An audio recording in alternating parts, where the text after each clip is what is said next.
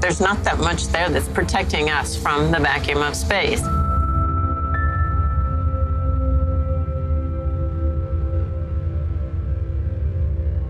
Here you are going 17,000 miles an hour over this incredibly beautiful planet.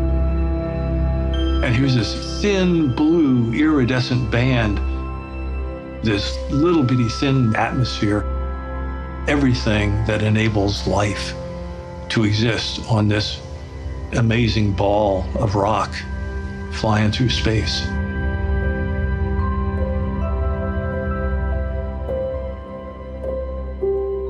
Our planet is changing.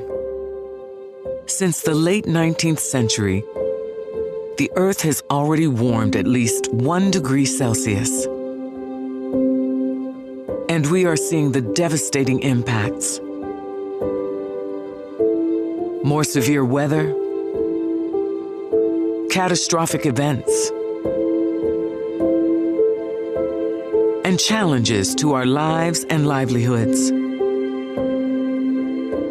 How much warmer our planet gets and how severe the impacts will be is up to us. The next decade is critical. We must change the course we're on in order to limit the rise in global temperature to 1.5 degrees Celsius. If we succeed, we will protect the most vulnerable, preserve ecosystems and wildlife, reduce our exposure to extreme heat and storms, create a healthier, more equitable world, and create new economic opportunities for all. The challenges are clear, but so are the solutions. The question is, how do we move fast enough to keep the world on track to limit the rise in global temperatures? In my view, we've already waited too long to deal with this climate crisis. We can't wait any longer. How do we make bigger, bolder changes than ever before? Governments must deliver the transformational change our world needs and that people demand with much stronger ambition. How do we create new economic opportunities and ensure a just transition? Certainly, we face an unprecedented crisis, but also an unprecedented opportunity to build back better, a healthier, more productive, and more resilient societies. We must step up to this challenge. How do we create a more sustainable future for people and the planet? I'm emboldened by my faith that together, with compassion and commitment, we can all emerge from the present storm transformed. We know we must, and we know the time to act is now. We must go faster and further than ever before. To bring countries of the world together to raise ambition and meet this moment. That's the only way for the world to succeed together. This is how we solve the climate crisis. Together.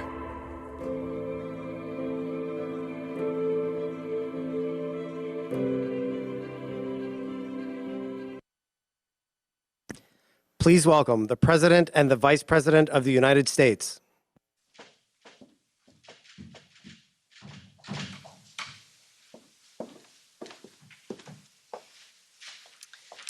Your Excellencies, distinguished leaders, and esteemed colleagues from around the world. Welcome to this historic Leaders Summit on Climate.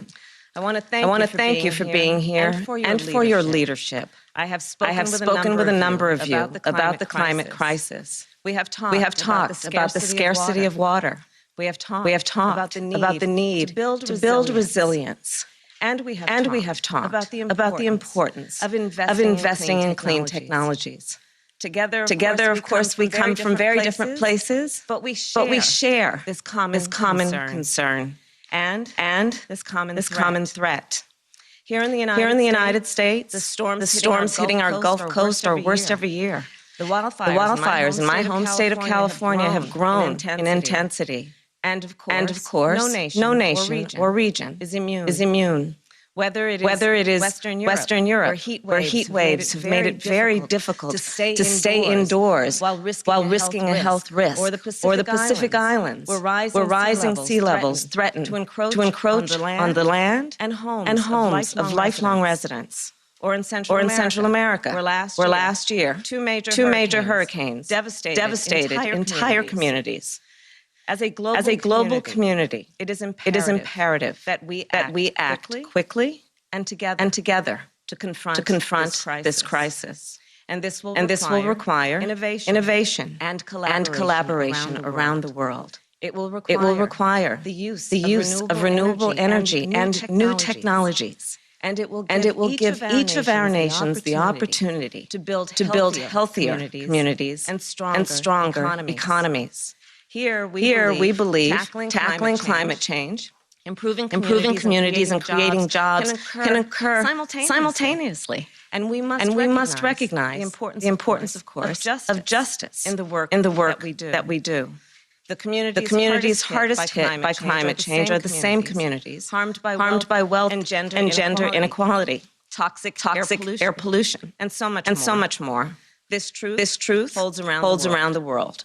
So I urge all of us to focus on these communities, including indigenous communities, and consider their insight and experience in our efforts moving forward. They are critical leaders in this fight.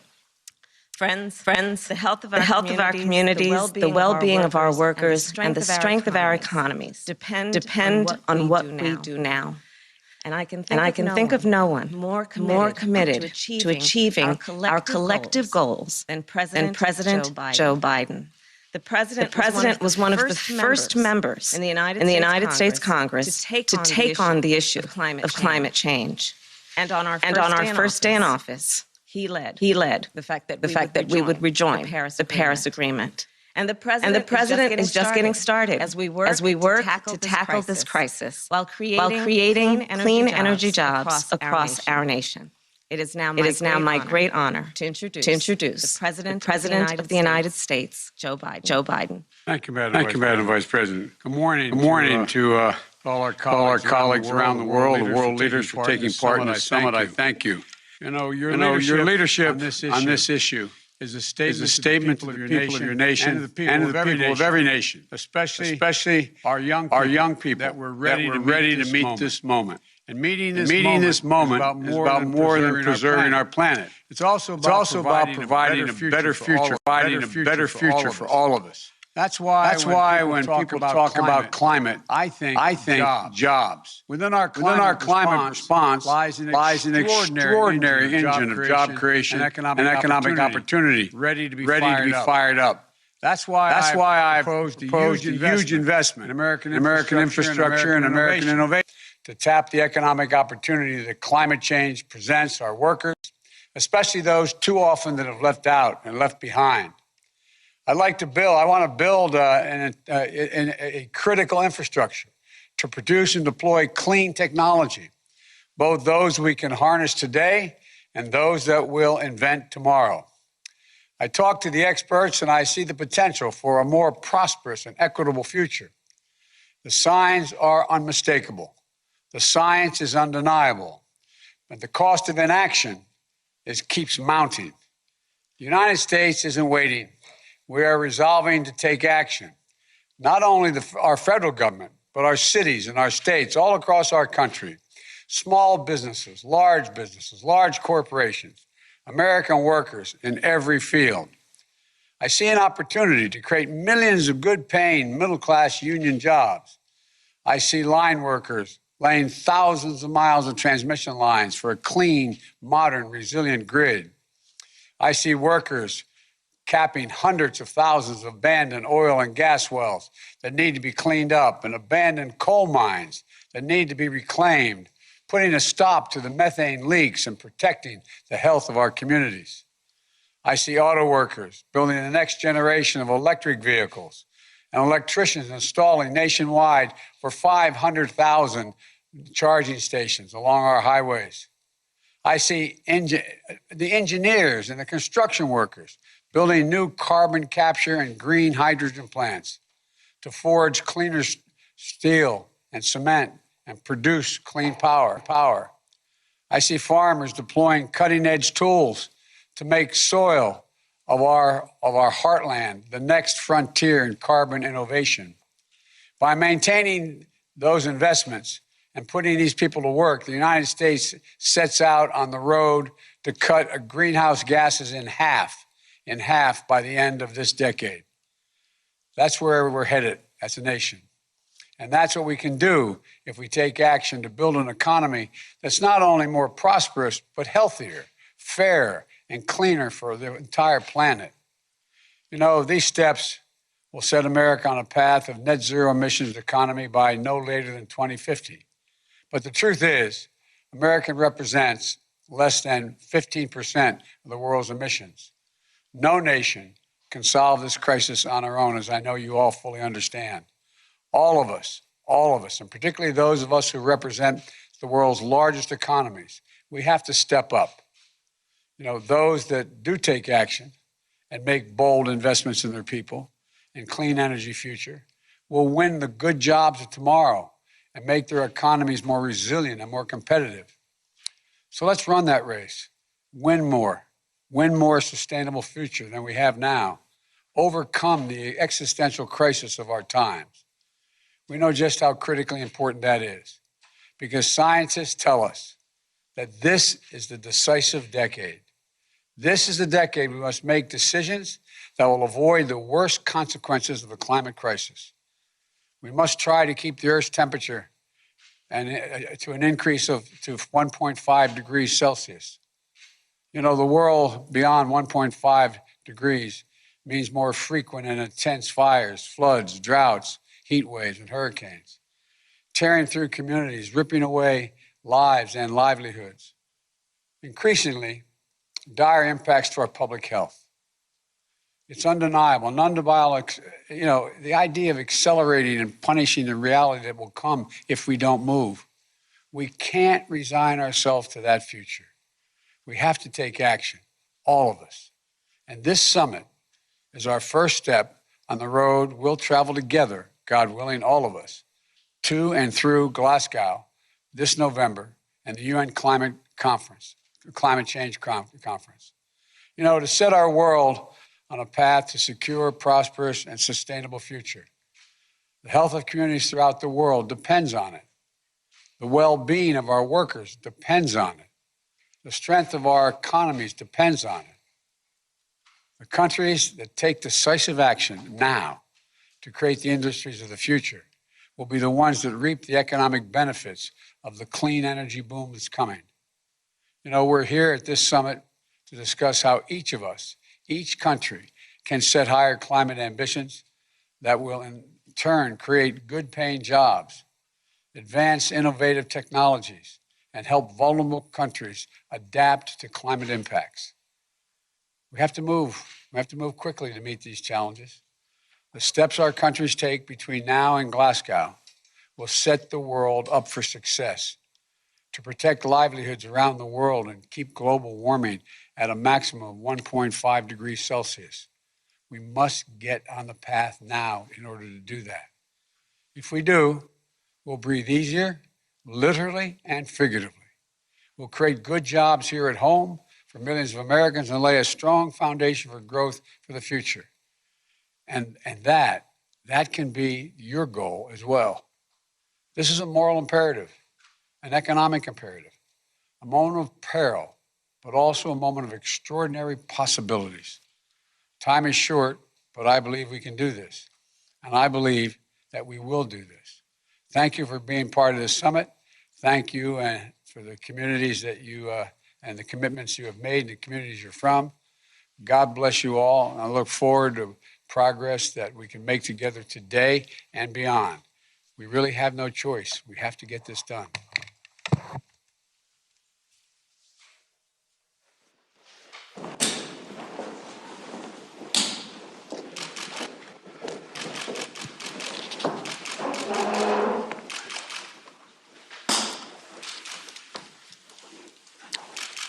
Good morning, good afternoon, good evening.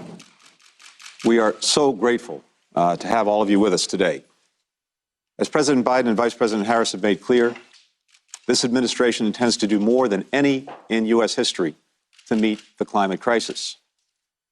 What the United States can do at home can make a significant contribution toward keeping the Earth's warming to 1.5 degrees Celsius. That's why we're raising our ambitions as the President described, and we will meet the new targets we set.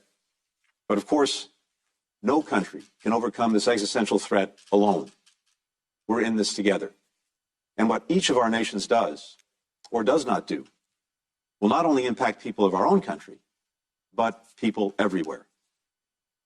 Many of us, perhaps all of us, feel a strong sense of urgency.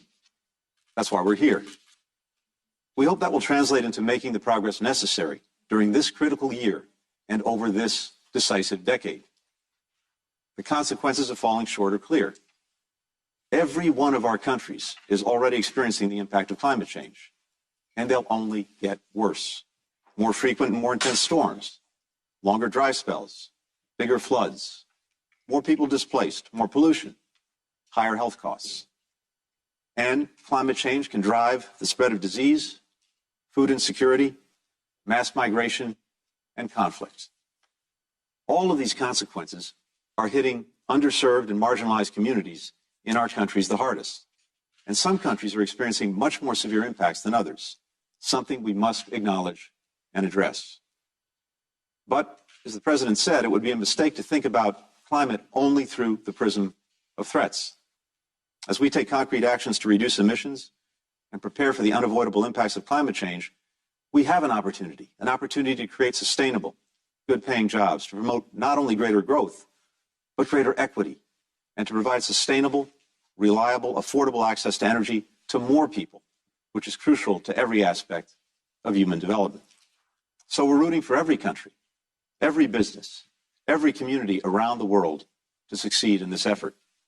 In that spirit, as other countries strive to meet and raise their climate targets, the United States will mobilize resources, institutional knowledge, and technical expertise from across our government, the private sector, civil society, and research universities to help.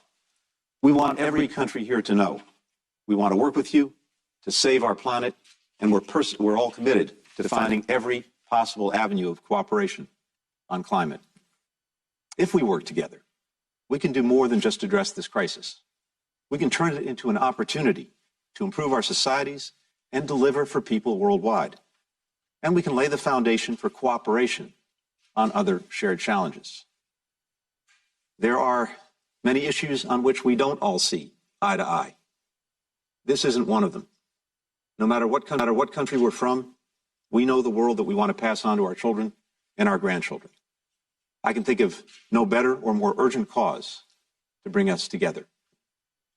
It's now my honor to call on His Excellency, the Secretary General of the United Nations, Antonio Guterres.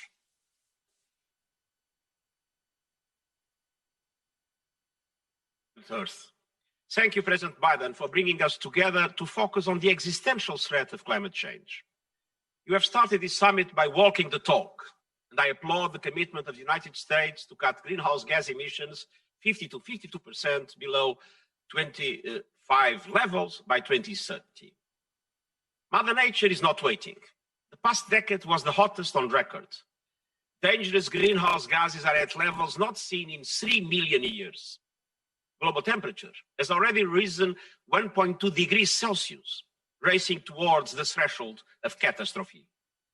Meanwhile, we see ever-rising sea levels, scorching temperatures, devastating tropical cyclones, and epic wildfires. We need a green planet, but the world is on red alert. We are at the verge of the abyss.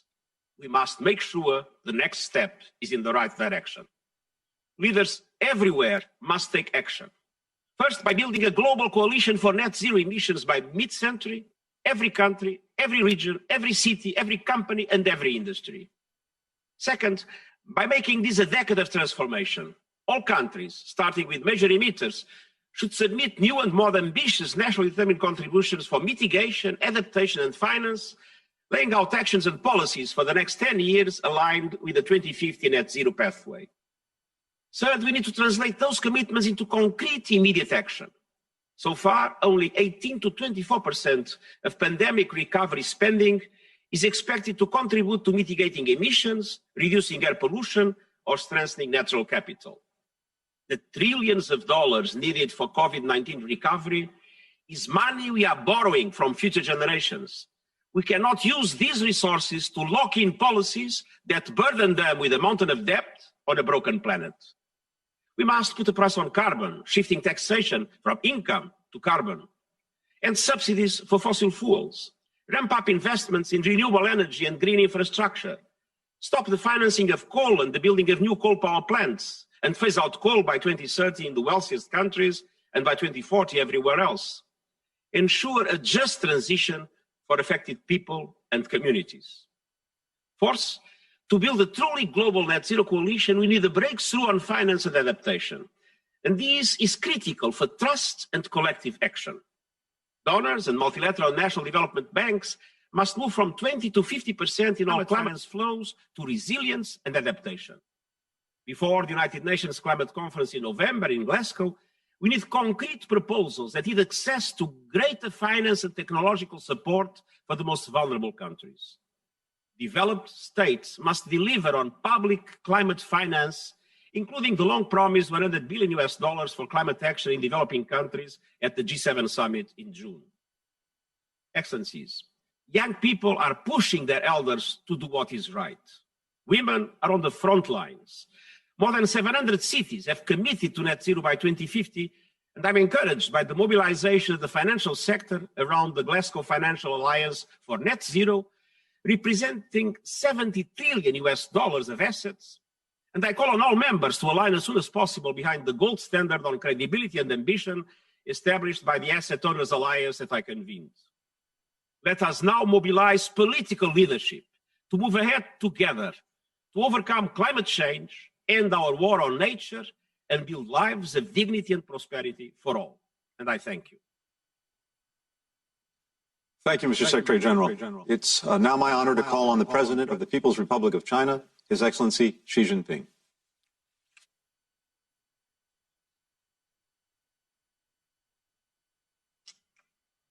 尊敬的拜登总统，尊敬的各位同事，很高兴应邀出席领导人气候峰会。气候变化给人类生存和发展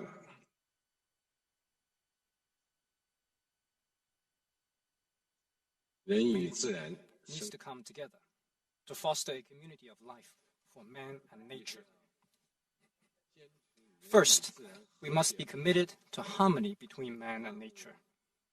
All things that grow live in harmony and benefit from the nourishment of nature. Mother Nature has nourished us, and we must treat nature as our root. Respect it, protect it, and follow its laws.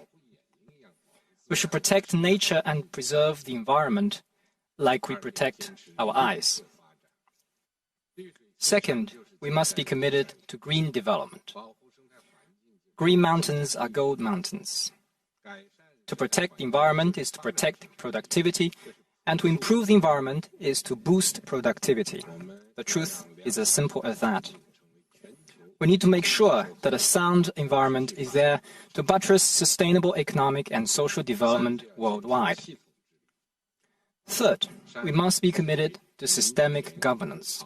Mountains, rivers, forests, as well as farmlands, lakes, grasslands, and deserts all make indivisible parts of the ecosystem.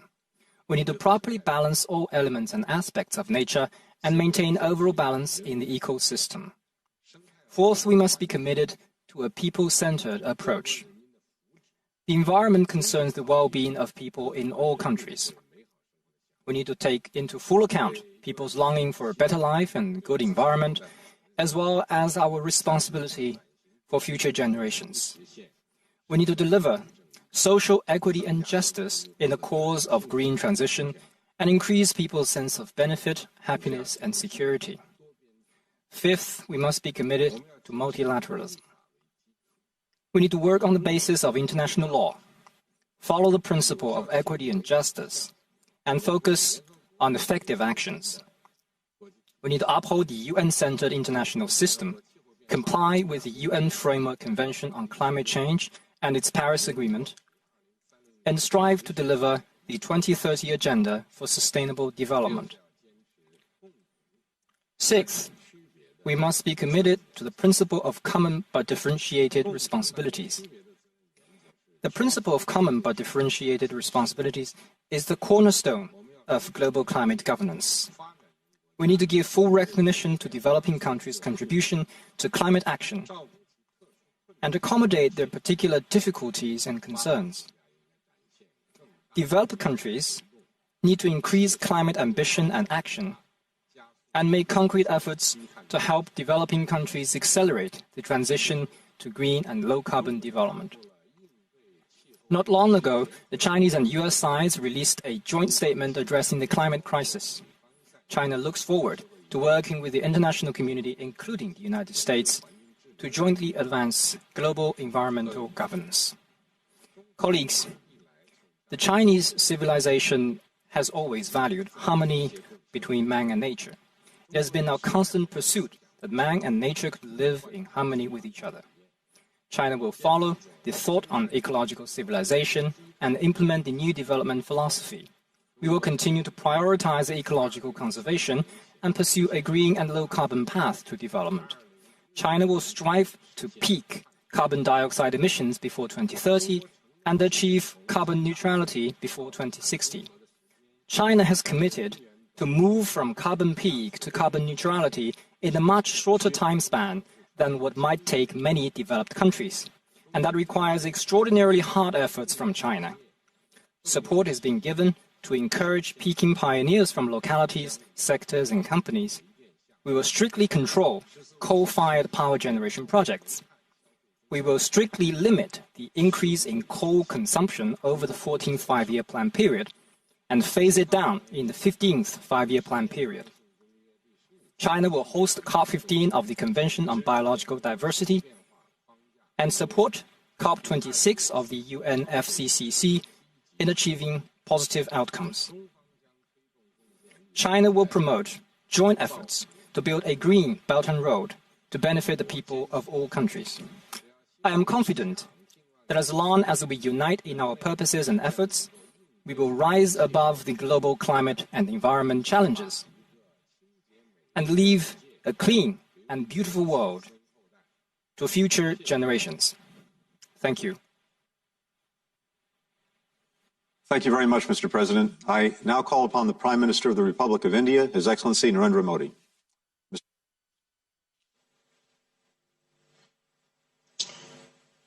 Your Excellency, President Biden, colleagues, my fellow citizens of this planet, Namaskar. I would like to thank President Biden for taking this initiative. Humanity is battling a global pandemic right now. And this event is a timely reminder that the grave threat of climate change had not disappeared. In fact, climate change is a lived reality for millions around the world. Their lives and livelihoods are already facing its adverse consequences. Friends, for humanity to combat climate change, concrete action is needed. We need such action at a high speed, on a large scale, and with a global scope. We in India are doing our part. Our ambitious renewable energy target of 450 gigawatts by 2030 shows our commitment. Despite our development challenges, we have taken many bold steps on clean energy, energy efficiency, afforestation, and biodiversity. That is why we are among the few countries whose indices are 2 degrees Celsius compatible. We have also encouraged global initiatives like International Solar Alliance, Lead IT, and the Coalition for Disaster Resilient Infrastructure. Friends, as a climate responsible developing country, India welcomes partners to create templates of sustainable development in India. This can also help other developing countries who need affordable access to green finance and clean technologies. That is why President Biden and I are launching the India-US Climate and Clean Energy Agenda 2030 partnership. Together, we will help mobilize investments, demonstrate clean technology, and enable green collaborations. Friends, today, as we discuss global climate action, I want to leave one thought with you. India's per capita carbon footprint is 60% lower than the global average. It is because of our lifestyle is still rooted in sustainable traditional practices. So today, I want to emphasize the importance of lifestyle change in climate action. Sustainable lifestyles and guiding philosophy of back to basic must be an important pillar of our economic strategy for the post-COVID era. Friends, I recall the words of the great Indian monk, Swami Vivekananda. He called on us to arise, awake, and stop not until the goal is reached. Let us make this decade of action against climate change. Thank you. Thank you very much. Thank you very much, Mr. Prime Minister. And now, the Prime Minister of the United Kingdom of Great Britain and Northern Ireland, the Right Honourable Boris Johnson. Mr. Prime Minister. Thank you very much, Tony, and Your Excellencies, colleagues, friends. I'd like to begin by thanking President Biden very much for bringing us all together in the way that he has, and for setting out the problem in the eloquent way that he did at the beginning, and of course for returning the United States to the front rank of the fight against climate change. And I'm really thrilled by the game-changing announcement that Joe Biden has just made. And I'm very proud that the UK is doing the same. We were the first country to pass legislation for net zero. We have the biggest offshore wind capacity still, I think, of any country in the world, the Saudi Arabia of wind, as I never tire of saying. We're halfway to net zero. We have carbon emissions lower than at any point since the 19th century. We're ending support for fossil fuels overseas and doubling our international climate finance. And we're actually speeding up because we see the obligation, as colleagues have just pointed out, for developed countries to do more. We're legislating to deliver 78% of the reductions needed to reach that goal by 2035. And as host of COP26, we want to see similar ambitions around the world. And we're working with everybody, from the smallest nations to the biggest emitters, to secure commitments that will keep change to within 1.5 degrees. And I think we can do it.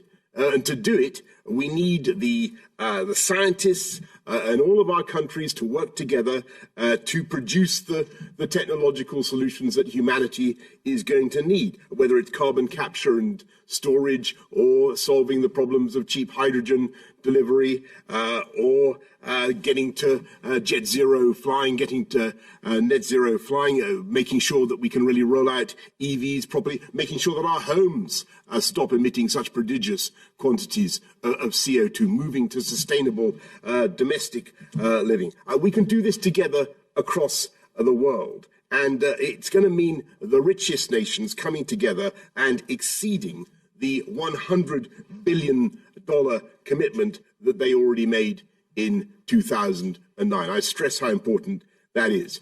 Plus, and I think what President Xi had to say about the harmony with nature was absolutely vital. If we're going to tackle climate change sustainably, we have to deal with the disaster of habitat loss and species loss across our planet. And we want to see more examples of governments and private industry working hand in hand, as with the newly launched LEAF Coalition to reduce deforestation and the multi-trillion-dollar Glasgow Financial Alliance for Net Zero.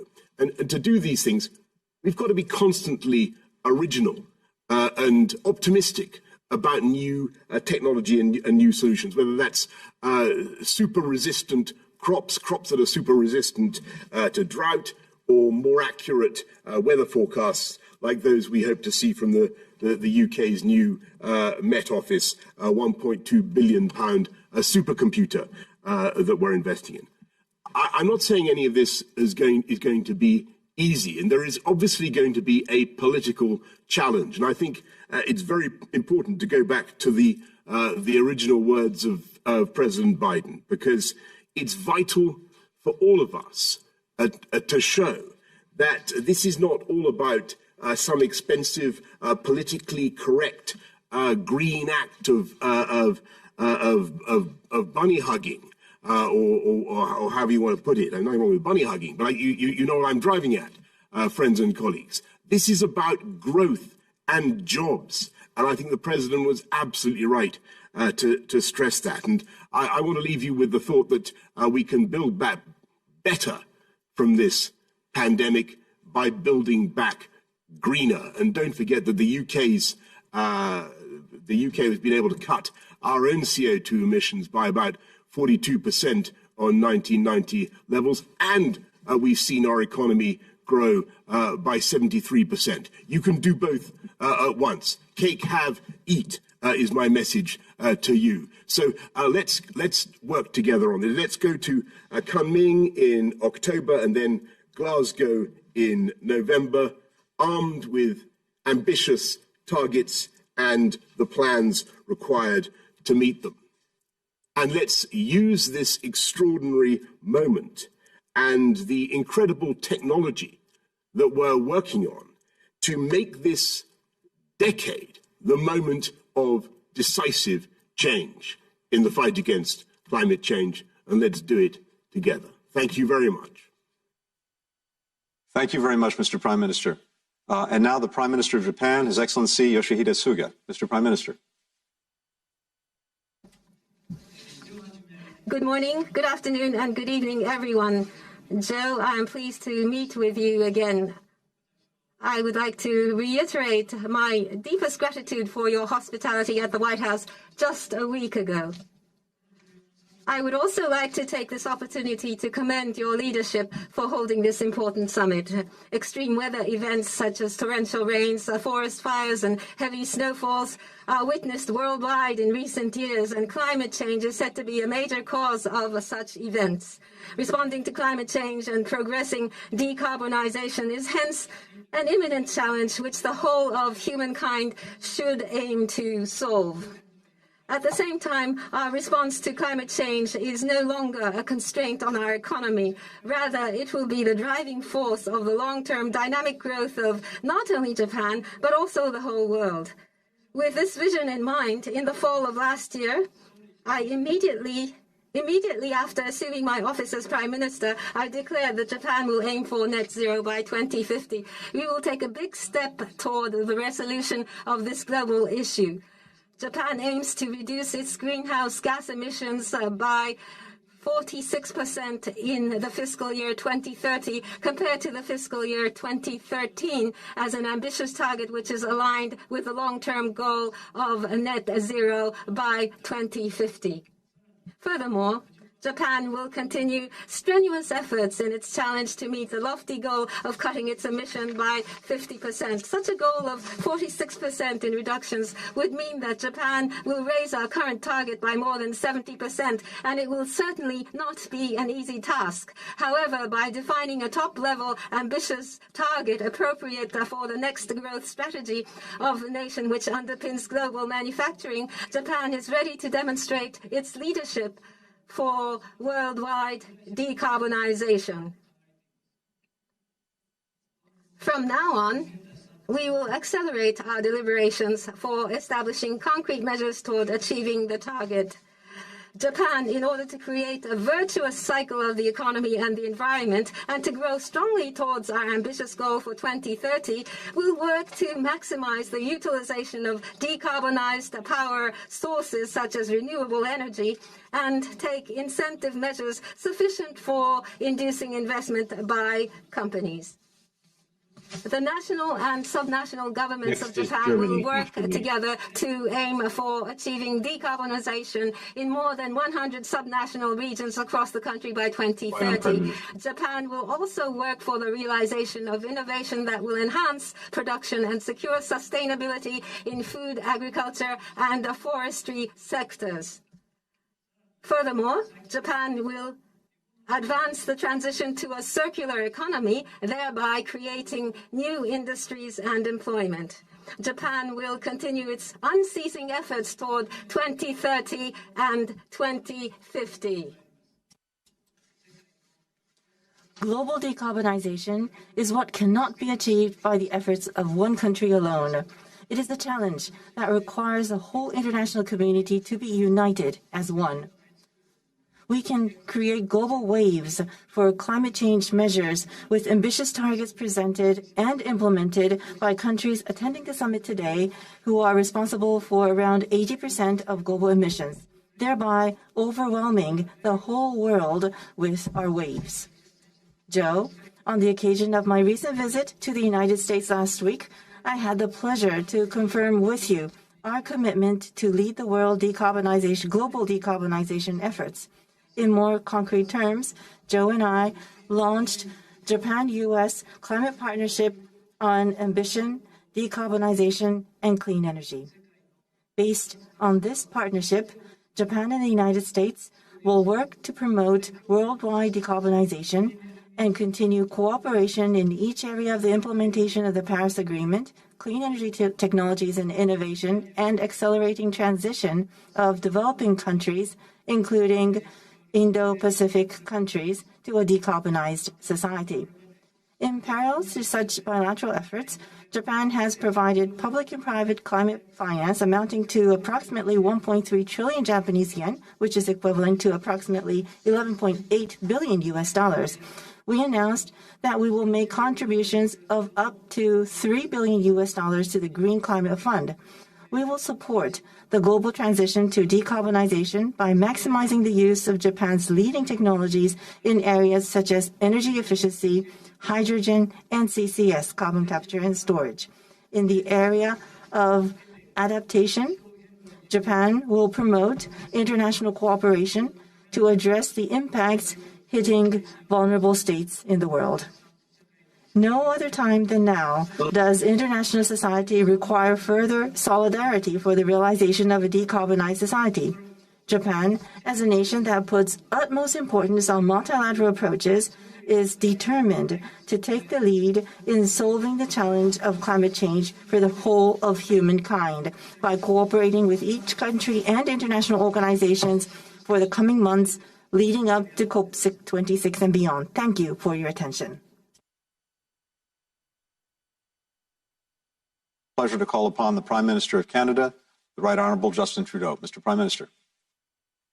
Thank you. Hello, everyone. Bonjour à tous. I want to begin by thanking President Biden for hosting this summit. Mr. President, thank you for your leadership on addressing the climate crisis and on other shared priorities, from the fight against COVID-19 to building a strong middle class. I'm encouraged to see so many countries coming together today to fight climate change. It's the only way to overcome the challenges people face in every part of our world. That's why it's also vital that we all work together to strengthen respect for international law, reaffirm our collective commitment to human rights, and stand up for people who face persecution abroad. Our collective success depends on finding a better path, not only to a more sustainable future, but to shared peace and prosperity for everyone. Notre priorité continue d'être notre lutte. Our priority continues to be combating COVID-19. We rely on science to save lives and develop vaccines, but we must also listen to climate science, which tells us that we are facing an existential threat. Against a polluted planet. When Canadians elected us 5 years ago, our emissions were projected to keep rising through 2030. But with hard work and a solid plan, Canada is now on track to blow past our old target of 30% reduction below 2005 levels. Last December, we strengthened our climate plan to reduce more emissions, including with a world-leading price on pollution. This week, we made additional investments in the budget, and today, Canada is in a position to raise our climate ambition once again. Our new climate target for 2030 is to reduce our 2005 emission levels by 40 to 45%. And we will continually strengthen our plan and take even more actions on our journey to net zero by 2050.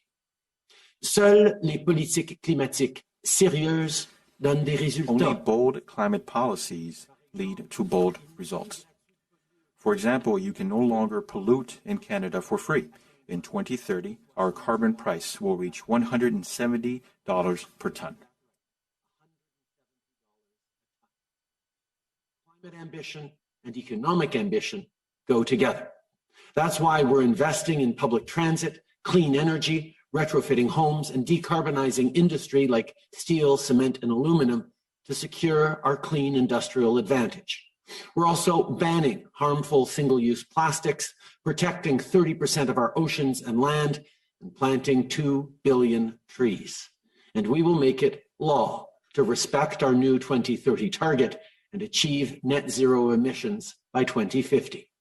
That's our local story. And it could be part of a global success story too. In Canada, we've worked hard to get to over 80% emissions-free electricity, and we're not going to stop until we get to 100%.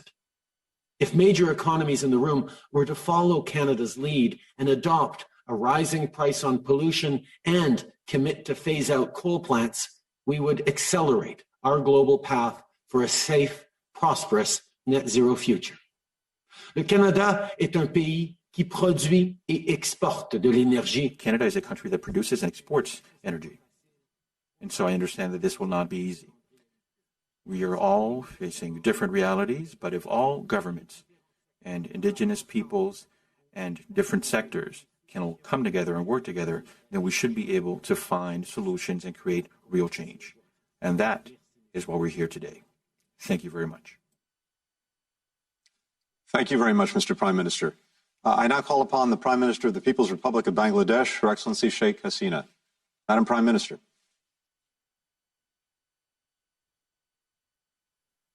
Bismillah Rahman Rahim.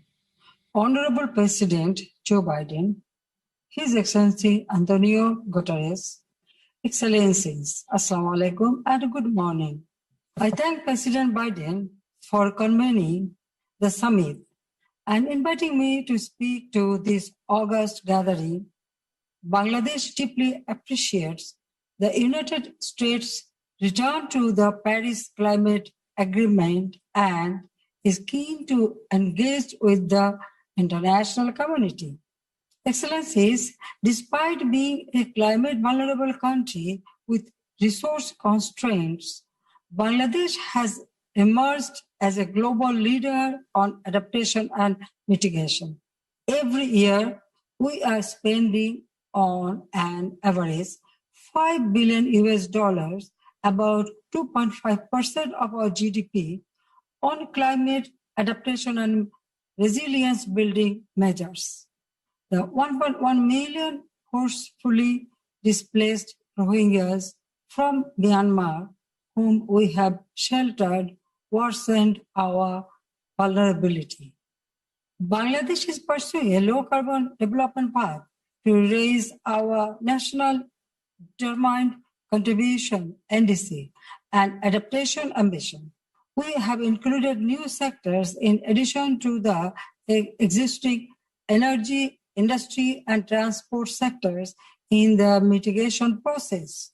We are planning to submit a quantified, ambitious NDC by June 2021. Excellencies, Bangladesh is observing Mujib Year, marking the birth centenary of the father of the nation, Bangabandhu Sheikh Mujibur Rahman. We are planting 30 million saplings nationwide and adopted Mujib Climate Prosperity Plan to achieve low-carbon economic growth. As the chair of the Climate Vulnerable Forum and B20, Bangladesh's key focus is to uphold the interest of the climate vulnerable countries. We are hosting the South Asian Regional Office of the Global Center on Adaptation, which is promoting locally led adaptation solutions.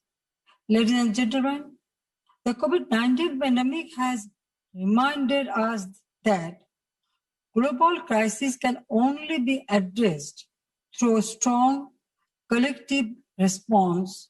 As such, as a responsible member state of the COP and as the chair of CBA, I would like to make few suggestions. Number one, immediate and ambitious action plan by developed countries to reduce their carbon emissions to keep the global temperature rise at 1.5 degrees Celsius. The developing nations should also focus on mitigation measures. Number two, ensuring the annual target of $100 billion US, which should be balanced 50-50 between adaptation and mitigation with special attention to the vulnerable countries while pursuing loss and damage. Number three, major economies, international financial institutions, and private sectors should come forward for concessional climate financing as well as innovation. And number four, focus is needed on green economy and carbon neutral technologies with provision to technology transfer among nations. I thank you all. Thank you very much, Madam Prime Minister. It's now a pleasure to call upon the Chancellor of the Federal Republic of Germany, Her Excellency Angela Merkel. Madam Chancellor. Ja, sehr geehrter Herr Präsident, lieber Joe Biden. Mr. President, dear Joe Biden, dear colleagues, I'm delighted to see that the United States is back to work together with us in climate politics, because there can be no doubt about the world needing your contribution if we really want to fulfill our ambitious goals. And the national contribution of the United States for 2030 is a clear illustration of your ambitions. That is a very clear and important message to the international community. Thank you for this, and thank you for organizing this summit. This is a Herculean task, because this is nothing short of a complete transformation, a complete change of the way we do business, the way we work. Germany, as you know, has already reduced its emissions by 40 compared to 2019 and the 1990, and the European Union will be climate neutral by 2050, and we want to at least have 55% less emissions by 2030 compared to 1990. At the beginning of this week, the EU adopted an agreement that sets this target as a binding one into law, and we as Germany will obviously give our contribution. We have actually described a policy that sets out a pathway towards climate neutrality. We think that CO2 pricing is the right way forward. That is why we have introduced a national emissions trading for transport and heating. That's so far for sectors that have not been covered by EU emissions trading. Coal has been for us a very important resource, but by the latest, and I heard Antonio Guterres on that, by the very latest, by 2038, we will phase out coal electrification and we will invest further into renewables. Already last year, we have produced electricity 46% of our electricity from renewables, and we want to increase that. The necessary economic recovery after the pandemic is something that we also want to use for innovation, for technology. So we invest in renewables instead of in coal.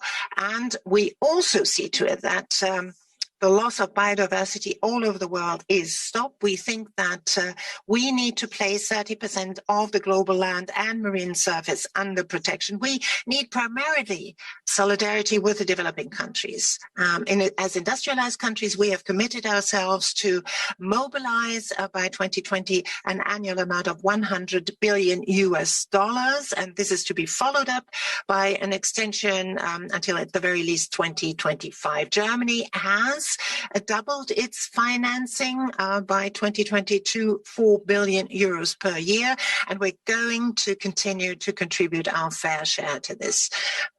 With all of these measures, we, I think, underline very clearly that we are interested in a success of COP26 in Glasgow this year, and obviously also COP15 in Kunming, where we're talking about preserving biodiversity. And in line with its tradition, Germany is going to host, together with the United Kingdom, the 12th Petersburg Climate Dialogue this year, and we're going to prepare Glasgow. Thus, we are an active member, and we're very much looking forward to cooperating with all of you. Thank you very much, Chancellor Merkel. It's now a pleasure to call upon the President of the French Republic, His Excellency Emmanuel Macron. Monsieur le Président.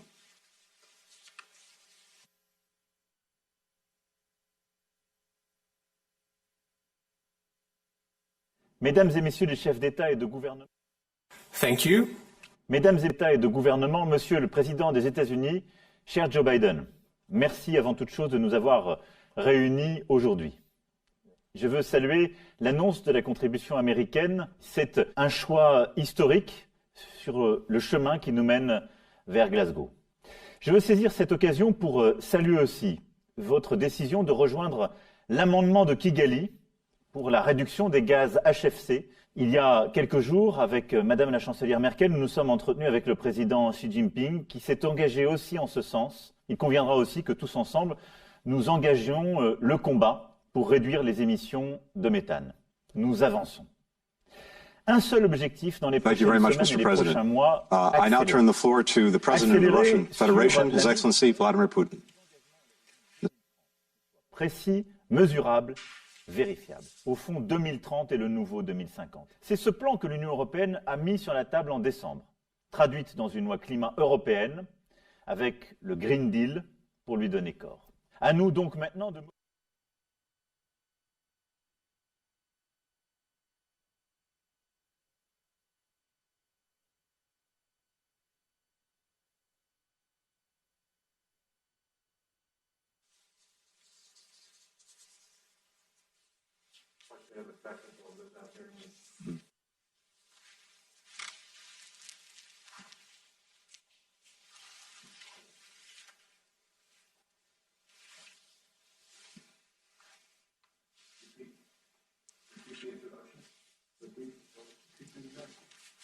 The floor is now to the President of the Russian Federation, Mr. Vladimir Putin. Mr. President.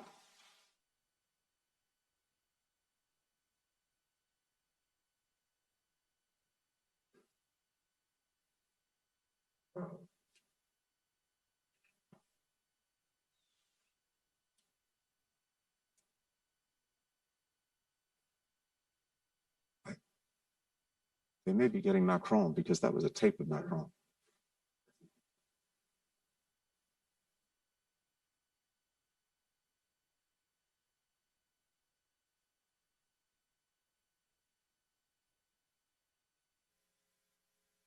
Mr. President, colleagues, ladies, gentlemen,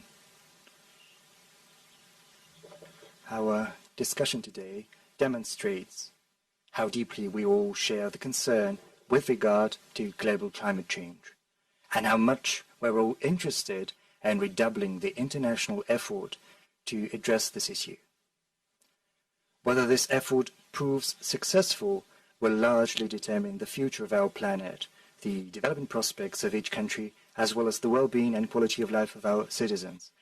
We believe there is a solid legal framework for international collaboration in controlling and reducing greenhouse gas emissions, namely the universal agreements reached under the UN auspices.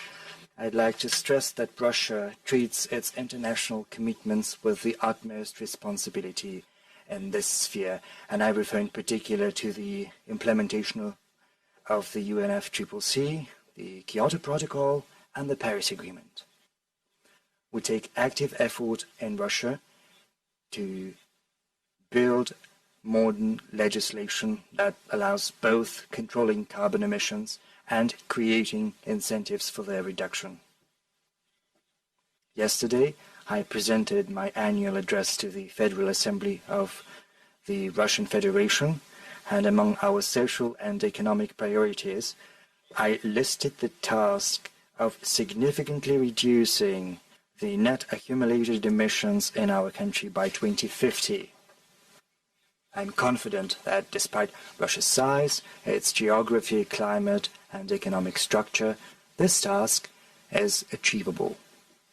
We shouldn't forget, as colleagues have already pointed out throughout this summit, recollecting the 90s, as compared to the 1990 level, Russia has reduced its greenhouse gas emissions to a greater extent than many other countries.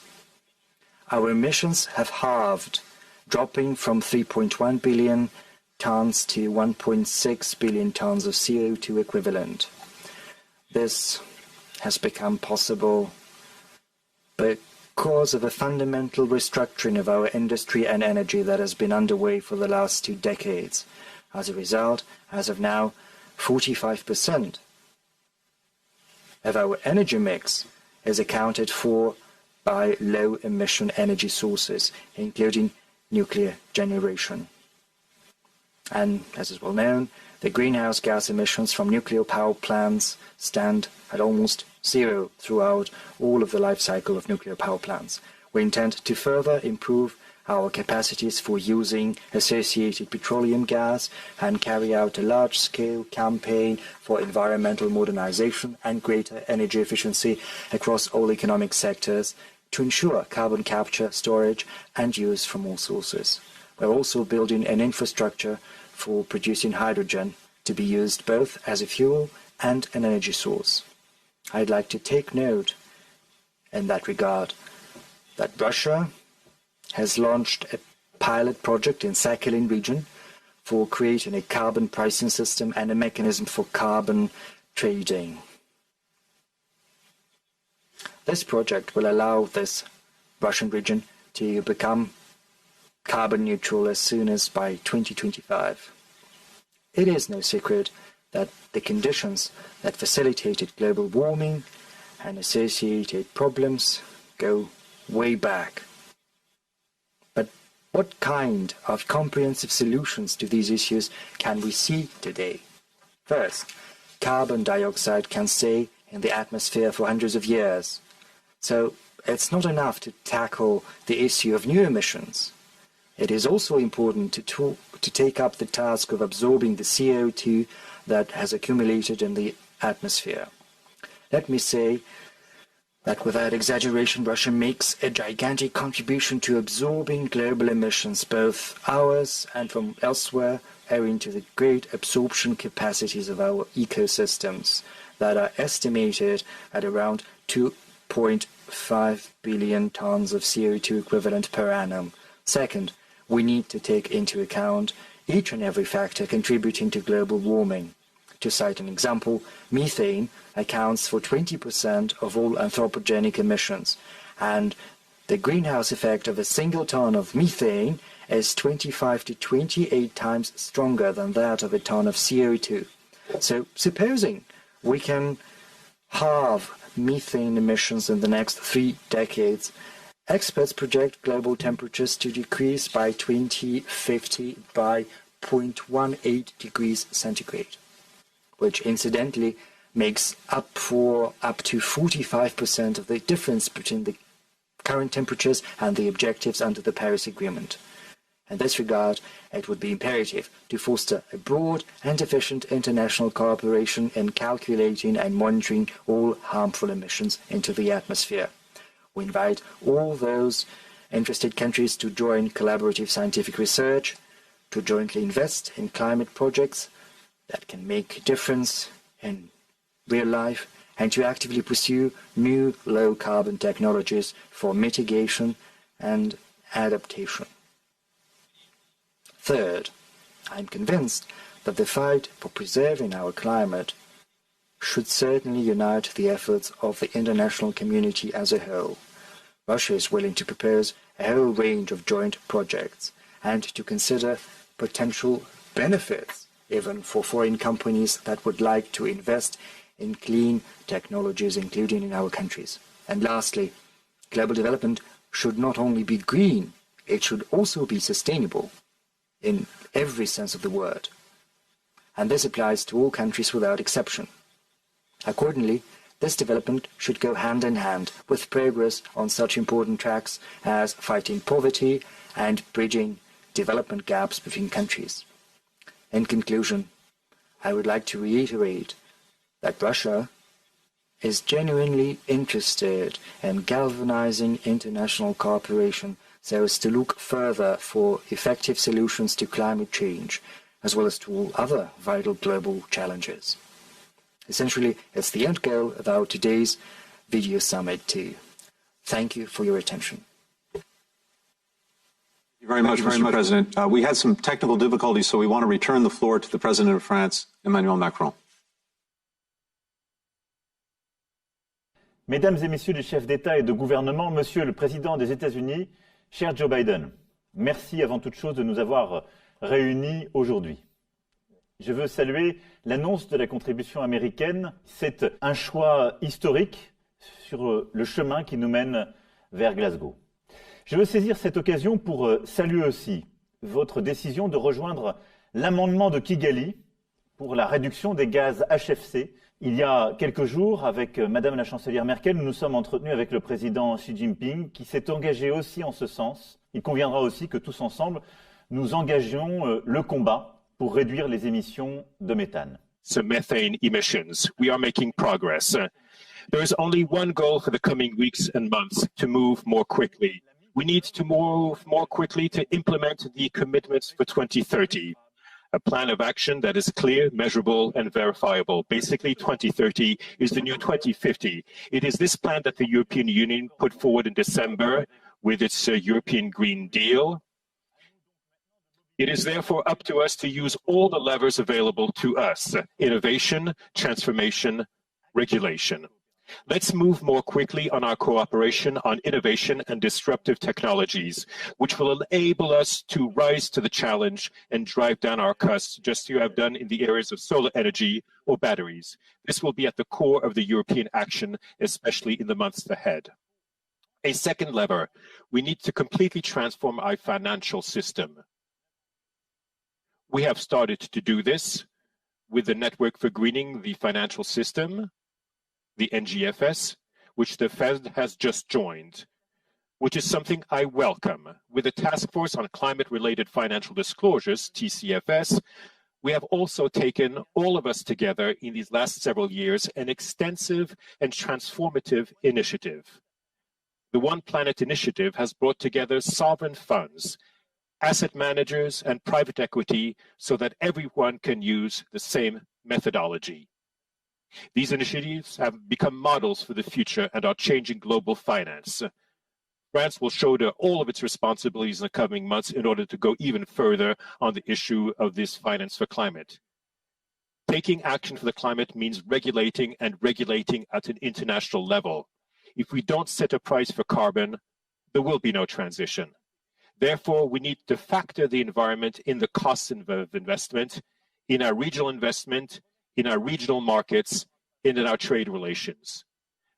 There can be no credible and sustainable environmental action if there's no social and climate justice. To succeed collectively, we need to move much more quickly to improve climate justice. That is the meaning behind the action we have taken with India and the International Solar Alliance. That is also why we are holding the Summit on the Financing of African Economies in Paris on May 18. It is now up to us to establish a stronger mandate for our public banks in order to achieve net zero carbon emissions.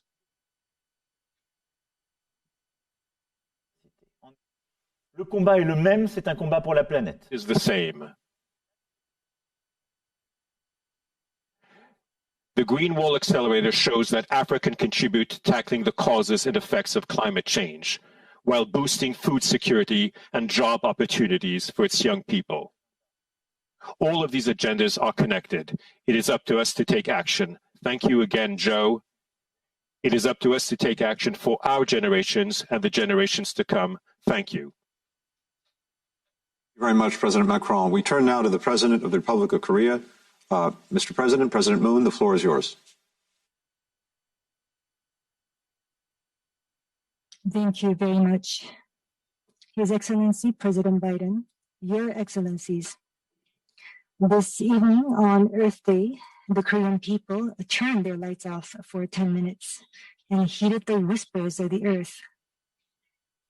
I hope that the warm support of Koreans will reach out to all the countries that are in the fight against climate change together. As we embark on the implementation of the Paris Agreement this year, President Biden has exerted global leadership by rejoining the Paris Agreement and hosting this Leaders' Summit on Climate. I express my deepest respect to the President and his administration for all their hard work. Your Excellencies, the people of Korea, amidst the challenges posed by COVID-19 last year, set the goal of carbon neutrality by 2050 and are now working to put together detailed scenarios.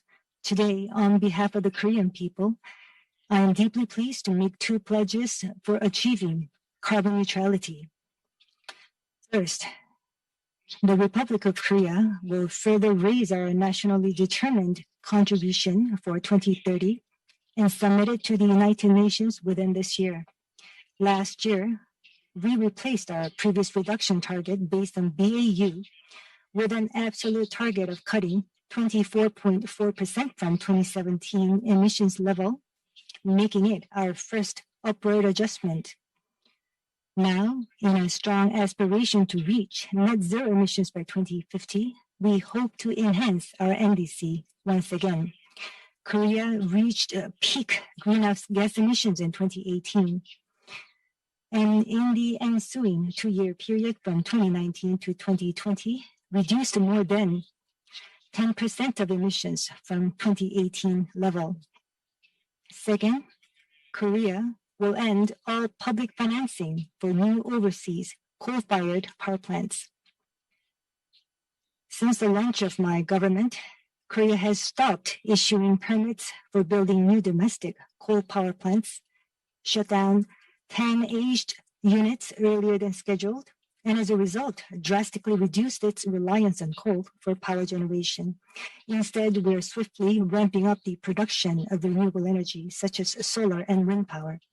To become carbon neutral, it is imperative for the world to scale down coal-fired power plants. Yet, developing countries that will struggle due to their heavy dependence on coal should be given due consideration and access to proper support. On the domestic front as well, we need countermeasures for addressing the negative impacts to related industries, businesses, and jobs, among others. With a view to promoting investment in renewable energy facilities, both in and outside Korea, we will actively seek to scale up green finance. In coming May, the second P4G summit will be held in Seoul. Member countries, civil society, industries, as well as other diverse partners will come together to accelerate the vision of carbon neutrality for humanity. As a host, Korea will exert every effort to prepare for the summit that inspires an actionable vision and stronger cooperation. I ask for your keen interest and participation so that the second P4G summit becomes a stepping stone to a successful COP26 this coming November. Thank you. Thank you very much, Mr. President. We turn the floor now to the President of the Republic of Indonesia, Joko Widodo. Mr. President, the floor is yours.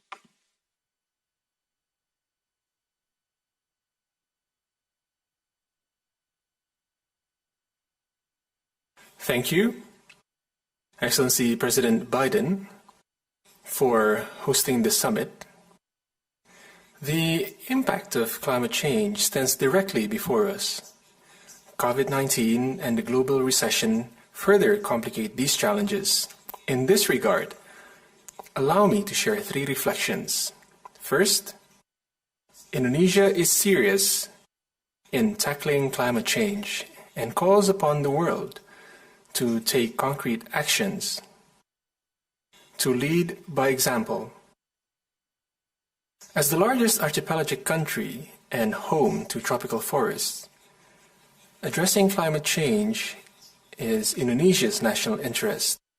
Through policies, empowerment, and law enforcement, the rate of deforestation in Indonesia is at its lowest in the last 20 years.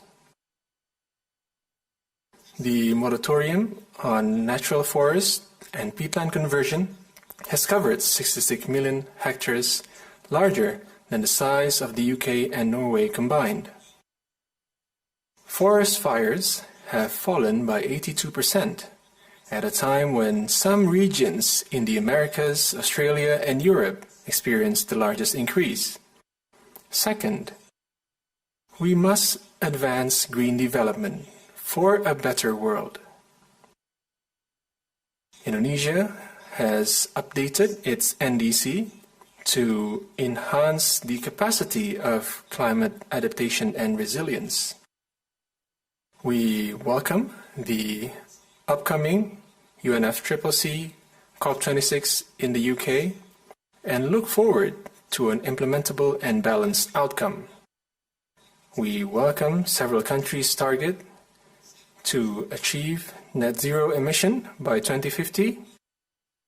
However, to ensure its credibility, such commitment should be implemented based on the 2030 NDC commitments.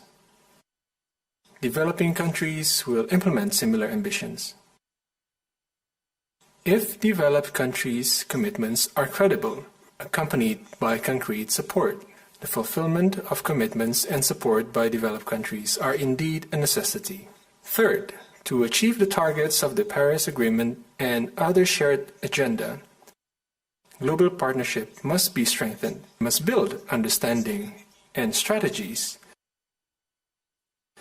to reach net zero emissions and towards UNFCCC COP26 Glasgow. Indonesia is accelerating its pilot projects for net zero emission, including in the construction of Indonesia Green Industrial Park, covering an area of 12,500 hectares in North Kalimantan, which will become the largest in the world. We are rehabilitating 620,000 hectares of mangroves by 2024, the largest in the world, with 4 times carbon absorption compared to tropical forests. Indonesia is open to investments and transfers of technology, including for energy transitions.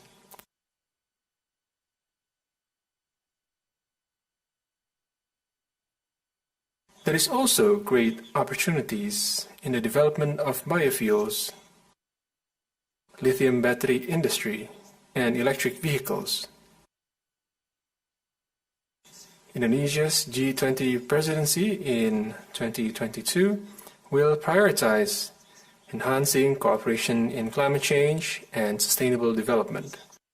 Indonesia will continue to support the efforts of our friends in the Pacific. We should continuously advance concrete global partnership instead of attributing blame.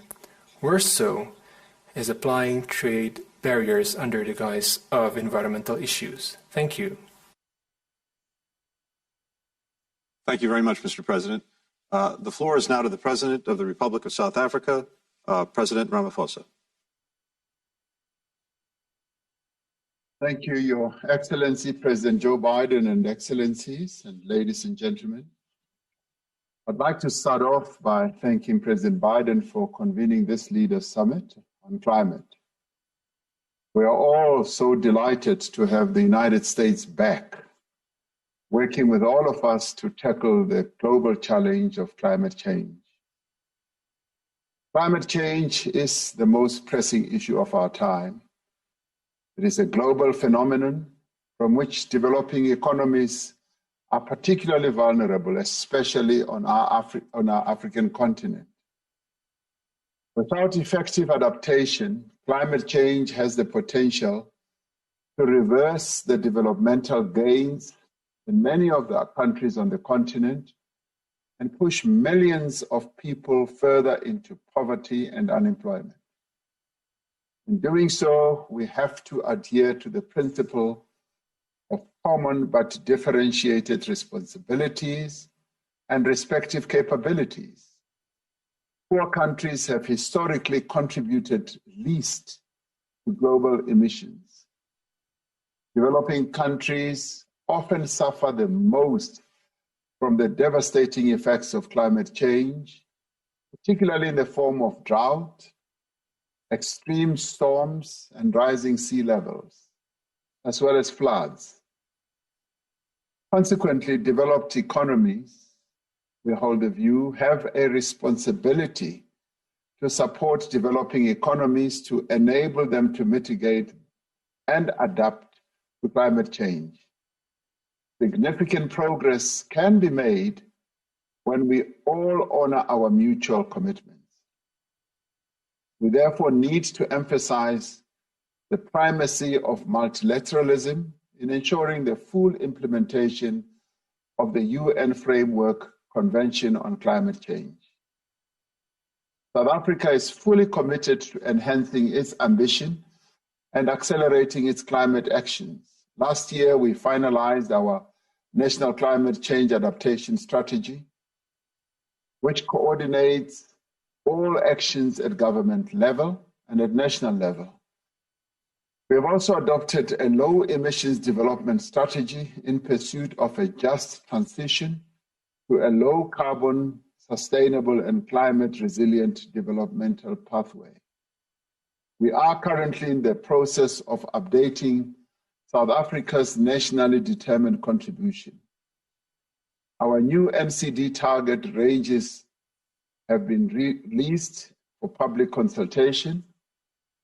The new target ranges we are proposing are much more ambitious in two respects. Firstly, the top of the 2030 range has been reduced by 28%, or 174 million metric tons, which is a very significant reduction. Second, according to our previous nationally determined contribution, South Africa's emissions would peak and plateau in 2025 and decline only from 2035. South Africa's emissions will begin to decline from 2025, effectively shifting our emissions decline 10 years earlier. With regard to our energy source, we plan to build capacity to generate over 17 gigabytes of renewable energy by 2030. We remain committed to contributing our fair share to reduce global emissions and to do so in the context of overcoming poverty, inequality, and underdevelopment. The move towards a low-carbon, climate-resilient society cannot happen overnight. We need to work together to create a climate-resilient society, and amongst other things, we should firstly ensure that as we transit to a more climate resilient future, it must be based on a just transition that ensures that those who are most vulnerable in society do not get left behind. Secondly, it is critical that all three of the goals of the Paris Agreement, this mitigation, adaptation, and finance, should be advanced with equal determination and ambition. Thirdly, we must scale up support in the form of financing, technology, and capacity building. It will not be possible for developing economy countries, including those in Africa, to enhance ambition on either adaptation or mitigation. Fourthly, it is important that aid on climate change should be provided separately and should not be part of conventional development assistance. When it is given in the form of loan financing, the debt burden of developing countries is worsened.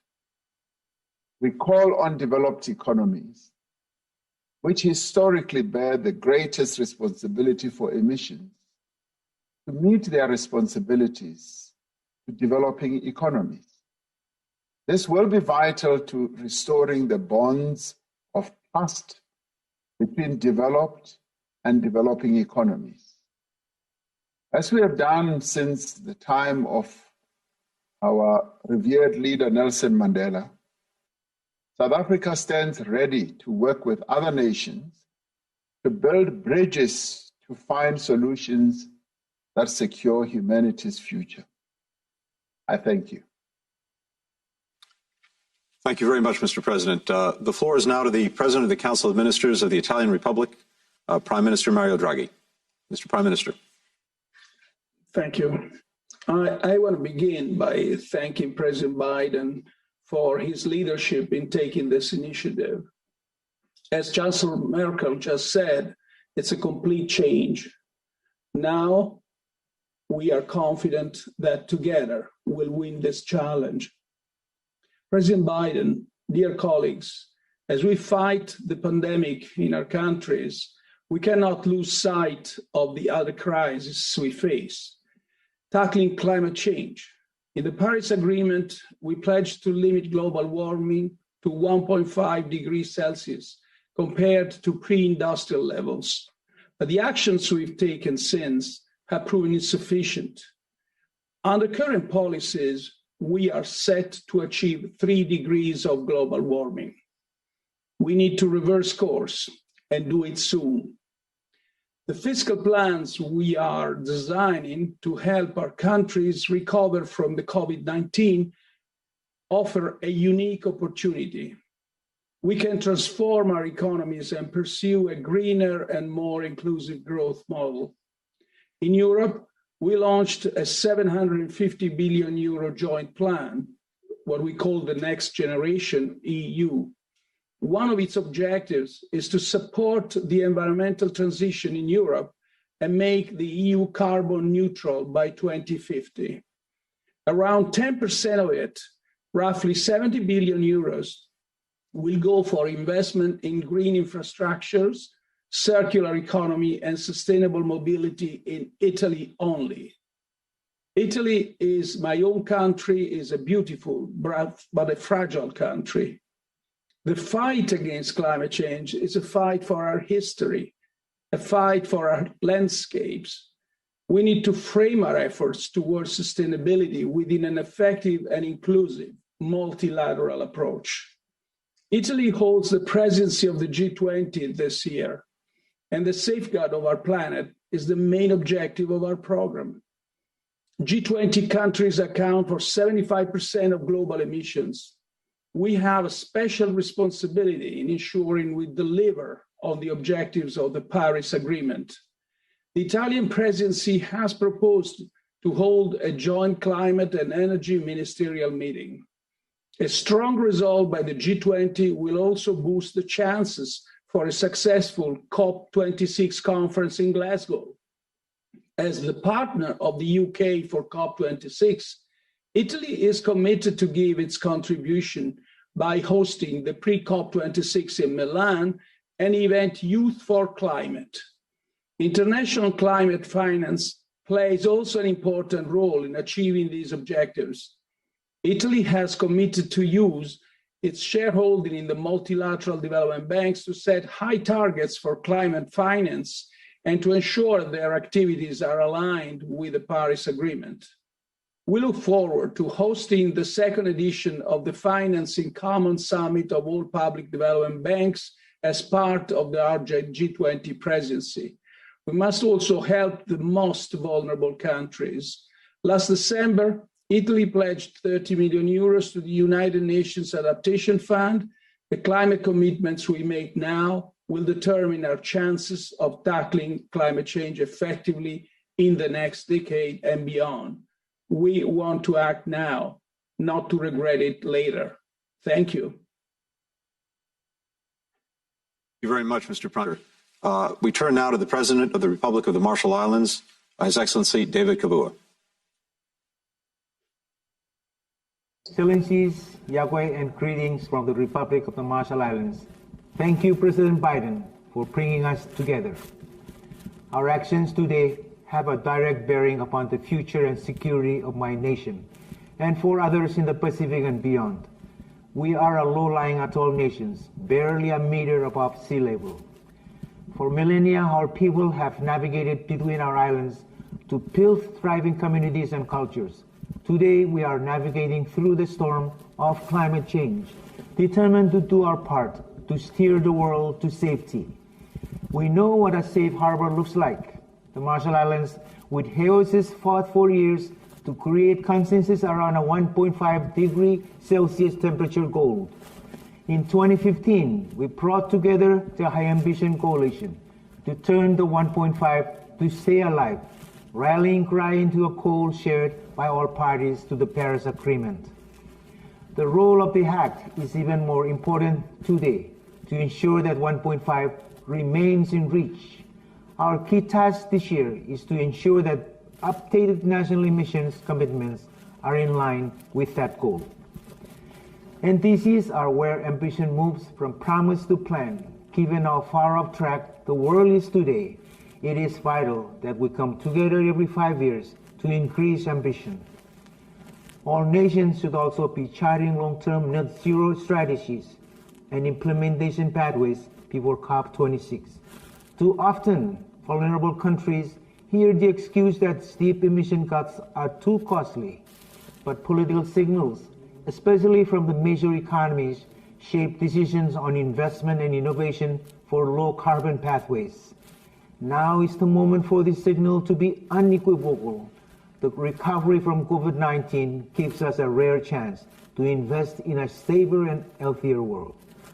Sector-wide transformation are possible.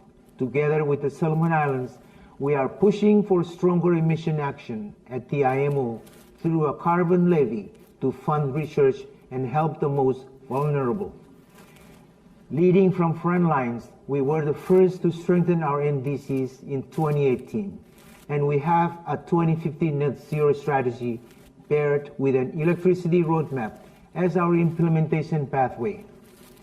We recently celebrated the success of the Micronesia Challenge, and we'll be joining the local 2030 Islands Network. But all our actions will not be enough if big emitters fail to act. We feel the effects of climate change now, and so we are also leading the way to on adaptation. We deliver our adaptation communications in 2020 and are developing our national adaptation plan. Adequate and accessible financing is key, and so I support the call for 50% of climate financing to go towards adaptation. I'll conclude by asking my fellow leaders, how will you move from plans to implementation to align with a 1.5 degree future and help others do the same? Your answer will define the future for your children and grandchildren and for mine. Thank you very much, Mr. President. President Biden, we know you have to step away for a few moments. We look forward to having you back here shortly, but any words before you depart? Well, I apologize for having to leave for a few minutes. I'll be back shortly, but it's an encouraging start. There's a lot to do. I get this feeling that we are really beginning to make some real progress. So I'm looking forward to hearing more. Thanks, Mr. President. The floor is now to the President of the Argentine Republic, His Excellency Alberto Fernandez. Mr. President.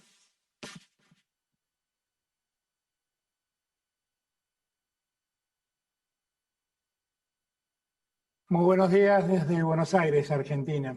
Buenos días a todos y a todas. From Buenos Aires, Argentina. Good morning to all of you. Thank you so much for the invitation given to me by President Biden. Today is the Earth Day, and we have to work together. I am so happy that the U.S. is reinvesting again. Argentina considers the climate change as a key issue, as 50 years ago, General Perón said, we have to be aware of the suicidal path that we are working because of the contamination. It's now or never. In Argentina, we part of the Paris Agreement, and we included in our national cabinet climate change as one of our ministers so that they can set up the mitigation plan that is going to be submitted to the COP26 in Glasgow. Therefore, what we are going to say is which our new commitments are. First, we're going to increase our contribution 27% vis-a-vis the 2016. There are two additional issues of what we submitted in 2016. This is coincides with the objective of 1.5 centigrades and net zero emission. We are committed to develop 30% of our energy network with renewables, and we have a plan, very efficient for the industry, transportation, construction. We will promote the adoption of cutting-edge technologies to reduce methane emissions and contaminants. We will also have a plan to export hydrogen. We will adopt very deep measures to eradicate illegal deforestation, and it will classify it as a crime. We will have a new bill to protect native forests, and we will also promote the rapid law of education regarding environmental issues. We have to work together, and therefore we have to remember what our Pope Francis says. The social and ecological crisis are two faces of the same issue, and they are linked. And as President Macron just said, we need to renew the financial architecture. The agenda is very clear. We have to have soft loans with bilateral and multilateral banks. We have to pay for services and swap of debt for environmental actions. We cannot discriminate those countries that are the medium-sized countries, and we have to make sure that the qualified and the agents that qualify our countries have to be aware of what our realities are and what are the issues that make our countries go into debt, in this case due to the COVID, and we have to have better terms of payment. Therefore, I hope that out of this summit we have a new path. This is a time to dream. I talk to all my colleagues in Latin America and Caribbean. We have to coordinate regional measures, social measures. The new generations are looking at us. We cannot doubt anymore. Nobody can work by himself or herself. We have to work together. We have to have social justice, financial justice, and environmental justice. Thank you very much. The floor to the President of the European Commission, Ursula von der Leyen. Dear President Biden, Excellencies, ladies and gentlemen, a little over 5 years ago, the world came together to sign the Paris Agreement. Today, we have to strengthen that global unity around ambitious new goals, because this will be the make or break decade for our climate. And therefore, I want to thank President Biden for convening this meeting on Earth Day. The Paris Agreement is humanity's life insurance. And at the COP26 in Glasgow, we must show that we all have understood this and that we are ready for more climate action, because we are getting dangerously close to 1.5 degrees of global warming. Science tells us it's not too late yet, but we must hurry up. And that is what Europe is doing. 11 days after taking office, my Commission launched the European Green Deal for transforming our economy. And yesterday, we agreed Europe's first ever climate law with the European Parliament and our 27 governments, as Angela Merkel mentioned. With this, we write into stone the goal to set out by the European Green Deal to make Europe climate neutral by 2050. And we have also agreed to reduce greenhouse gas emissions by at least 55% by 2030. In June, my Commission will table proposals to make Europe fit for 55. We will make emission trading work, not only for energy generation and industry, but also for transport and for buildings. Carbon must have its price, because nature cannot pay the price any longer. But Fit for 55 is not just about emissions. We will safeguard our nature and enhance biodiversity, going for nature-based solutions wherever possible. And we will ensure that all this is done in a just and inclusive way. Because for our ambition to succeed, we must leave nobody behind. Climate action is also a massive opportunity for our economies. It creates new markets, it mobilizes investment in new and transforming industries, and it unleashes innovation for a healthier and more prosperous future. And this is why 30% of Europe's recovery plan, Next Generation EU, Mario Draghi mentioned it, altogether 1.8 trillion euro, is earmarked for climate-related goals. The fight against climate change will be the engine for our global recovery. And it will be our compass for cooperation with all of you in many areas, in research, innovation, and breakthrough technologies through forums like Mission Innovation, or in helping vulnerable countries to become resilient to climate change. Europe wants to be the first climate neutral continent in the world, but to save the climate, we need the world. We need all major economies to take their responsibility and to turn the transition into an opportunity for all. Let's set together a new global benchmark for climate neutrality. Let us work together on a shared commitment and joint action for reducing emissions by 2030. This puts us on a pathway to net zero emissions by 2050. And that is what our planet needs. Thank you again, President Biden, for this meeting. It is so good to have the US back on our side in the fight against climate change. Together we can go faster and get further, and together we will win the future. Thanks a lot. Thank you very much, Madam President. I now turn the floor to His Majesty King Salman, custodian of the two holy mosques and king of the Kingdom of Saudi Arabia. Your Majesty. Your Majesties, Highnesses, and Excellencies, dear participants, in the beginning we would like to thank President Biden for holding this summit to combat climate change, which threatens life on our planet. These challenges recognize no national borders. The objective is sustainable development, and in order to achieve this, there must be a comprehensive methodology that takes into account the different developmental circumstances that exist around the world.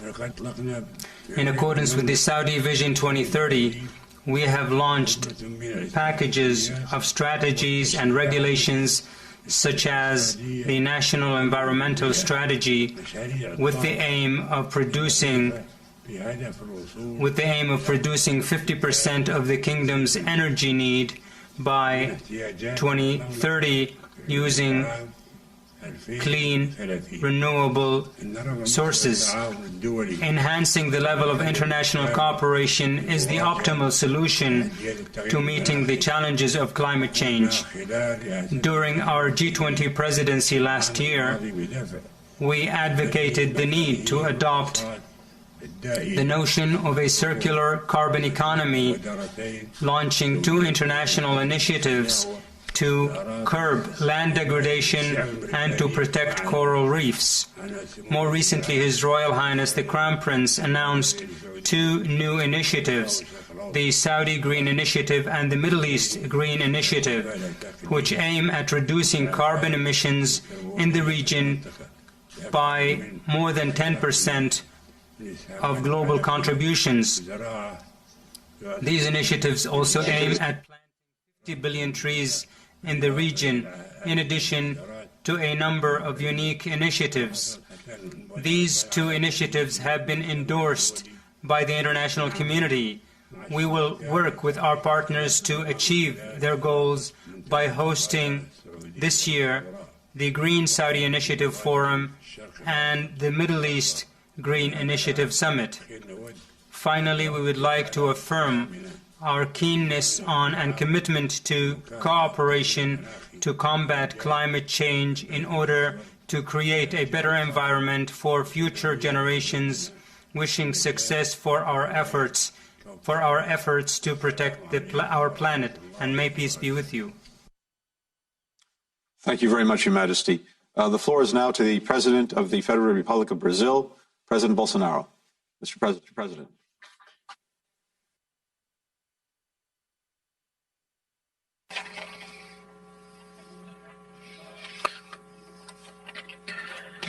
Heads of state, heads of government, ladies and gentlemen, President Joe Biden, I thank you very much for the invitation to take part in this summit, leaders.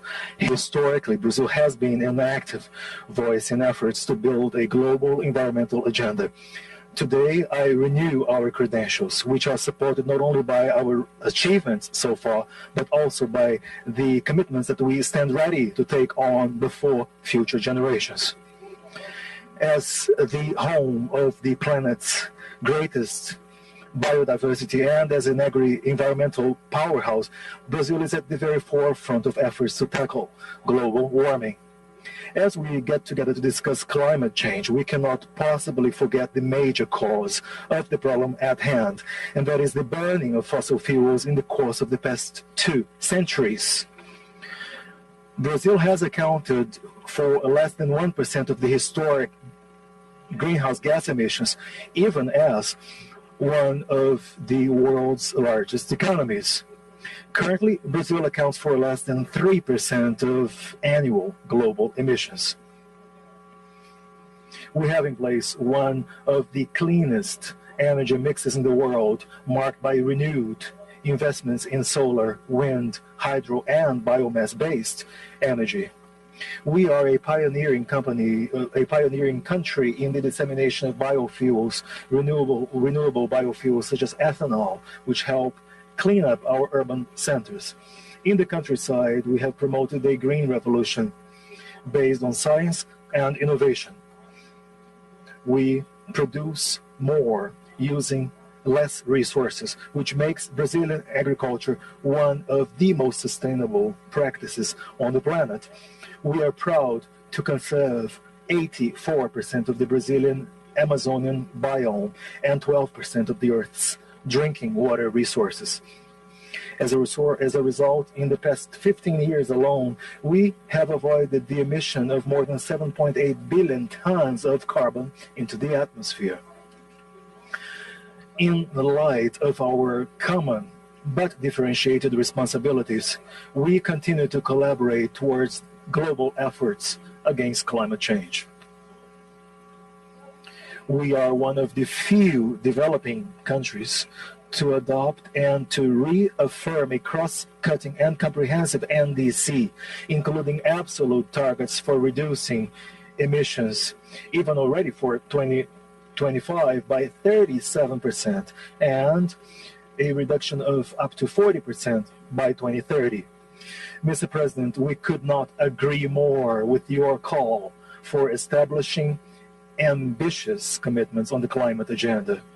Accordingly, I have determined that our climate neutrality in Brazil be achieved by 2050, therefore bringing forward by 10 years the previously announced commitment levels. Among the measures that are required to that end, may I highlight here our commitment to eliminate illegal deforestation in Brazil by 2030, with full and prompt enforcement of the Brazilian Forest Code. With that, we will reduce our greenhouse gas emissions by nearly 50% by that date. One must recognize that this will be a complex task. Command and control measures are part of the response.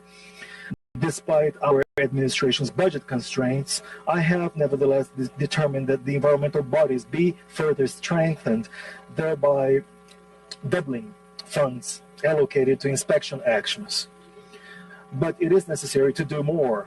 We must face the challenge of improving the life of more than 23 million Brazilians who live in the Amazonian region, the country's richest nation as far as natural resources are concerned, but again, a region posting the worst human development indices.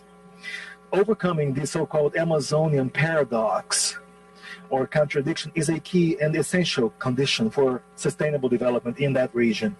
We must also enhance land governance and make the bioeconomy a reality by truly acknowledging the value of the standing forest and biodiversity. This must be an effort that will envisage and accommodate the interests of all Brazilians, to include indigenous peoples and traditional communities. In view of the magnitude of these obstacles, including financial obstacles, it is key that we be able to count on the contribution of companies, the business community, institutions, and people willing to act immediately, as well as in a real and constructive fashion towards the solution to these problems. This year, the international community will have a unique opportunity to collaborate towards efforts to build our common future. COP26 will have as one of its main missions the task of fully adopting the mechanisms envisaged under Articles 5 and 6 of the Paris Agreement.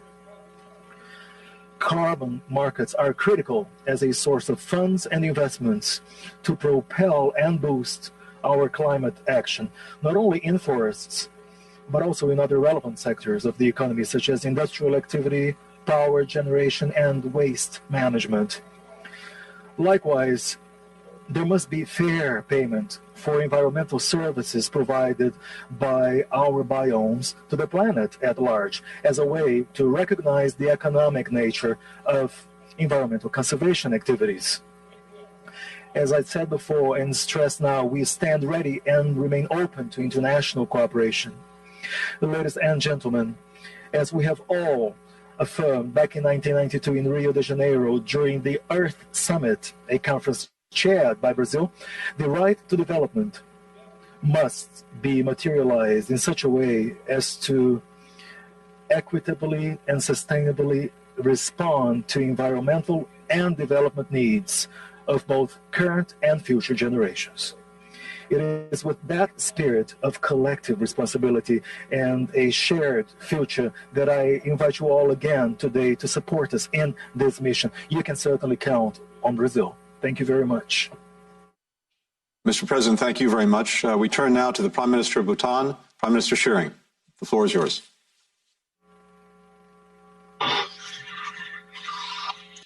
Your Majesty, Excellencies, ladies and gentlemen, I bring you warm greetings from His Majesty the King, Her Majesty the Queen, and people of Bhutan. It is a privilege to be participating in this summit, and I thank His Excellency President Joe Biden for inviting Bhutan and allowing us our voice to be heard at this important gathering. I also commend President Biden for bringing the United States back to the Paris Agreement.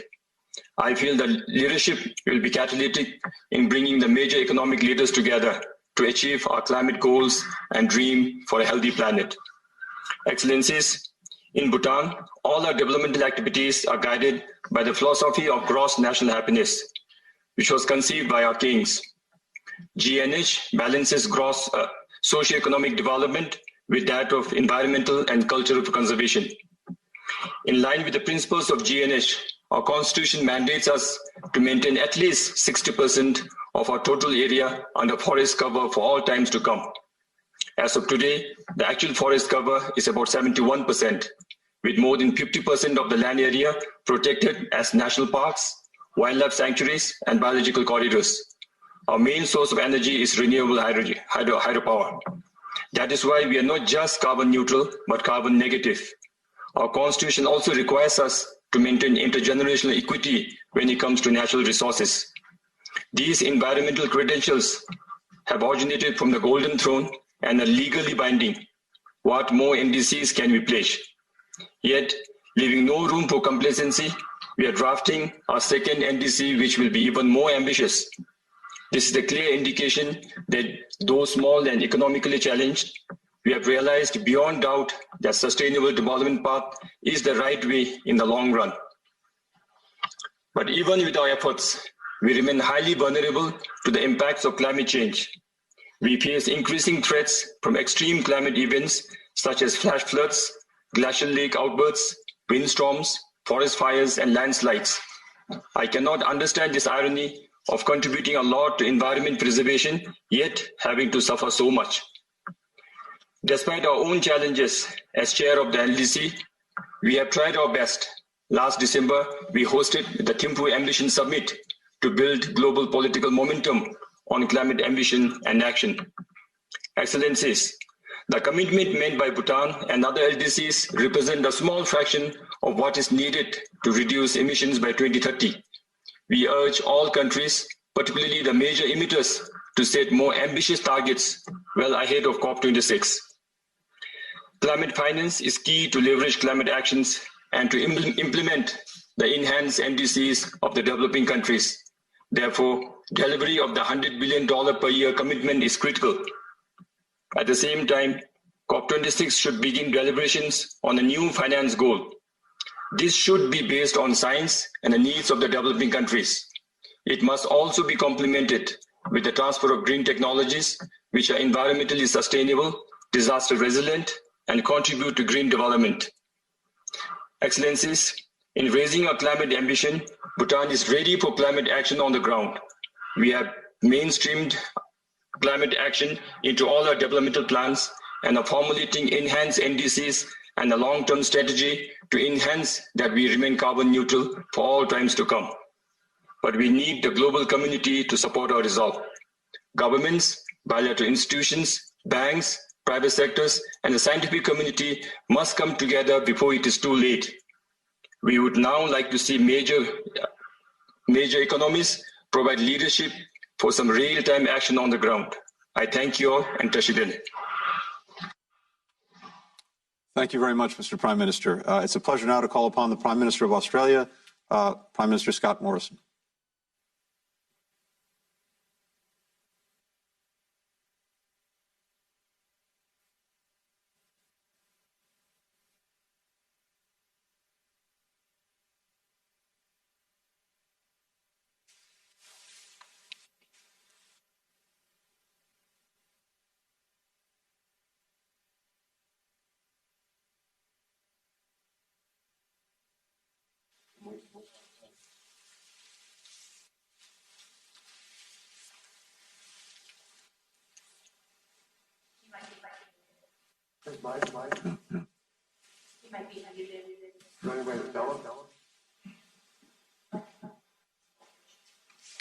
Mr. Prime Minister, I'm not sure we're hearing you here. Yes, yes.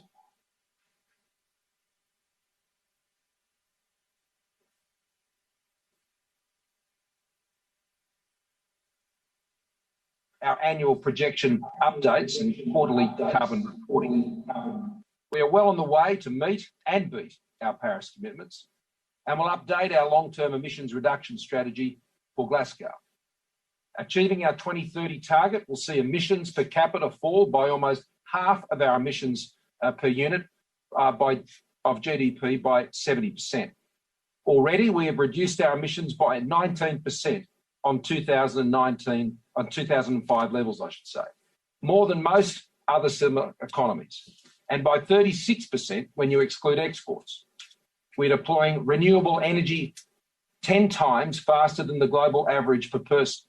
We have the highest uptake of rooftop solar in the world. Australia is on the pathway to net zero. Our goal is to get there as soon as we possibly can through technology that enables and transforms our industries, not taxes that eliminate them and the jobs and livelihoods they support and create, especially in our regions. For Australia, it is not a question of if or even by when for net zero, but importantly, how. That is why we're investing in priority new technology solutions through our Technology Investment Roadmap initiative. We're investing around $20 billion to achieve ambitious goals that will bring the cost of clean hydrogen, green steel, energy storage and carbon capture to commercial parity. We expect this to leverage more than $80 billion in investment in the decade ahead. In Australia, our ambition is to produce the cheapest green hydrogen in the world at $2 per kilogram Australian. Mr. President, in the United States, you have the Silicon Valley. Here in Australia, we are creating our own hydrogen valleys, where we will transform our transport industries, our mining and resource sectors, our manufacturing, our fuel and energy production. In Australia, our journey to net zero is being led by world-class pioneering Australian companies like Fortescue, led by Dr. Andrew Forrest, Visy, BHP, Rio Tinto, AGL, and so many more of all sizes. It is also being pioneered by our agricultural and marine sectors through soil science and sustainable fisheries. Marine protected areas in Australia are approaching 40% of our waters. We have already funded over 100 cutting-edge projects to safeguard our global treasure, the Great Barrier Reef, and are committing a further $100 million to protect our oceans, coastal ecosystems, and pioneer blue carbon initiatives to mitigate climate change. We're also providing $1.5 billion in practical climate finance, focusing on our Blue Pacific family partners in our region. Mr. President, we want to work with others on the how, through our new International Technology Partnerships program led by Australia's former Chief Scientist, Dr. Alan Finkel. My government is committed to playing its part in making COP26 a success in Glasgow, and you can always be sure that the commitments Australia makes to reduce greenhouse gas emissions are bankable. We have proven performance, transparent emissions accounting, and transformative technology targets to unlock pathways to net zero. Future generations, my colleagues and excellencies, will thank us, not for what we have promised, but what we deliver. And on that score, Australia can always be relied upon. Thank you for your kind attention. Thank you very much, Mr. Prime Minister. It's a pleasure now to turn to the Prime Minister of Antigua and Barbuda, Prime Minister Brown. Thank you. Big heads, distinguished ladies and gentlemen. I thank President Biden for convening this very important gathering to address the most significant threat facing our one planet and our one humanity. We're grateful that the United States and China have pledged to reduce their greenhouse gas emissions, and we look forward to swift action in their transitioning into carbon neutral economies. We urge other emitting nations to follow this vital example set by the United States and China. Remind that the 44 members of the Alliance of Small Island States, through no fault of their own, confront the greatest threats of climate change. The 44 AOSIS members are the least contributors to greenhouse gas emissions, but the most affected by climate change. Collectively, they emit just 1.5% of the emissions of industrialized nations. And many of them have already begun to roll out ambitious programs to reduce their small carbon footprint, particularly in renewable energy. They made ambitious national commitments at COP21 in Paris, and they remain passionately committed to implementing them within their means. However, the harmful effects of climate change are growing, and the cost of mitigation and recovery is being counted in human lives and livelihoods. The economic situation of our countries was already grave before the COVID-19 pandemic. It is now dire, particularly for tourism-dependent nations. We are literally teetering on the edge of despair. Over the years, the debt of small states has risen to unsustainable levels because of repeated borrowings to rebuild and recover from continuous debilitation by natural disasters arising from climate change. Mechanisms introduced by the international financial institutions, the IFIs, for addressing the looming debt crisis are insufficient. For some small states, even these inadequate instruments are denied because of the false criterion of middle and high per capita income, which ignores the huge vulnerabilities that small states face. It is urgent that policymakers of the IFIs instruct that more determining criteria of small size, resource constraints, and vulnerabilities be taken fully into account for concessional financing. Colleagues, repayment of official debt by small states, including to the Paris Club, is near impossible in the prevailing parlous circumstances. A permanent solution to the looming debt crisis is compelling and necessary. This requires action to design new and innovative financial instruments and to provide debt relief, including debt cancellation, debt suspension, debt rescheduling, debt restructuring, and debt for climate swaps. Worsening climate conditions are uprooting workers from previously productive sectors and causing a crisis of immigration and refugees. This too must be reversed in the global interest. We should acknowledge the interconnectedness of our human civilization, and we need to respect and protect our common humanity. Small states are also economic markets, providing revenues and employment for larger enriched nations. Every major country benefits perennially from trade surpluses with small states. To continue to be viable markets, to remain viable democracies that uphold human rights and the rule of law, to achieve climate justice, and to provide economic conditions that discourage refugees, we need the following. We need urgent access to COVID-19 vaccines, which should be prioritized based on vulnerability. We need immediate action to cut greenhouse gas emissions, a program of debt forgiveness and debt rescheduling, concessional financing that takes account of vulnerabilities, and funding to compensate for damage to help to reconstruct our economies, and funding to acquire decarbonized technologies to assist in building resilience. Excellencies, it is our hope that a spirit of cooperation will emerge from this gathering of 40 that can be taken to Glasgow to inspire an ambitious program of action to achieve net zero by 2050. I thank you. Mr. Prime Minister, thank you very much. It's now a pleasure to call upon the President of the United Mexican States, President López Obrador. Mr. President.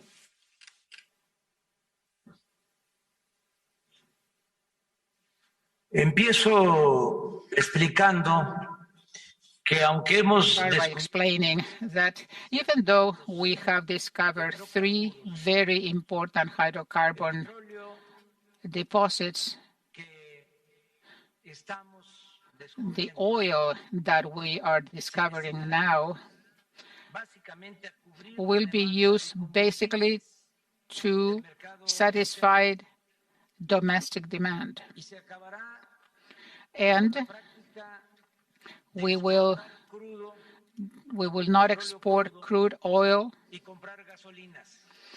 and buy gasoline. Therefore, we will avoid the excessive use of fossil fuels. We are also updating our hydroelectric plants to reduce the use of carbon in the production of electricity. The energy that is produced with water is clean and is cheap. Therefore, we have decided that we will change all turbines for very updated equipment, and therefore this will allow us to be able to take advantage of the waters that we have in the dams, and we will be able to produce more energy without building new dams and without affecting the environment. The third proposal is to share with you, especially with you, President Biden, a very successful experience that we had. We are currently implementing the program Sowing Lives, and maybe this is the largest effort of reforestation that we have seen in the world. Therefore, we can say that we have 450,000 agricultural workers that receive 5,000 pesos a month to be able to plant fruits, trees in their lands. We have planted 700 million plants, and we will reach 1 billion to be able to cover 1 million hectares. The budget is $1.4 million. The proposal is that together we will expand that program in the south of Mexico and in Central America, so that we will be able $3 billion additional plants and to generate 1,200,000 jobs. We assume our economic responsibility, and we are committed to help in organizing this. And you, President Biden, will be able to finance this program Sowing Life in Guatemala, in Honduras, and El Salvador. We have to take into account that with 4 million hectares of trees, we can absorb 70 million tons of CO2 per year. I just want to add another proposal. Very respectful. The U.S. government could offer to those that participate in this program that maybe after working in their lands for 3 consecutive years, they would be able to get a temporary working permit, and after 3 or 4 more years, maybe they could obtain even legal residency in the U.S. or keep double nationality. So the migration phenomenon, as we all are aware of, is not going to be solved by force, but with justice and well-being. You, President Biden, is a very sensitive person, and you know very well that the spirit of work, the desire to improve that the immigrants show is fundamental for the development of nations. They're migrants. Migrants are exceptional people, and those are the people that help in the development of different nations. We have to order these migration flows and organize them in a very human way and in a very practical manner, with the love of nature and the responsibility to give to the future generations a planet where they can be able to live, we also have to think that we are brothers in the universal way. Thank you so very much. Thank you very much, President López Obrador. It's now a pleasure to turn to the President of the Gabonese Republic, President Ondimba.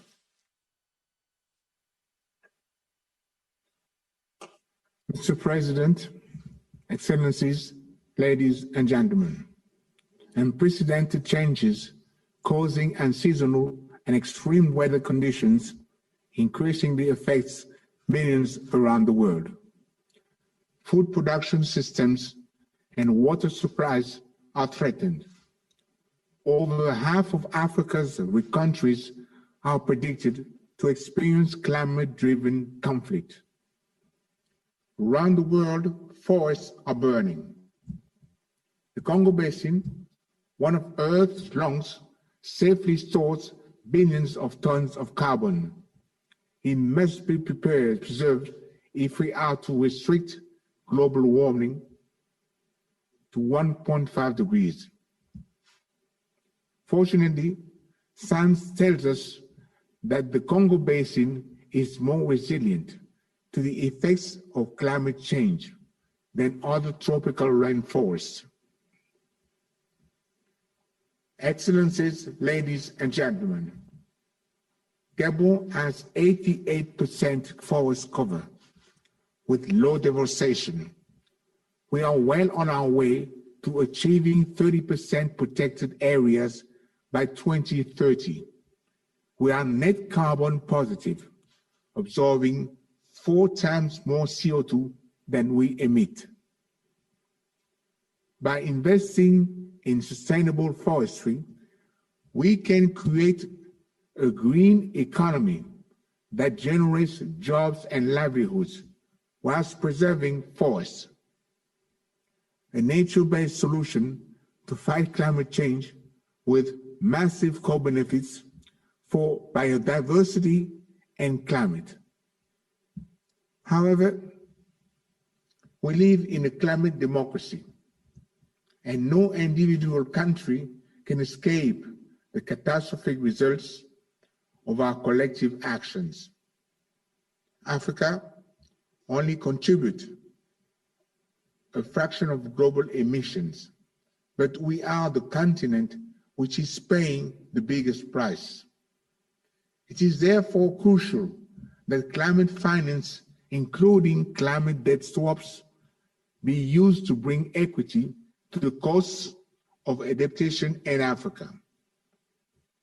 That is why the African heads of state formed the African Adaptation Initiative in Paris.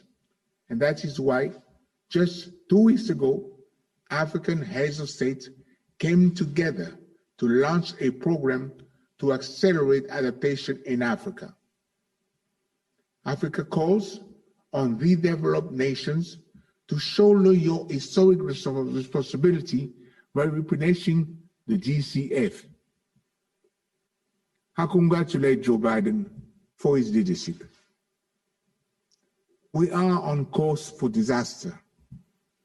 It is our collective responsibility to act immediately and at an unprecedented global scale to limit the climate change crisis.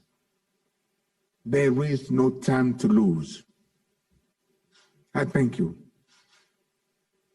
Thank you very much, Mr. President.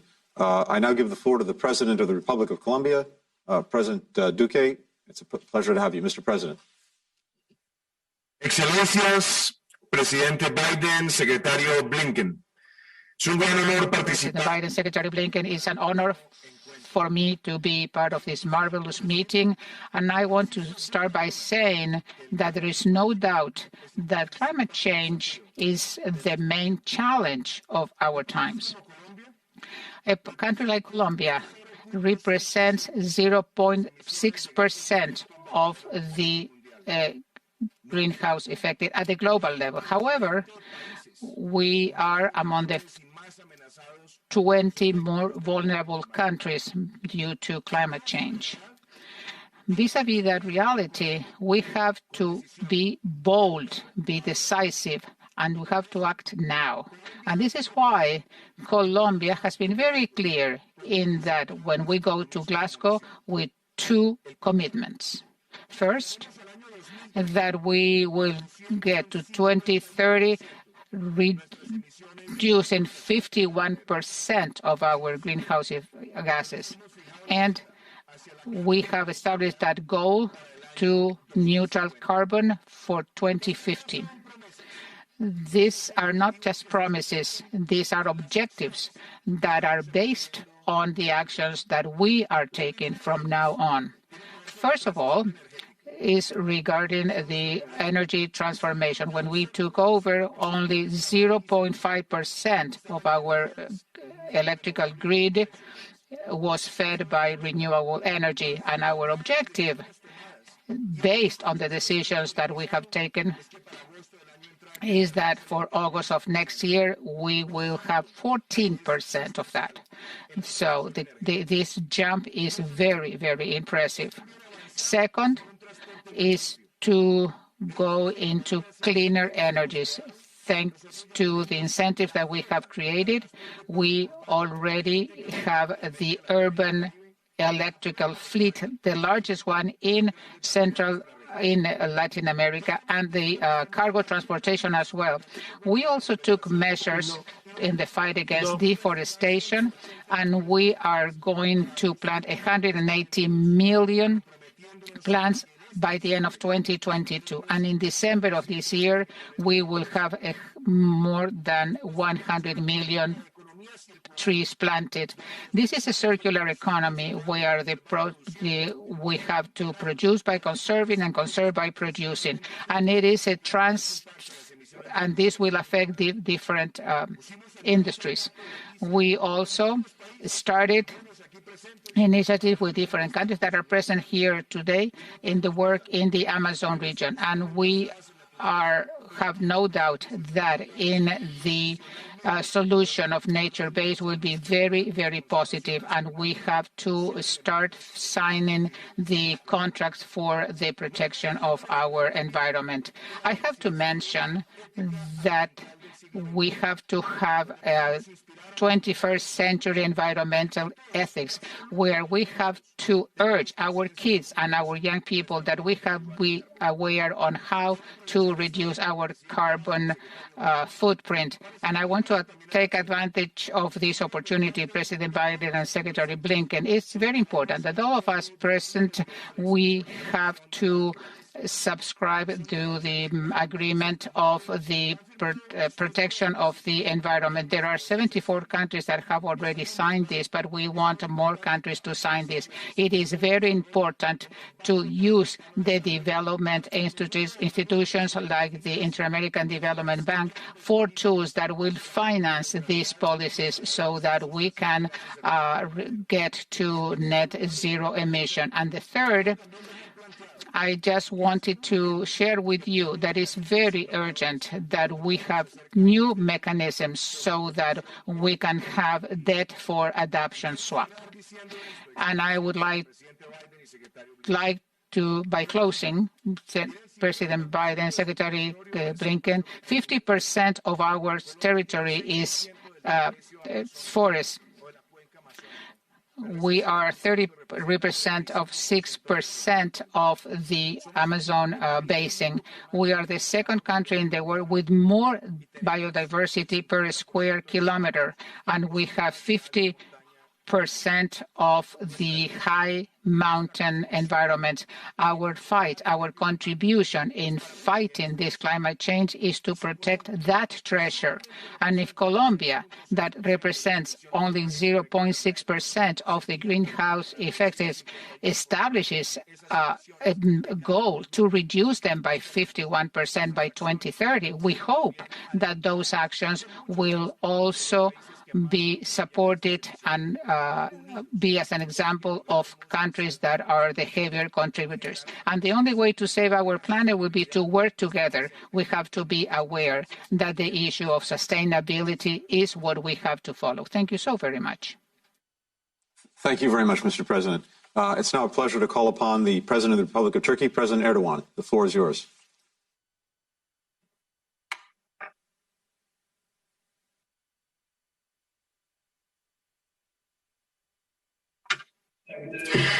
Distinguished heads of state and government, I would like to greet you with my most heartfelt feelings on behalf of myself, my nation, and my country.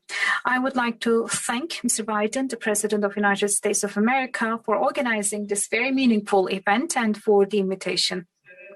It is all of us moral and conscientious duty to leave the world that has been entrusted to us in a more livable manner to the next generations. Climate change is not only affecting certain states that are most polluting the world, but actually it is affecting the whole humanity, starting with the countries in the African continent. And as Turkey, we are also among the countries that have been most affected by the negative impact. In order to reduce the impact of climate change, we are actually taking intensive action.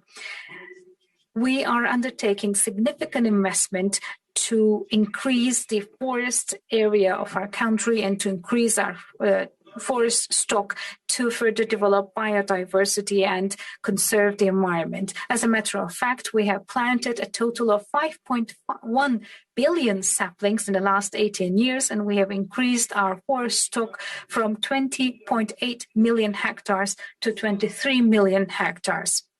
And we are updating our National Climate Change Strategy and Action Plan and the Climate Change Adaptation Strategy and Action Plan, which constitute our roadmap in the fight against climate change in line with 2030 and 2050 goals.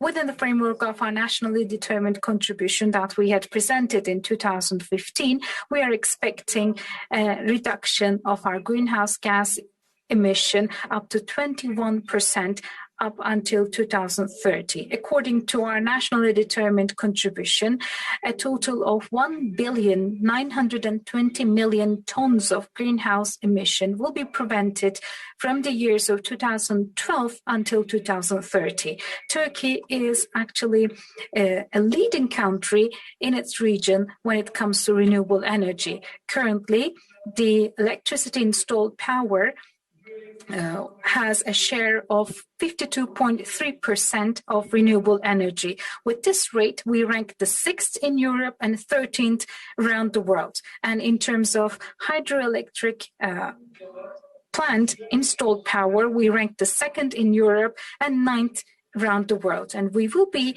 increasing our electricity generation from solar power to 10 gigawatts until 2030, and from wind energy to 16 gigawatts.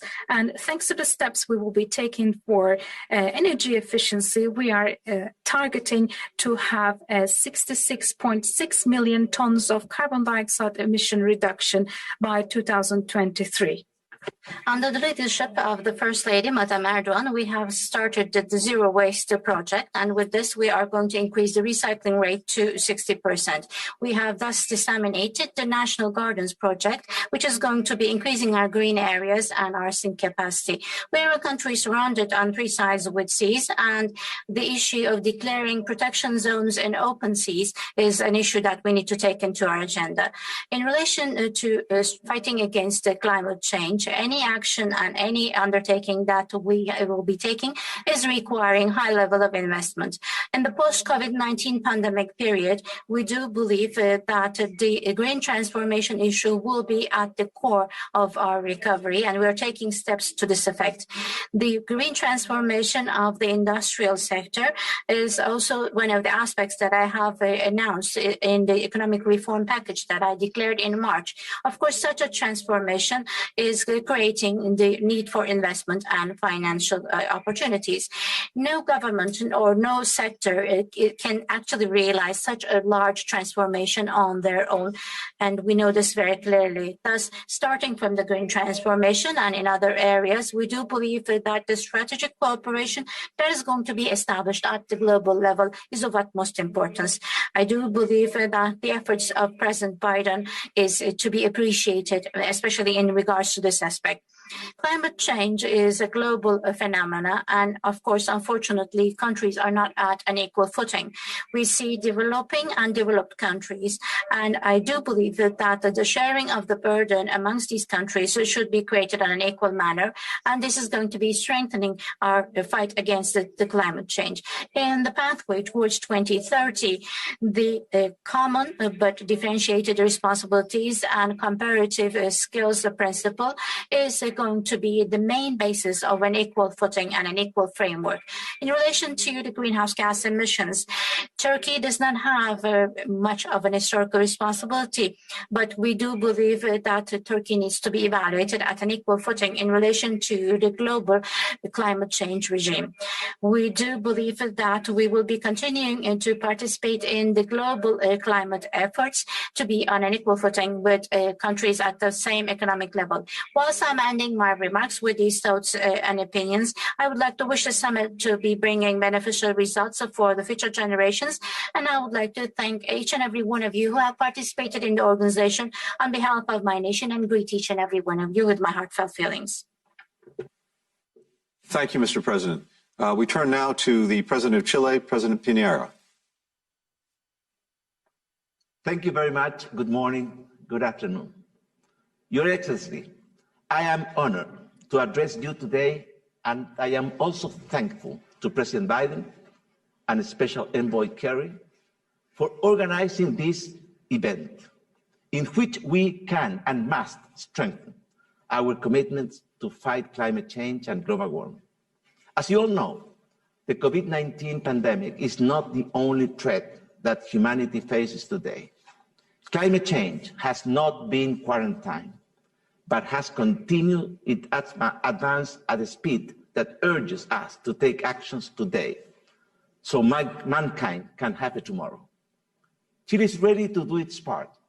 Even though we are a small country responsible for only 0.25% of the total world's emissions, we are determined to have a significant and positive impact and to make a relevant contribution in our fight against climate change.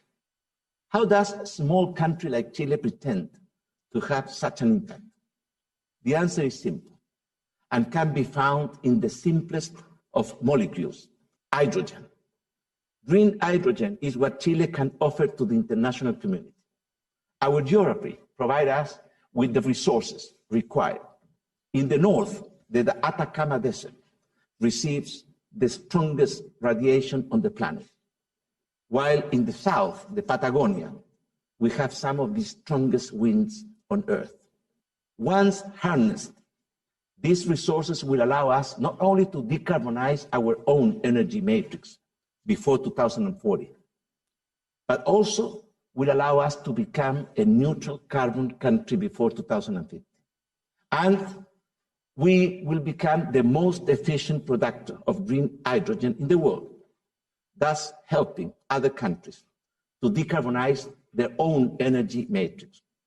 As we move towards cleaner forms of energy, we must not neglect the protection of some of the most vulnerable and exploited areas of our planet, the oceans. We have dubbed COP25 as the Blue COP, precisely to underscore the role of oceans, the role oceans play as a climate regulator, agent, and the importance of their protection. Chile has already established marine protected areas that cover over 43% of our exclusive economic zone, but it's not enough. And that's why today I want to invite you to go further by asking you to join Chile in two concrete proposals. First, the establishment of a marine protected area in the Antarctica, as we have proposed alongside with Argentina. This would protect the ocean around the Antarctic Peninsula, home to an incredible biodiversity, including endangered species such as penguins, whales, seals, krill, and small crustaceans, which serve as the foundation of the ocean food chain. And second, the creation of the first marine protected area in the high seas, specifically in the Nazca Ridge, an area identified as fabulously rich in biodiversity, abundant in endemic bottom species, and which has been designated as an ecologically and biologically significant area under the United Nations Convention on Biological Diversity. We are decarbonizing our electric network. We are becoming a carbon neutral country, and we are electrifying our transportation system. Finally, I want to share with you the Climate Change Observatory project. Under this initiative, we will create an integrated network of multi-parametric sensors installed throughout the country, covering more than 8,000 kilometers from the northern border until close to the South Pole. All the data collected will be publicly available to the world's scientific community and to any interested person. The fight against climate change and global warming cannot wait. Science has spoken loud and clear. Our citizens are asking us as a moral commitment to change the course of history. And science and technology provide us with the tools to achieve these goals. Chile has heard the message and is taking bold actions today. And I want to assure all of you that in all your efforts to tackle this threat, you will always have a committed partner in Chile. We owe this to ourselves, but most of all, we owe it to future generations. Thank you very much. Mr. President, thank you very much. And now it's a true pleasure and honor to introduce another leader, climate activist Xiye Bastida. Xiye grew up in the town of San Pedro Tultepec in Mexico. She's a member of the Otomi Toltec Nation. She's experienced firsthand the devastating impact of climate crisis. When Xiye was just 11 years old, her town was hit by back-to-back years of climate-driven drought. Then the intense rains came, and then the floods. Her family was displaced, and she and her parents relocated to the United States, to New York. These dramatic swings in extreme weather are just one of the consequences of the climate crisis we're already experiencing across the world, including here in the United States, where at the same time as Xiye's town was experiencing droughts and floods, the American Southwest was in the middle of the worst drought since the 16th century. After relocating to New York, Xiye came face to face with another impact of the climate crisis in the lasting damage left by Superstorm Sandy. Wherever she went, she saw how changes driven by climate were hurting communities. So Xiye joined the Fridays for the Future movement and was one of the young activists who led their fellow students and people of all ages to strike in order to wake up the world to the impacts of the climate emergency and to call on leaders like us to take action before it's too late. In the time since, she's given much of herself to the climate justice effort. She mobilized 600 students from her school to join the March 2019 climate strike. She led a push for legislative changes in her city and state. She launched a youth activism training program. She addressed the United Nations. For Xiye, this isn't a hobby, it's a way of life. Xiye is part of a rising generation of leaders who are pushing us to make the necessary changes that we've put off for too long. She and her fellow young leaders have earned a seat at the table, not just because they will bear more of the consequences of climate change or the world's inaction on climate, but also because of the urgency, ingenuity, and total dedication that they have brought to this effort. We've asked a lot of our young people. They're delivering. Now it's time we ask more of ourselves. Xiye comes from a line of environmental activists. Her grandparents fought for decades to protect her indigenous nation's sacred lands in Mexico. Her parents were environmental advocates too. Something Xiye's father told her continues to guide her activism to this day. And I quote, "Leave everything better than you found it." That's also our responsibility. It's what this summit is all about. And it's the underlying purpose behind all that we must do in this crucial year, in this decisive decade. If we act together, we can turn the need to reduce our emissions and adapt our communities into once-in-generations opportunity to improve the lives of our people and build more just, equitable, and sustainable societies. Xie, thank you. Thank you for all you've done to leave everything better than you found it. We're humbled and inspired by your service, and now we look forward to hearing from you.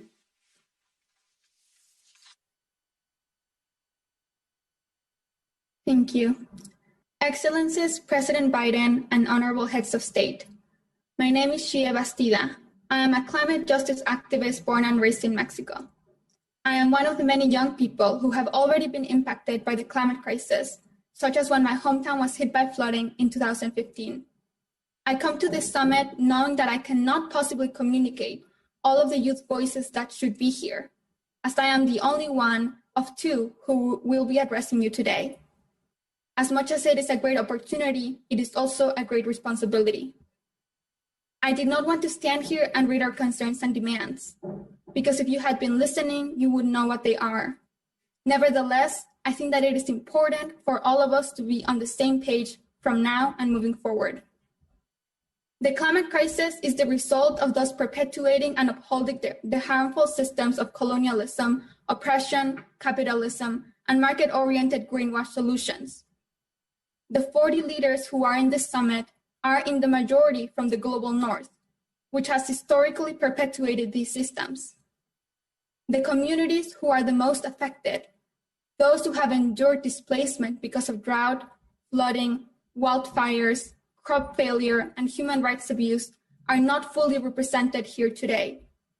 Solutions must be aligned with the fact that climate justice is social justice. We can no longer keep having summits and conversations around what needs to change, because we already have all of the solutions that we need. So all we have to do is implement them. The fossil fuel industry and the systems that uphold the climate crisis rely on the existence of sacrifice zones. And these sacrifice zones have been intentionally picked to target the global south and Black and brown communities in the global north.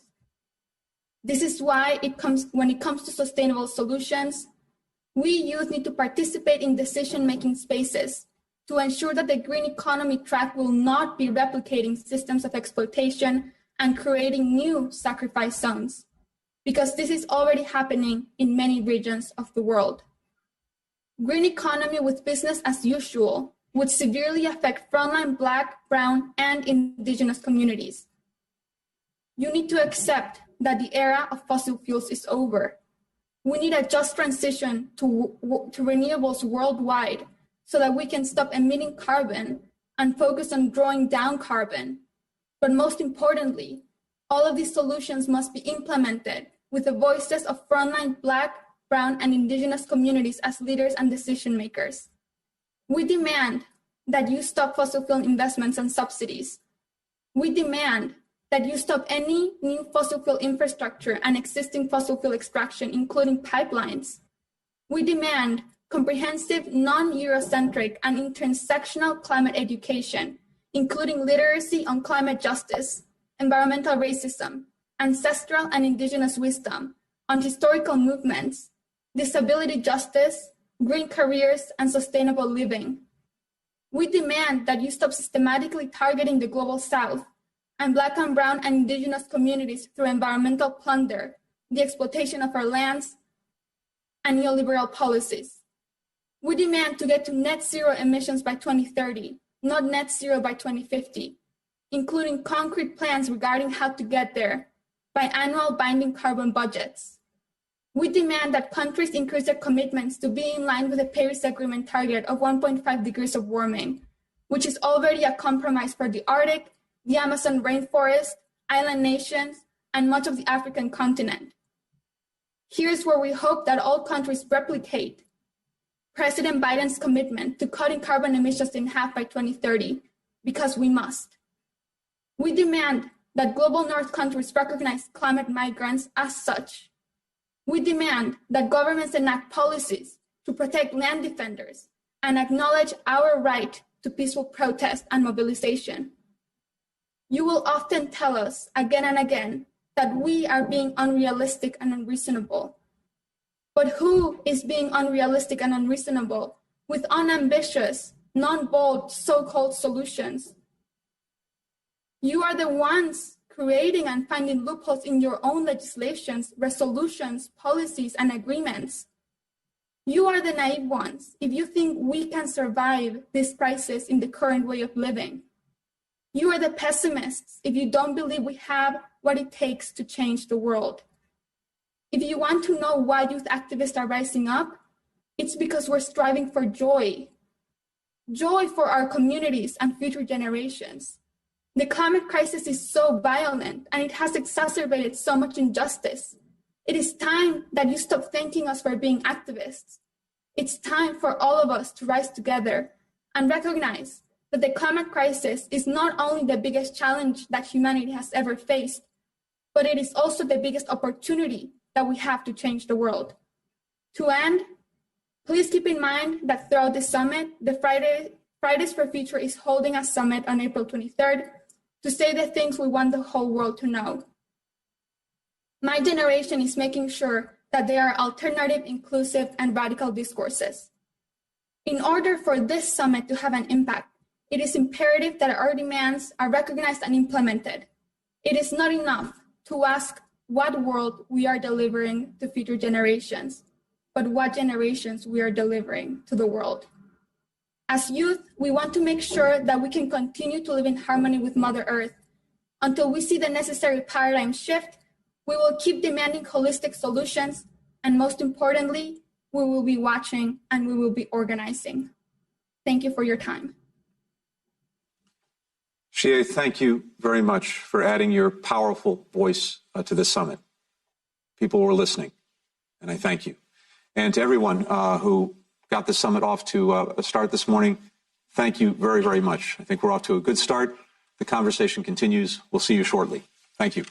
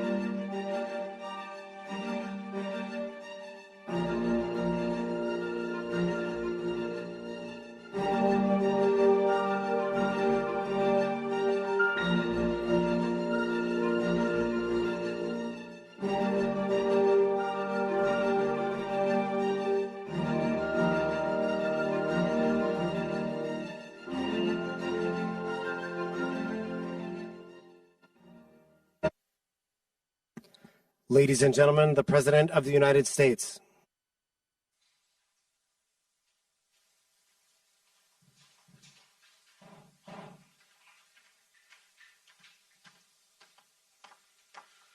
Well, hello again, everyone. Welcome back.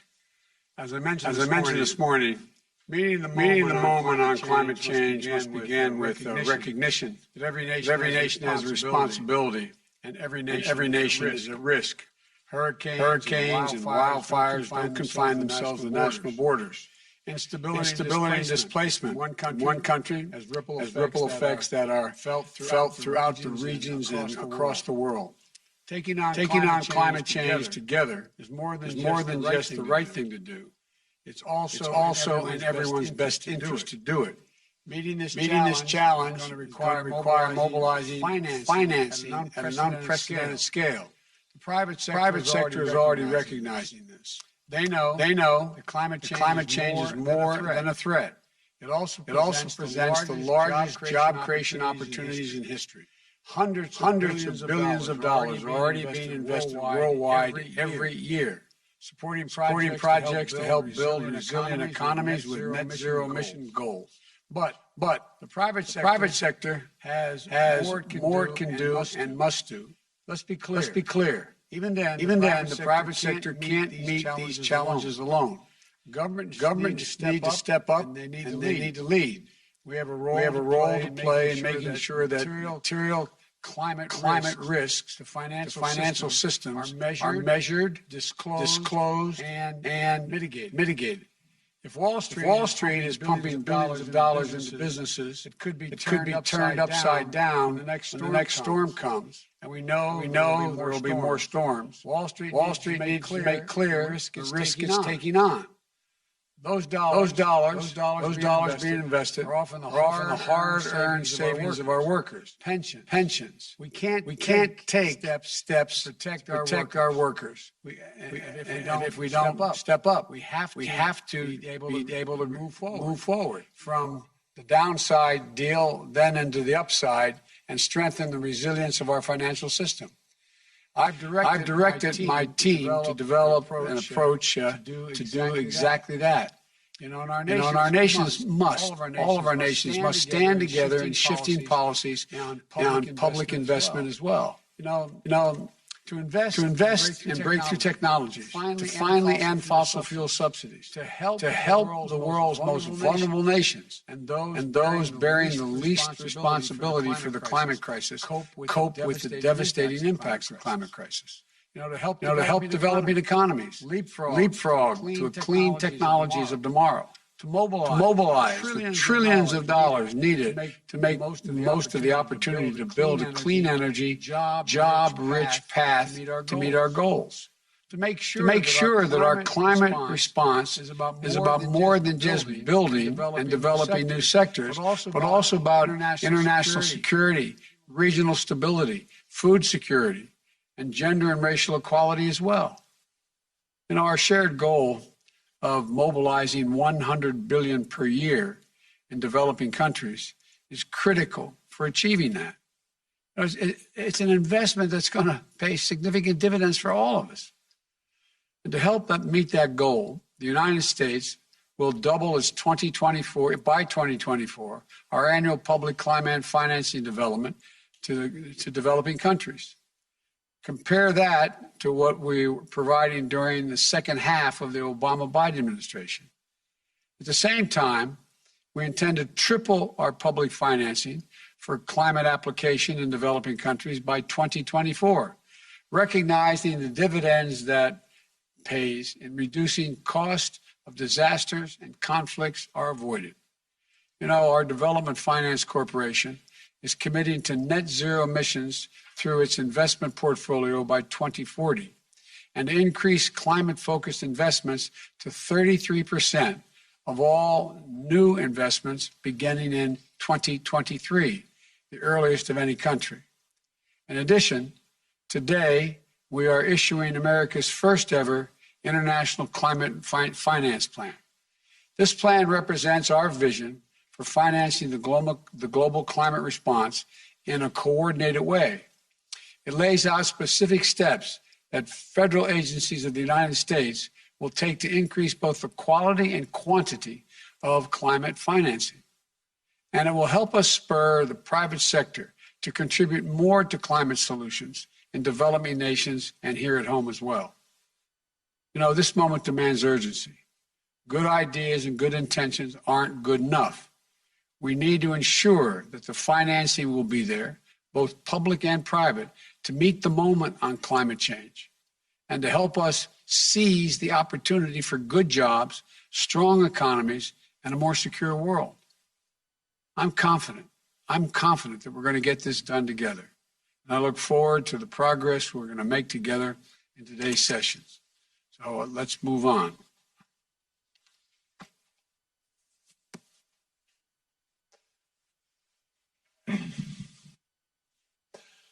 Well, Mr. President, thank you very much for your leadership and the sense of urgency which you are calling everybody to account for. And we thank you for hosting this conference in less than 100 days from entering the Oval Office. We just heard a very powerful statement from a young activist underscoring the urgency that every leader here faces to meet this crisis. And as you have said, Mr. President, creating a net zero economy and doing it as rapidly as possible is an enormous challenge. It will require mobilizing finance at an absolutely unprecedented level.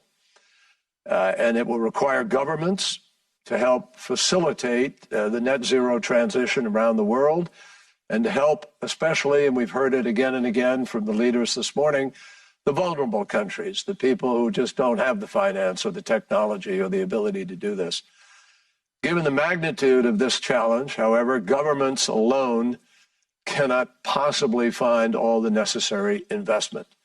There's no government in the world that has enough in their fiscal in their budgets to be able to provide what we need to make this transition. Ultimately, how governments, international financial institutions, and private providers of capital work together is really going to determine the outcome of this challenge. So joining us in this first in this session are four leaders from four different corners of the world, and they will share their experiences in financing climate solutions and in deploying mitigation and adaptation strategies. So to begin, it's my pleasure to turn to President Charles Michel of the European Council. Thank you. Dear President Joe Biden, dear Special Envoy John Kerry, thank you for convening this important summit. America is back with us at the forefront of multilateralism, and your decision to return to the Paris Agreement sends a strong global signal. This is good news for the world. We face a civilizational challenge. Human beings have always shown a unique ability to adapt, adapting from agrarian communities to industrial nations dependent on fossil fuels. And today, we understand this is not sustainable. And we must once again adapt to fossil-free economies. This is now the third industrial revolution. In December 2019, EU leaders committed to climate neutrality by 2050, and we were the first major economy to take such a bold decision. And just yesterday, we enshrined our ambitious climate goals into European climate law. In a few minutes, I'd like to focus on two critical areas: green bonds and carbon pricing. First, we need to be more determined in the field of climate finance. We decided collectively to mobilize at least $100 billion a year for climate financing. The EU and our member states remain the largest contributor of public climate finance to developing countries, and we urge all developed countries to scale up their contributions. This would send a very strong signal in the run-up to COP26. And this is why our European budget and recovery package will dedicate around 600 billion euros to powering our green transition. Transition to a low-carbon economy requires massive investment, which far exceeds public investment capacity alone. We need to use our public funding intelligently to create buy-in from the private sector. The green transition is our prosperity strategy, and 30% of our recovery package will be funded through green bonds. Since finance is global, green finance must also be global, and we want to cooperate and orientate the private sector. Green finance was born in Europe, and today our currency, the euro, is by far the leading currency when it comes to green bonds. We have the most advanced regulatory framework in the world, and we'll soon establish a European green bond standard. But we need to create the right global regulatory framework. Let's try to provide greater certainty for private investors everywhere in the world. In 2019, we set up the International Platform on Sustainable Finance. And today, the platform represents 55% of global greenhouse gas emissions. We encourage more countries to join. Our European ambition is also reflected in our European financial institutions. As of this year, the European Investment Bank has aligned all its financing activities with the goals of the Paris Agreement. It will dedicate at least 50% of annual financing to green investment by 2025. It will support €1 trillion in investment for green projects this decade.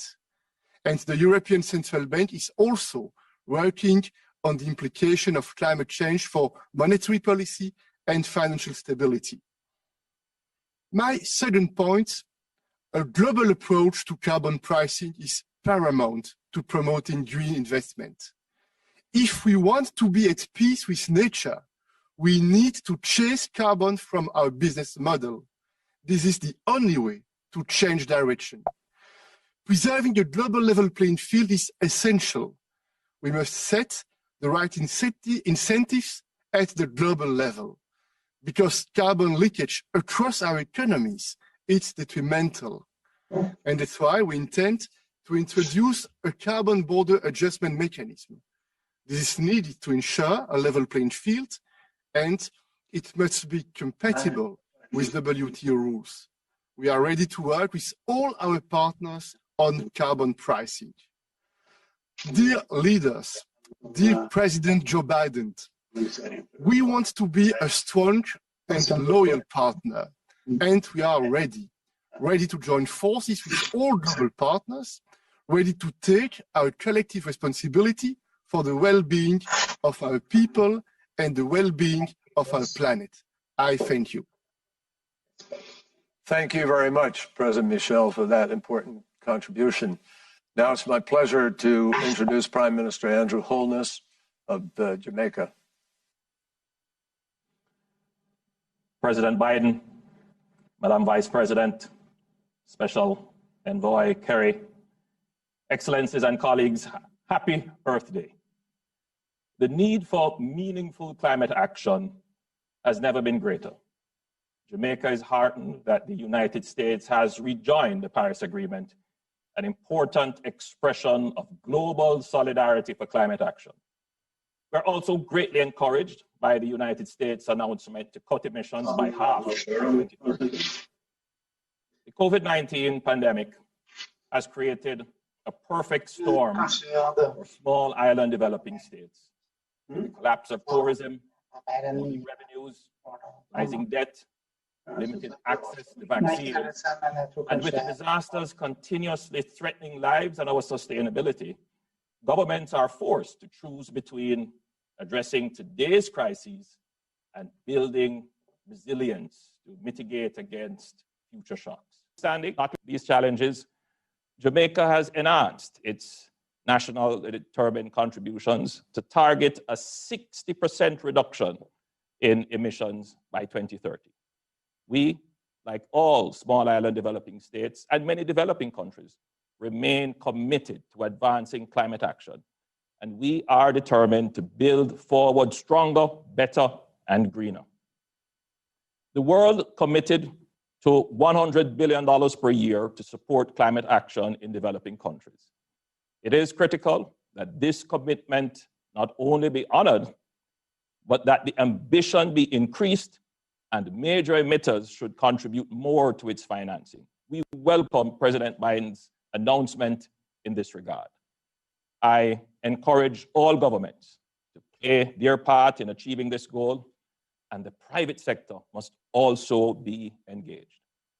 While increasing the quantum of financing is necessary, it will not be sufficient to address the needs of small island developing states unless it is accessible and flexible enough to target support for our vulnerabilities.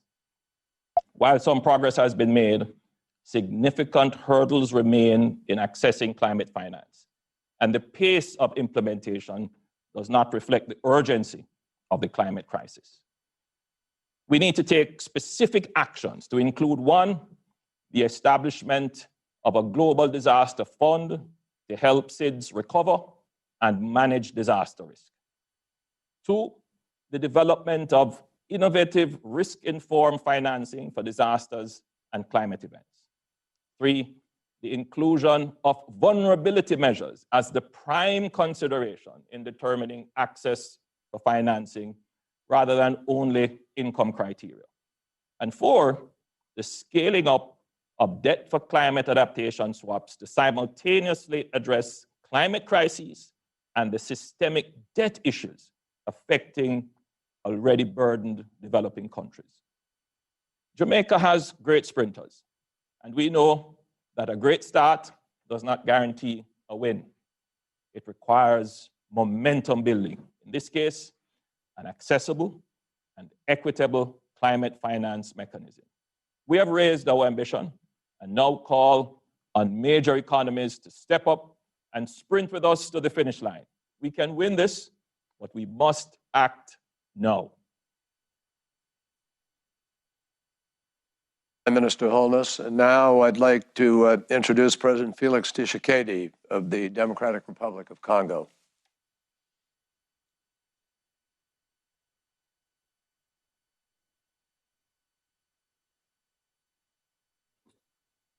Monsieur le Président. Your Excellency, the President of the United States of America, Your Excellencies, heads of state and government, I am particularly honored to take place in this important virtual summit on the climate initiated by President Joe Biden. This initiative is all the more important as it takes place on this symbolic day of the celebration of Earth Day. I would also like to take this opportunity to express, on behalf of the Democratic Republic of Congo and on behalf of Africa, my congratulations to the United States of America and its president for the honorable decision to rejoin the Paris Climate Agreement. Africa is one of the continents that is the most impacted by the negative effects of climate change. Indeed, climate change negatively influences socio-economic development, peace, and security, thus jeopardizing the well-being of populations and future generations.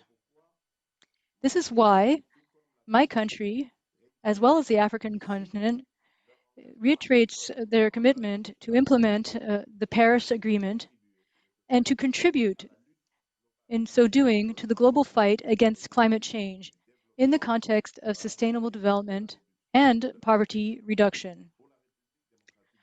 For the Democratic Republic of Congo, this implementation is reflected, among other things, by a nationally determined contribution that provides for a 17% reduction in greenhouse gas emissions by 2030.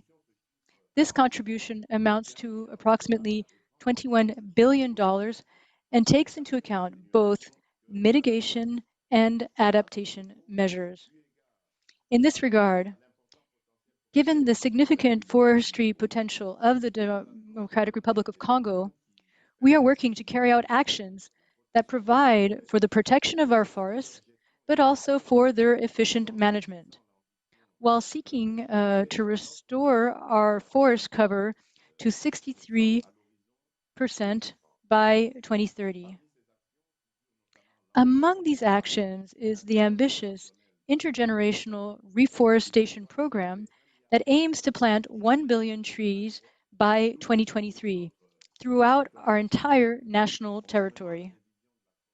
In line with the agreement's current revision, that will now include the requirement to preserve biodiversity, peatlands, as well as other additional emitting sectors such as energy, waste, and multimodal transport.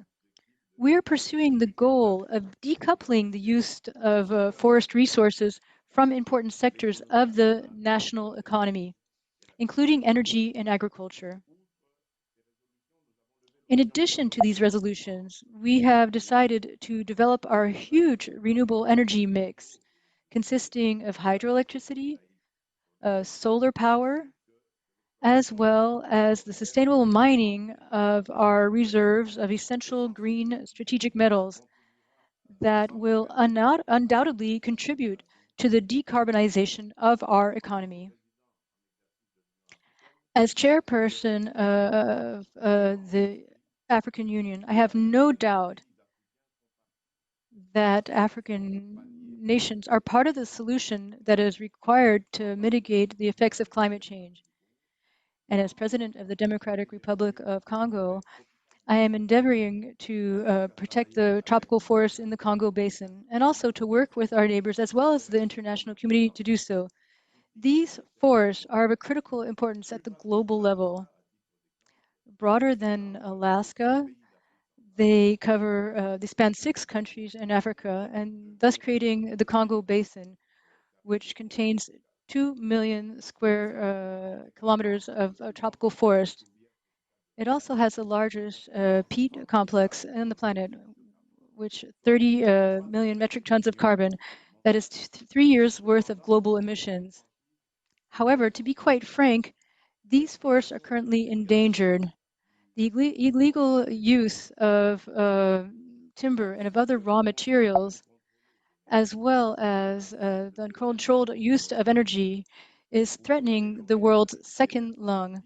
We can improve the lives of people living in these areas by combating corrupt activities and by implementing sustainable energy production, as well as better agricultural practices. The Democratic Republic of Congo is striving to do its part, but the truth is, we can do more with the support of the international community. I know from my discussions with President Biden and Vice President Harris that the United States is willing to invest in this critical issue. And I also look forward to increasing our cooperation with all countries, international organizations, and private entities that wish to make a difference for future generations. Existing financial mechanisms are not sufficient to achieve the objectives of the Paris Agreement, neither in terms of their mechanisms nor in terms of their implementation costs. The current price of forest carbon set at $5 per ton is neither fair nor realistic. Moreover, achieving carbon neutrality will not be possible without taking into account the conservation and regeneration of forests. To this end, a fair price for forest carbon that incorporates foregone opportunities should be at least $100 per ton. It is important that the summit accelerates the mobilization of additional financial resources, and these should be substantial. This also requires simplifying the procedures for accessing financing for the least developed countries, the majority of which are in Africa. In this regard, I would like to emphasize the importance of the commitment made by developed countries to mobilize $100 billion per year starting in 2020 and to increase this amount by 2025. Finally, I would like to express the hope that this summit will pave the way for the 26th Conference of the Parties to the United Nations Framework Convention on Climate Change. Thank you for your attention.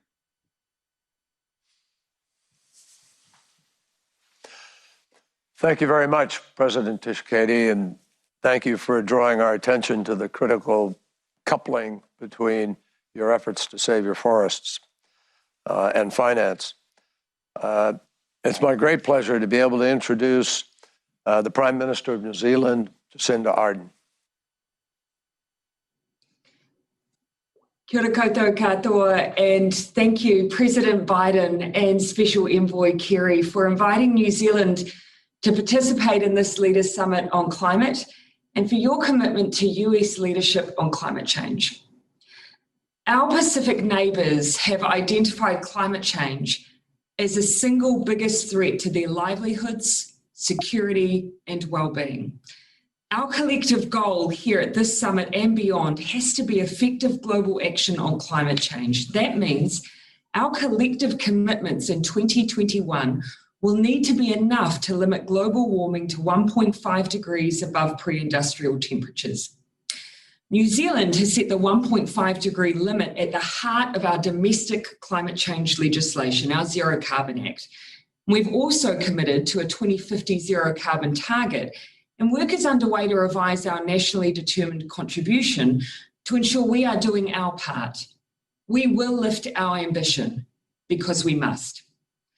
Our collective transition to low carbon economies means that all aspects of our economic activity is going to need to be working towards limiting global warming to 1.5 degrees. Finance, both our financial systems and financial flows to assist developing countries, is at the heart of that transition. And that's why we call on others to follow what here in New Zealand we have done by doing the following 4 things. 1, price carbon. 2, make climate-related financial disclosures mandatory. 3, end fossil fuel subsidies. And 4, finance adaptation. New Zealand has been pricing carbon since our emissions trading scheme was introduced in 2008. And in a world first, we'll begin pricing agricultural emissions from 2025. If you price carbon, emitters follow by innovating. On finance, in 2020, New Zealand was the first country to announce mandatory climate-related financial disclosures. What gets reported gets managed. It's one thing for investors to have a climate lens in their investment, but when it's economy-wide, that changes the way in which all financial flows and risks are managed. On fossil fuels, global agreement on the need for fossil fuel subsidy reform is long overdue. Fossil fuel subsidies undo any advances we make on pricing carbon. We cannot take money from emitters paying for their carbon emissions and then give them money back in subsidies. Join us in supporting a renewed WTO ministerial statement on fossil fuel subsidy reform at the 12th Ministerial Conference in November. Finally, developing countries, particularly those most vulnerable to the effects of climate change, such as Pacific SIDS, have a genuine need for easily accessible finance to support their climate change action, both for adaptation and mitigation. This is even more important as economies recover from COVID-19.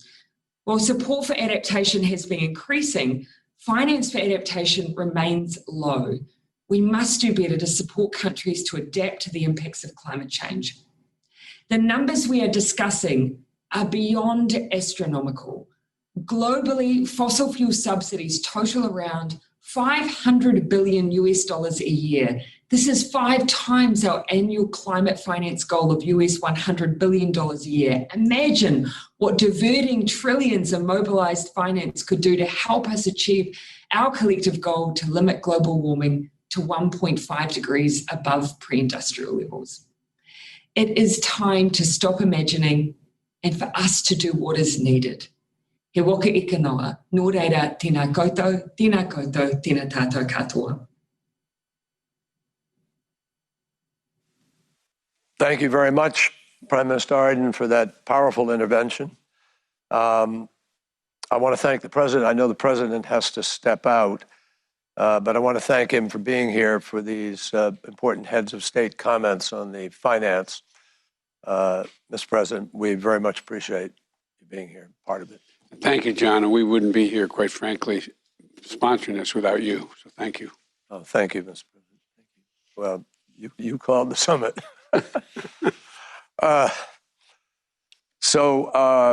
I have the great pleasure now of introducing my friend Janet Yellen, who is our terrific Secretary of Treasury.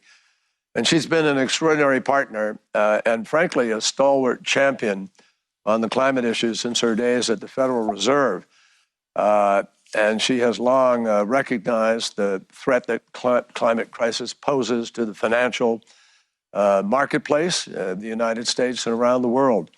And now, as Secretary of the Treasury, she is continuing to use every lever at her disposal to tackle the climate crisis. So over to you, Madam Secretary. Thank you.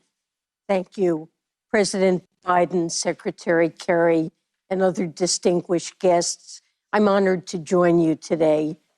The global community has only a short time to avoid the most catastrophic effects of climate change.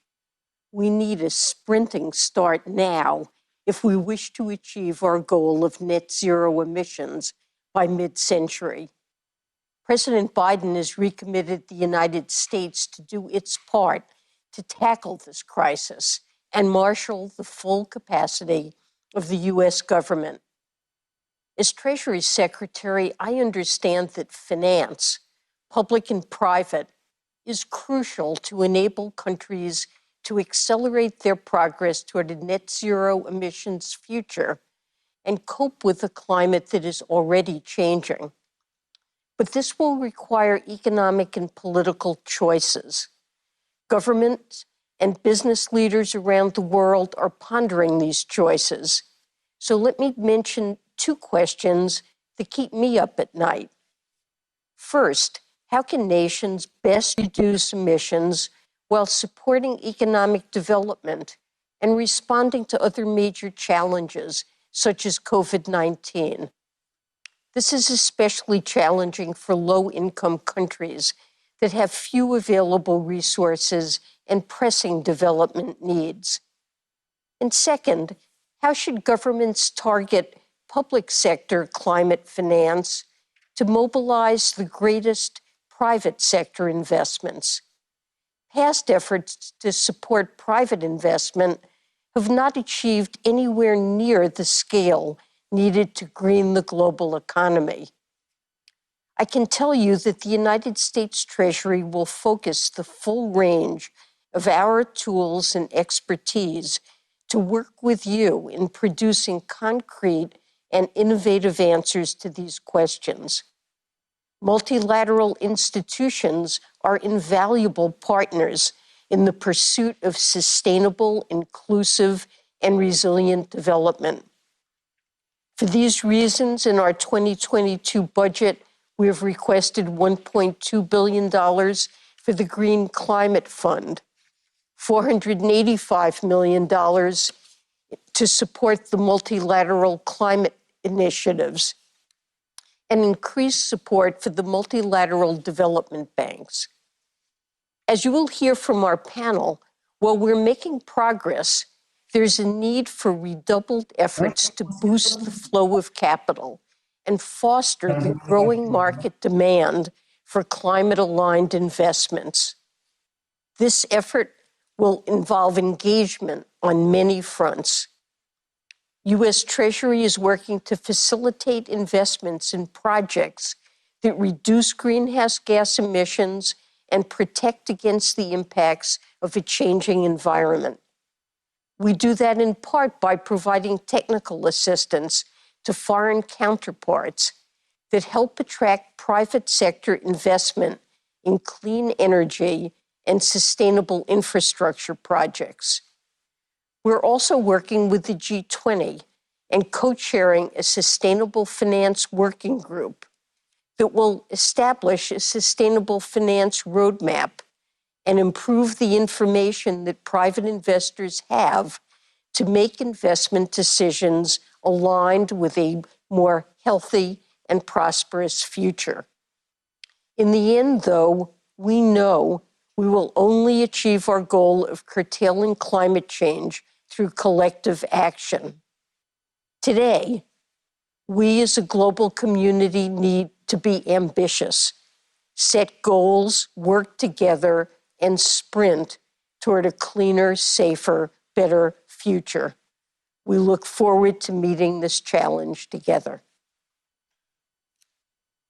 Thank you very much, Madam Secretary. We really appreciate that input. And I know we're all looking forward to hearing from a panel that we have now, because the criticality of the finance structure to the solution to climate can't be emphasized enough. The UN finance report is a gap report that tells us that we have a gap in financing of climate-related efforts of about $1 trillion to $2 trillion per year for the next 30 years. As I said earlier with President Biden here, that there is no way that any one government anywhere, or even a group of governments, are going to put that kind of funding to the task. So we've gathered leaders today from top public international financial institutions, and we have top executives from some of the largest private managers of capital. And in order to address the climate crisis, we understand that we have to increase our ambition. We've increased our expectations. But the question before every leader here today is, how can the combined world of public and private finance meet this challenge? Disclosure is one thing that is obviously going to drive capital in the direction we want. But how can public and private finance work together to accelerate this move towards a net zero economy where the technologies are being deployed that need to be deployed and where jobs are being added at a very rapid rate? So the question before the panel today is, what can the world of finance do in this decade, now, immediately? What is the most consequential step that can be taken in the race to stop the planet from reaching above the 1.5 degrees? It's going to take unprecedented cooperation, but what does that cooperation look like? So we're going to look to those answers from this panel, and I want to introduce first my friend Kristalina Georgieva, the Managing Director of the International Monetary Fund. Kristalina, you're there. There you are. Thank you. The IMF obviously plays a key role through its surveillance and policy dialogues with the world's financial authorities. And from your perspective, and you've been at this for quite a period of time, what economic and financial policies are most likely, in your judgment, to accelerate the transition to net zero carbon? And how do you see the IMF playing a key role in that? Thank you very much, Special Envoy Kerry. And I want to recognize President Biden, Secretary Yellen, yourself, for giving this very precious gift to Mother Nature and to our future with the summit you assembled today. At the IMF, we look at climate change as central in our work on macroeconomic and financial stability, growth, and employment. It presents huge risks to the functioning of our economy, but it also offers, through action, incredible opportunities for transformative investments and green jobs. So let me focus on your question by highlighting three areas where right policies would make a significant difference. First, I want to echo Prime Minister Ardern. A robust price on carbon, together with phasing out harmful subsidies, provides a critical market signal to producers and to consumers in all sectors of the economy. It has proven to advance investments in renewable energy, electric mobility, energy efficient buildings, reforestation, with positive impact on growth and jobs while reducing carbon emissions. And carbon revenues can also help secure a just transition, compensating households for price increases and helping businesses and workers move from high to low carbon intensity activities. Our analysis shows that without it, we will not reach our climate stabilization goals. It also shows that a mix of steadily rising carbon prices with forward guidance and green infrastructure investments could increase global GDP by more than 0.7% per year over the next 15 years and create millions, as President Biden says, good-paying new jobs. Carbon pricing is gaining momentum. Many businesses now use shadow carbon price. Over 60 pricing schemes have been implemented, but we are not near where we should be. The average global price is currently $2 a ton. It needs to rise to $75 a ton by 2030 to curb emissions in line with the goals of the Paris Agreement. And this is what we want to propose. Because of the urgency to act, we need an international carbon price floor among large emitters such as the G20. Focus on a minimum carbon price among a small group of large emitters could facilitate an agreement covering up to 80% of global emissions. This price floor has to be pragmatic and equitable, with differentiated pricing for countries at different levels of economic development. And it can be implemented through different means: carbon taxes, carbon trading systems, or equivalent measures that match local policy preferences. And crucially, if we are to have a price floor, we may avoid the less efficient and potentially contagious border carbon adjustments if some countries move ahead with robust pricing while others do not. Second, green taxonomy, standardized reporting of climate-related financial risks. Both are necessary to unlock trillions of dollars in private finance. We know the finance industry is stepping up, but when we look at surveys of major investors, more than half cite the poor quality or availability of data as the biggest barrier to sustainable investing. And this is why at the IMF we are working with our members and partners on data quality and disclosure, as well as on financial sector stress testing for climate-related risks. Third, financial support to developing countries. They offer many of the lowest cost opportunities, so it is in everyone's interest to fulfill the commitment to $100 billion a year. And we have to innovate, including, as we now work with the World Bank, potentially debt for climate swaps. Combined with technology transfer and policy support, it would make it possible to decouple growth and carbon emissions. And let me finish. We will do our part. Special Envoy Kerry, we will integrate climate change into our annual economic health checks of countries and financial systems, and would actively promote low carbon, climate resilient growth paths that we need. Thank you. Thank you very much. We really appreciate that, Madam Director. And Kristalina, those are three powerful and important contributions. And if we have time, we may come back and inquire further. I want to turn to Yannick Glamarek now. He's the Executive Director, as everybody knows, of the Green Climate Fund. And the GCF has a very big portfolio now of climate projects around the world. So how is the fund going to enable developing countries to join in pushing the boundaries of innovation and to blunt the impacts of climate crisis? Thank you very much, Special Envoy John Kerry, for inviting the Green Climate Fund to participate in this crucial summit. We feel honored to be part of it. Innovation in new technologies, business model, and financing instruments is imperative to achieve the goals of the Paris Agreement.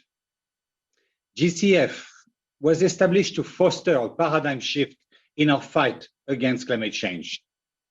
If I may quote your words in a recent event, Special Envoy John Kerry, GCF missions is to put new ideas to work and scale up existing ideas. We are an open, country-driven partnership. We work with over 200 national and international partners, including commercial and development banks, civil society organizations, United Nations agencies, and private equity funds. This enables us to foster unprecedented coalitions to finance frontiers climate investment. We use a range of financing instruments to meet the needs of developing countries and investors. Grant, concessional debt, guarantees, and equity. This flexibility let us pilot new financial structure to create new markets for new climate solutions. We leverage these capabilities in 4 ways. First, we have a dedicated grant funding readiness program to support developing countries' effort to incubate novel ideas. Second, we pilot innovative ideas to establish a proof of concept. For example, we are providing risk capital to SMEs that are developing off-grid and climate-resilient agriculture solutions for vulnerable communities in East Africa.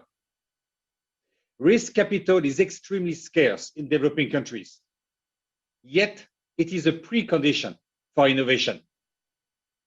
Third, often together with partners like the World Bank and the African Development Bank here today, we crowd in private finance by serving as an early investor to establish a commercial track record for new climate solutions. As an illustration, we are anchor investor to mobilize institutional investors for what will be the world's largest seawater solar power plant in Chile. Finally, we strengthen the capacity of domestic financial institutions and entrepreneurs to accelerate the widespread adoption of commercially attractive climate innovation. Plain vanilla projects are a luxury we cannot afford. We must make every dollar count in the fight against climate change. Thank you very much.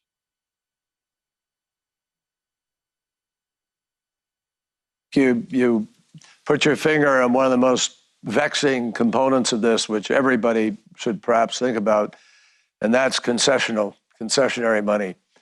The de-risking, taking the risk away, is going to be absolutely essential. And I think it's something we're all going to need to work on. And thank you.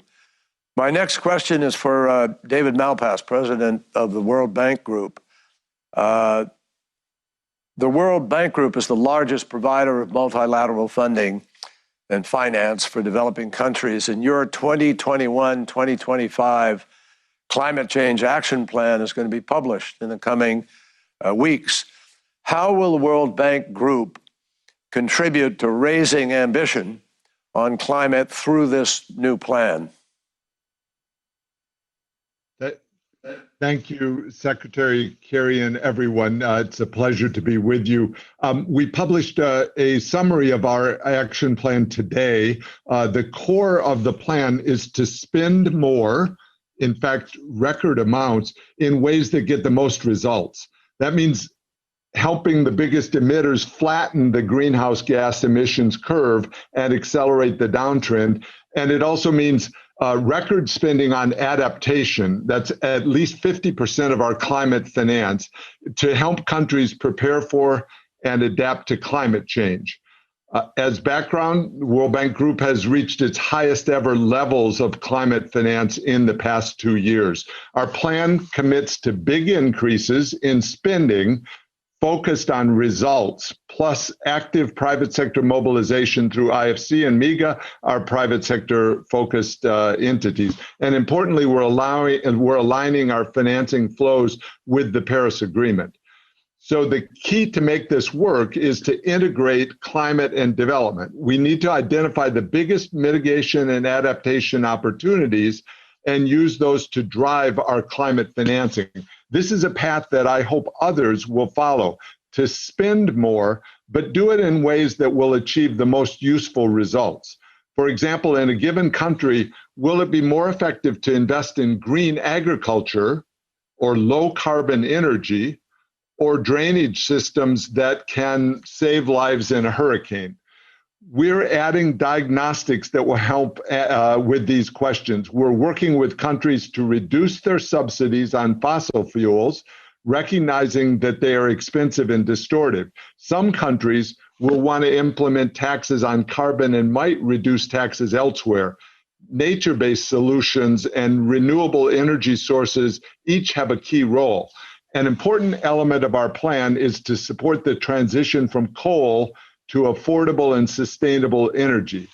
And our plan also includes diagnostics to help achieve the best results from adaptation. What are the best opportunities to save lives and livelihoods?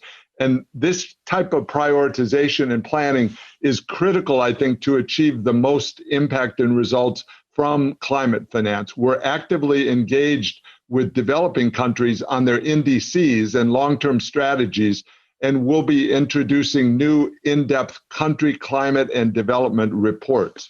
So all in all, our plan is ambitious. We're integrating climate and development to engage the full resources of the World Bank Group.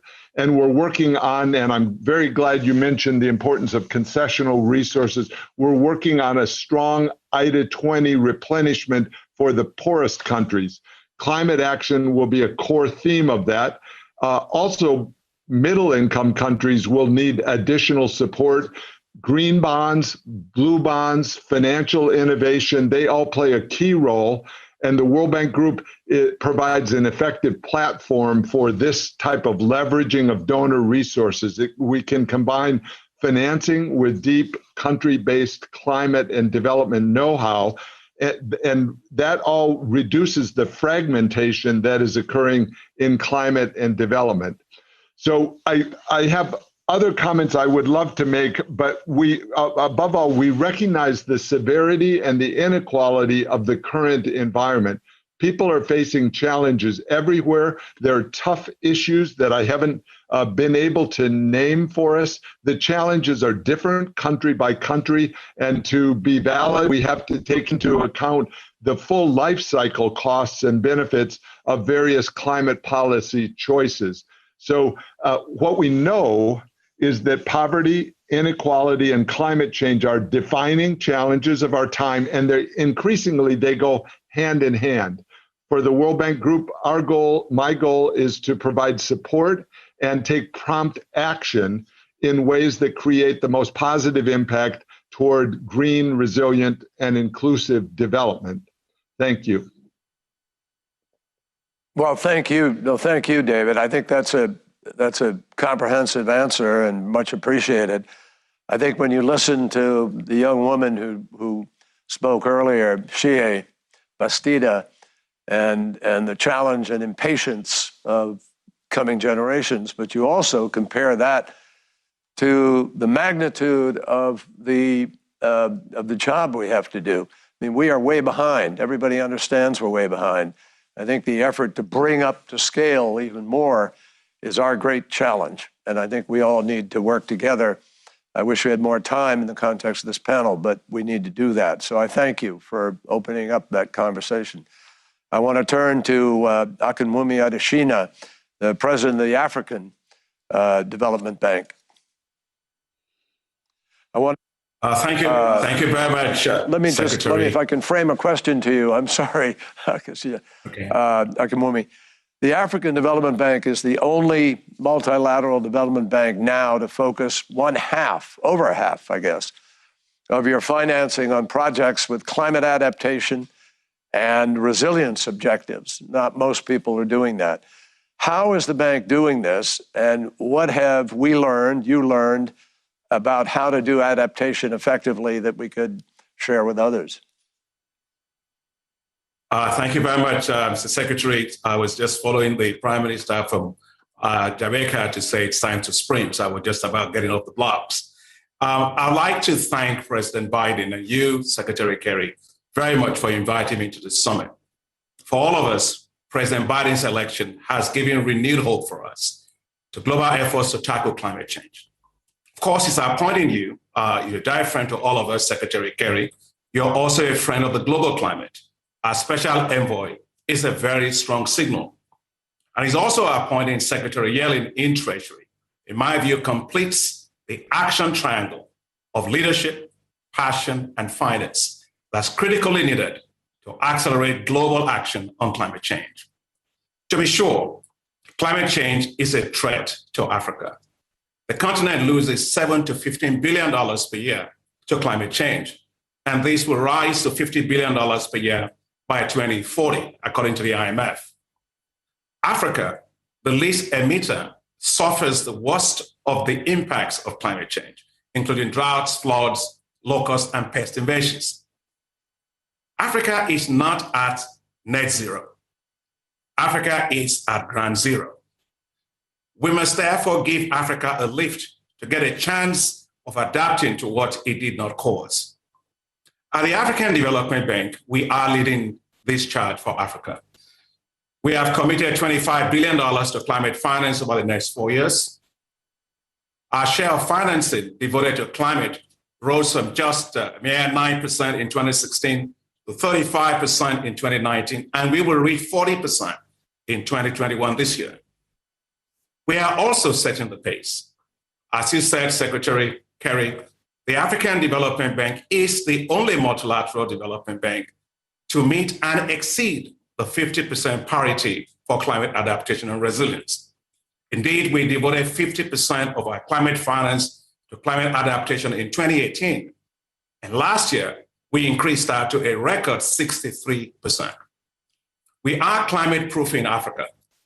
The bank is targeting 40 million farmers with climate-smart agricultural practices. We are also speeding up Africa's energy transition to renewable energy. We help to support the largest wind power plant in Africa in Kenya. And now we have embarked on what we have called Desert to Power, a $20 billion investment that will provide opportunities to turn the Sahel into the world's largest solar zone and provide electricity to 250 million people. We are securing the future of the Sahel. We have pledged $6.5 billion towards building the Great Green Wall in the Sahel to protect against desertification. We are deploying our Africa Disaster Risk Facility to help countries to pay for insurance premiums against catastrophic climate events.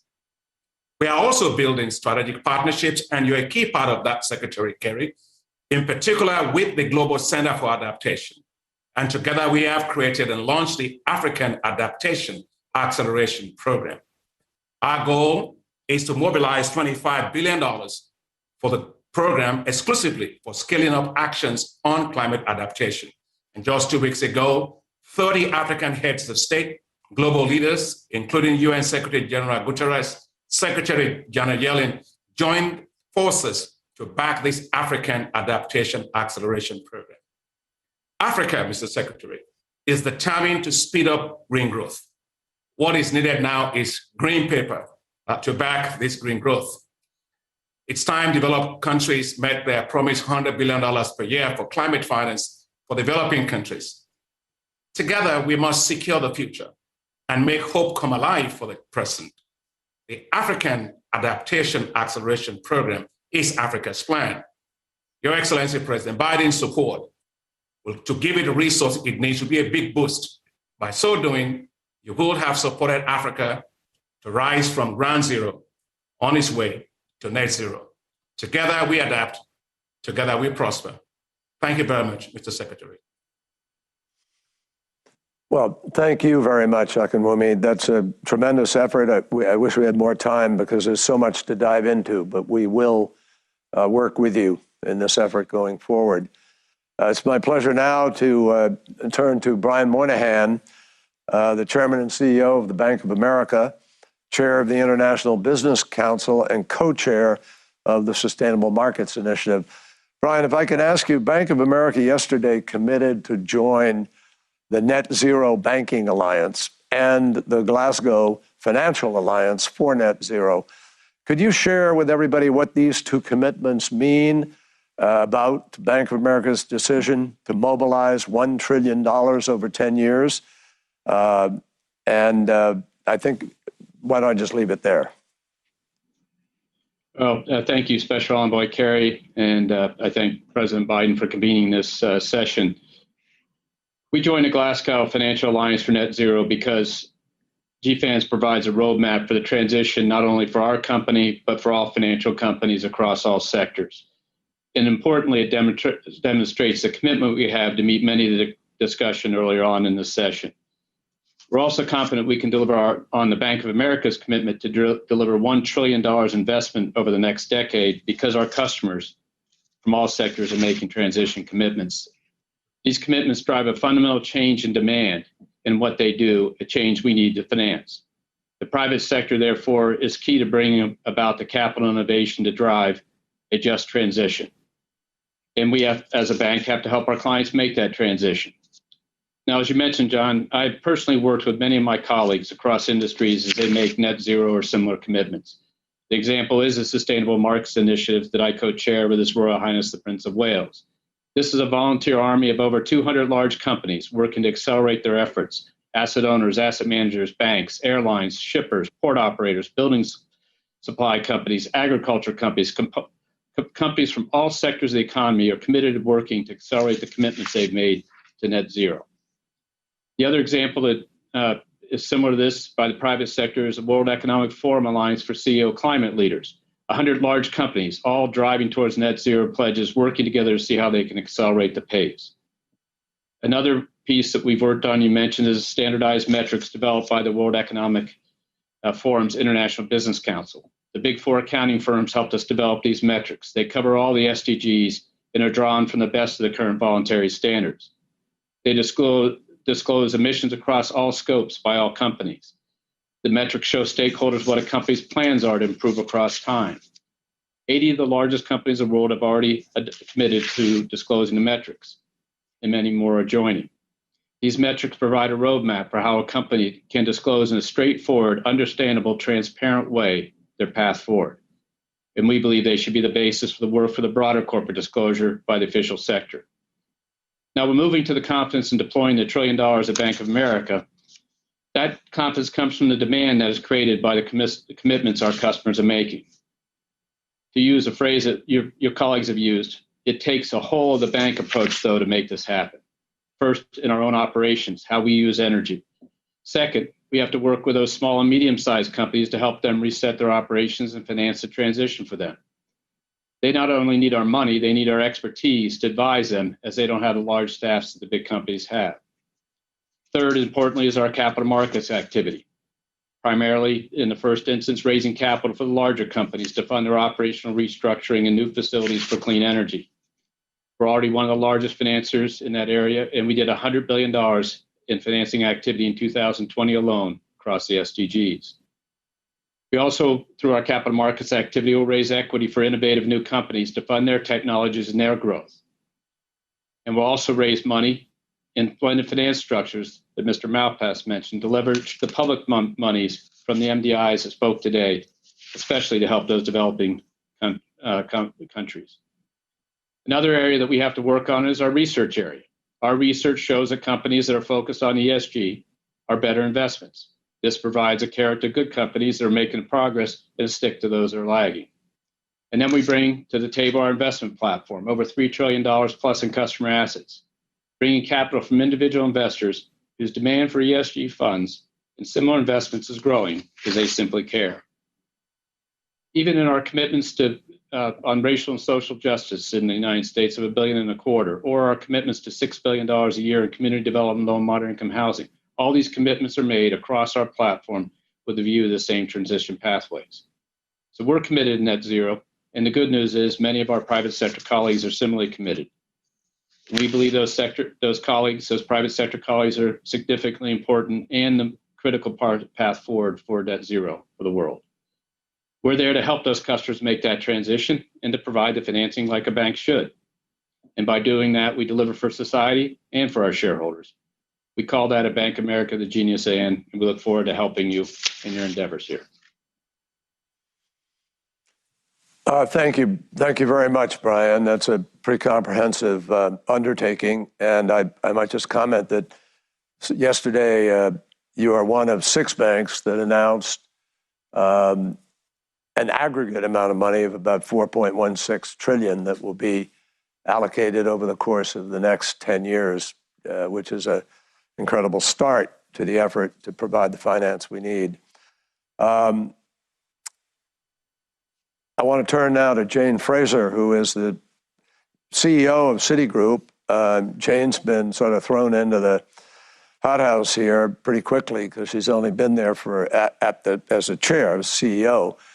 She's been there for a long time, but you've already announced that Citi is going to be net zero in its lending business by 2050, and you're setting 2030 goals.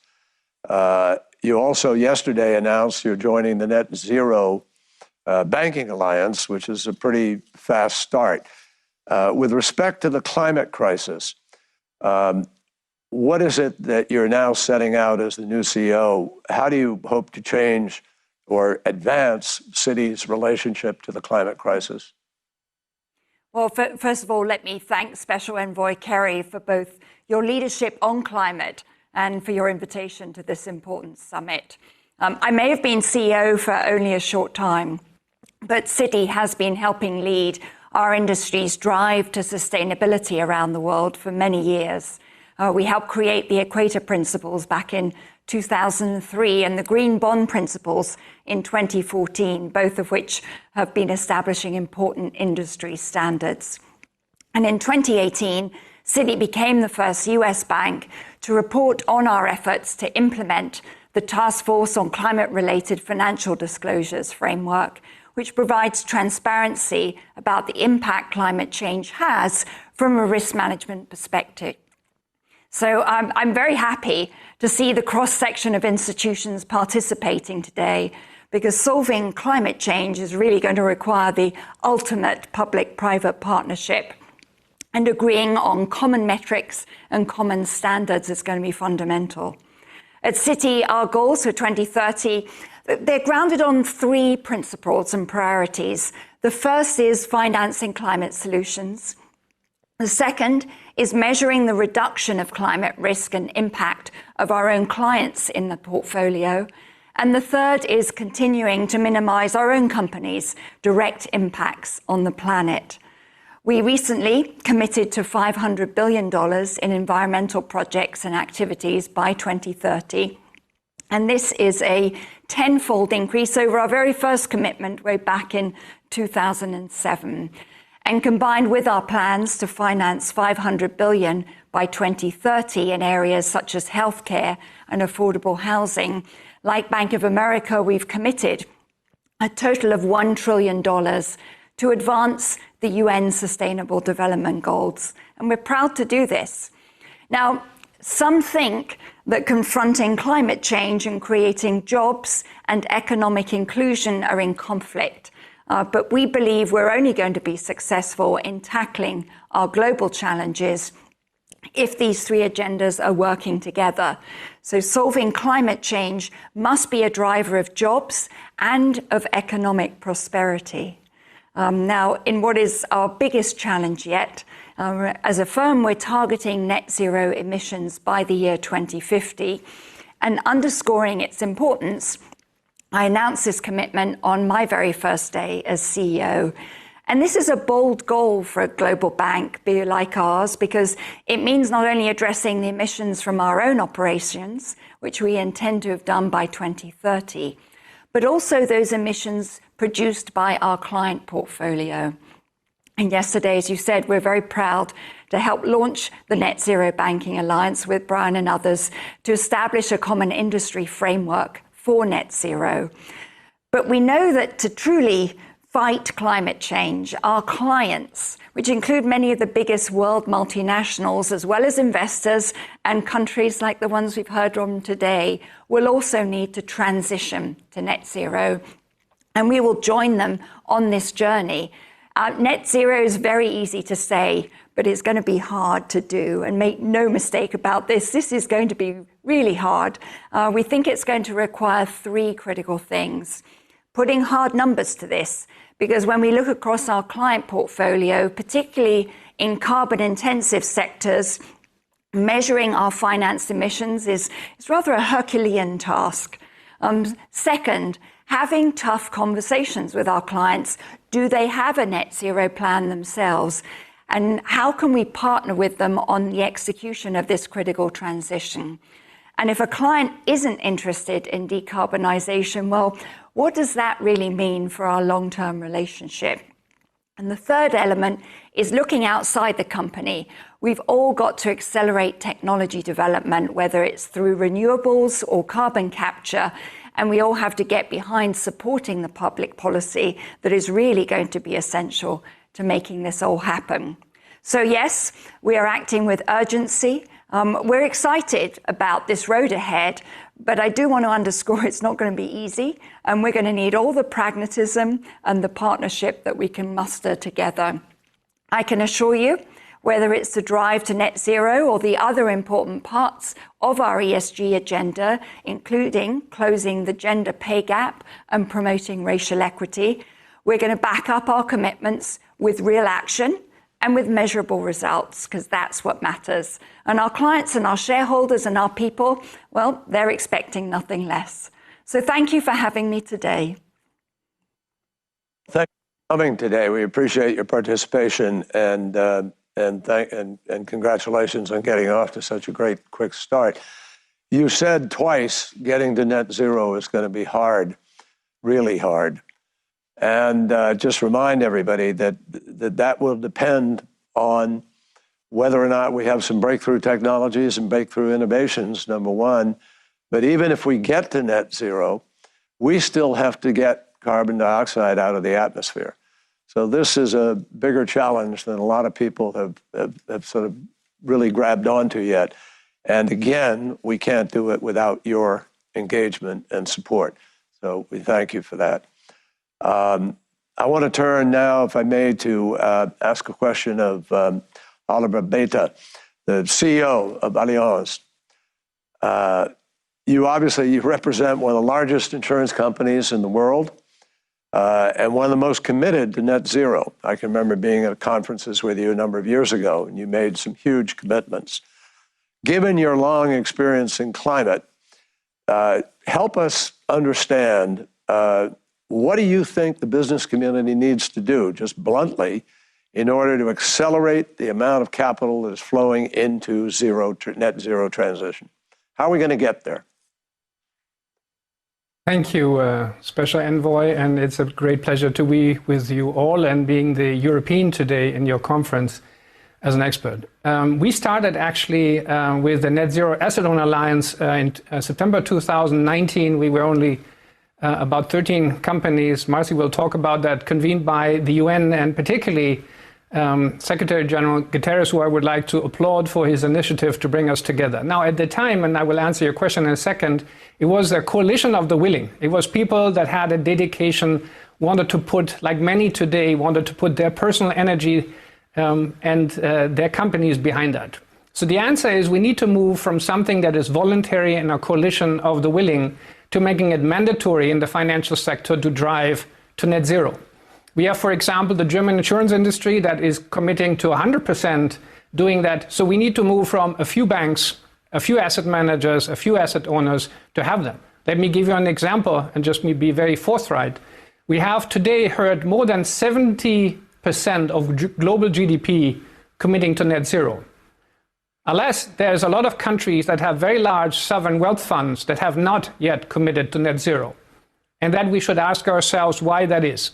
So we need to move from an idea and an aspiration to action. Otherwise, it will remain, as Thomas Edison says, a hallucination, and our children will not be happy. The second thing is we heard a lot about practicalities. So reporting, making sure we have transition finance both into green energy but out of brown energy. But we need to have a deadline. A lot of these things have deadlines to 50 that are too far out. So for example, in the Net Zero Asset Owner Alliance, every member has to deliver concrete targets and actions and achieve results by 2025. And that is around the corner. And that is what we really need to do. So we need a pathway and we need credible outcomes and credible action short term. And last but not least, there's a quote from one of my kids. They said, "Dad, put a deadline behind these things and reinterpret it." It means get in line or fall dead. So we really need to make sure that people cannot sneak out and not deliver. You, Oliver, I'm with your kids. Thank you for your contribution. Finally, the last panelist is Marcy Frost, the CEO of CalPERS. CalPERS, as a universal investor, sees a whole bunch of different kinds of investments. And I'd like to ask you, what are the barriers to mobilizing the money that is needed for climate solutions and what governments can do about it together in your own investments? And what does the experience of CalPERS say to you? Yeah, so thank you, Special Envoy Kerry, as well as on the behalf of CalPERS. We really appreciate and are honored to be a part of this summit. As the largest public defined benefit system in the United States, CalPERS manages approximately $450 billion in global assets on the behalf of 2 million members. Our duty to pay benefits decades into the future requires that we take a long-term view in assessing whether the companies that we would hold in our portfolio manage both the short and the long-term risks effectively. For many years, we've carefully monitored material climate risk that our portfolio companies face and engaged directly with those companies about their efforts to mitigate those risks.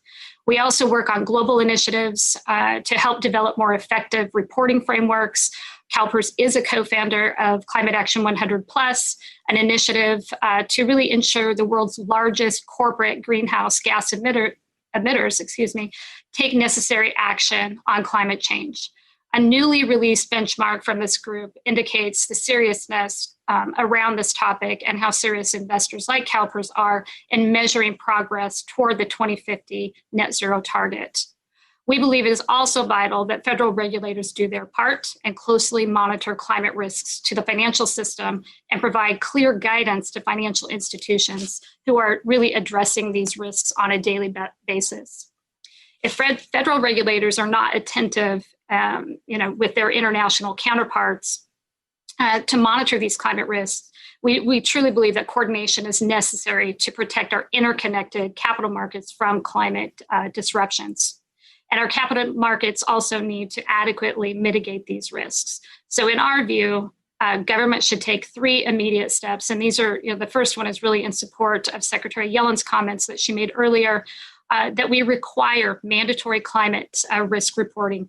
We welcome efforts by the Securities and Exchange Commission and international financial reporting standards in this area. Sustainable data disclosure should be fully integrated with and held to the same standards as financial data disclosures, whether that's a timely release of this data, how comprehensive that data is, the reliability of that data, and the ability to audit it. Investment grade data would be a game changer and could lead to an inflection point. We also believe that we should remove, or that removal of all fossil fuel subsidies to that industry should be eliminated. We also believe that, as many have already stated prior to me, that instituting carbon pricing is essential to the markets to mitigate ongoing and future risk. Without these policy measures, investors like CalPERS, as one large institutional investor, we do not have the data needed for climate intelligent capital allocation and stewardship. The subsidies and lack of carbon pricing are giving a false positive on the investment risk and returns of carbon, which is not sustainable over the long term. The Commodity Futures Trading Committee's report on climate change as a financial risk backs all 3 of these points, and CalPERS was a member of that committee. CalPERS will continue to address climate risks so that they can be accounted for comprehensively within our portfolio, and we look forward to working with regulators to advance initiatives to protect our markets from climate risk. And with that, I'd like to thank you again for allowing CalPERS to participate in the summit. Well, thank you, Marcy. Thank you for participating. Unfortunately, because of time, we have to move to our next two speakers. But I want to say to everybody on this panel and to those listening that I think each of the participants representing different approach and different kinds of institutions in the aggregate underscore the degree to which this market is changing, that those who are advocating moving to address the climate crisis are not saying that there's a sacrifice to be made.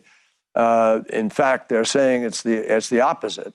There's an enormous opportunity. The largest market the world has ever known is waiting for everybody and growing by the day right now. And I don't think these institutions would be talking about investing if it weren't true that they're able to produce a return on that investment for the investors. So this market is going to happen. The challenge is whether or not it happens fast enough. And already we're seeing exponential movement in the technologies, the capacities, but we're going to need all of you even more because we obviously are behind. We have to accelerate and bring a lot of things to scale that just aren't there yet.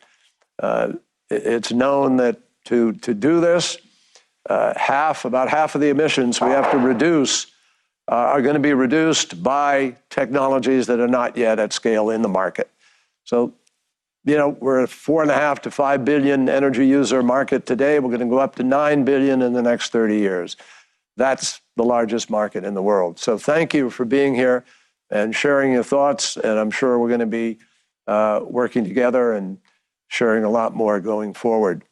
It's my privilege to turn to two leaders who together are helping to shepherd this process, the international climate negotiations, to ensure that we can deliver on the promise of the Paris Agreement with the ambitious action that is needed in order to achieve 1.5 degree limit in the warming. So I want to introduce Minister Carolina Schmidt, who led Chile's presidency of the 2019 UN Climate Conference, and who in particular underscored the important links between the ocean. Chile is an ocean country and one that's very dedicated to dealing with ocean issues. And she was a leader in helping to draw the links between ocean and the climate crisis. And Chile's ambitious climate plan is a living example of how ocean solutions play an integral role in the climate effort. And after her message, we'll hear from my friend Alok Sharma, who has taken on a role that no one foresaw, which is preparing for and leading a critical UN climate conference, COP26, in the midst of a global pandemic. He's managed this work with relentless determination. We're very grateful for his leadership, and we look forward to working very closely with the United Kingdom on the road to COP26 in Glasgow. So, Carolina and Alok, if Carolina, you would lead off, and then we'll go right to Alok, and then we'll close out this session. Thank you. Thank you, John.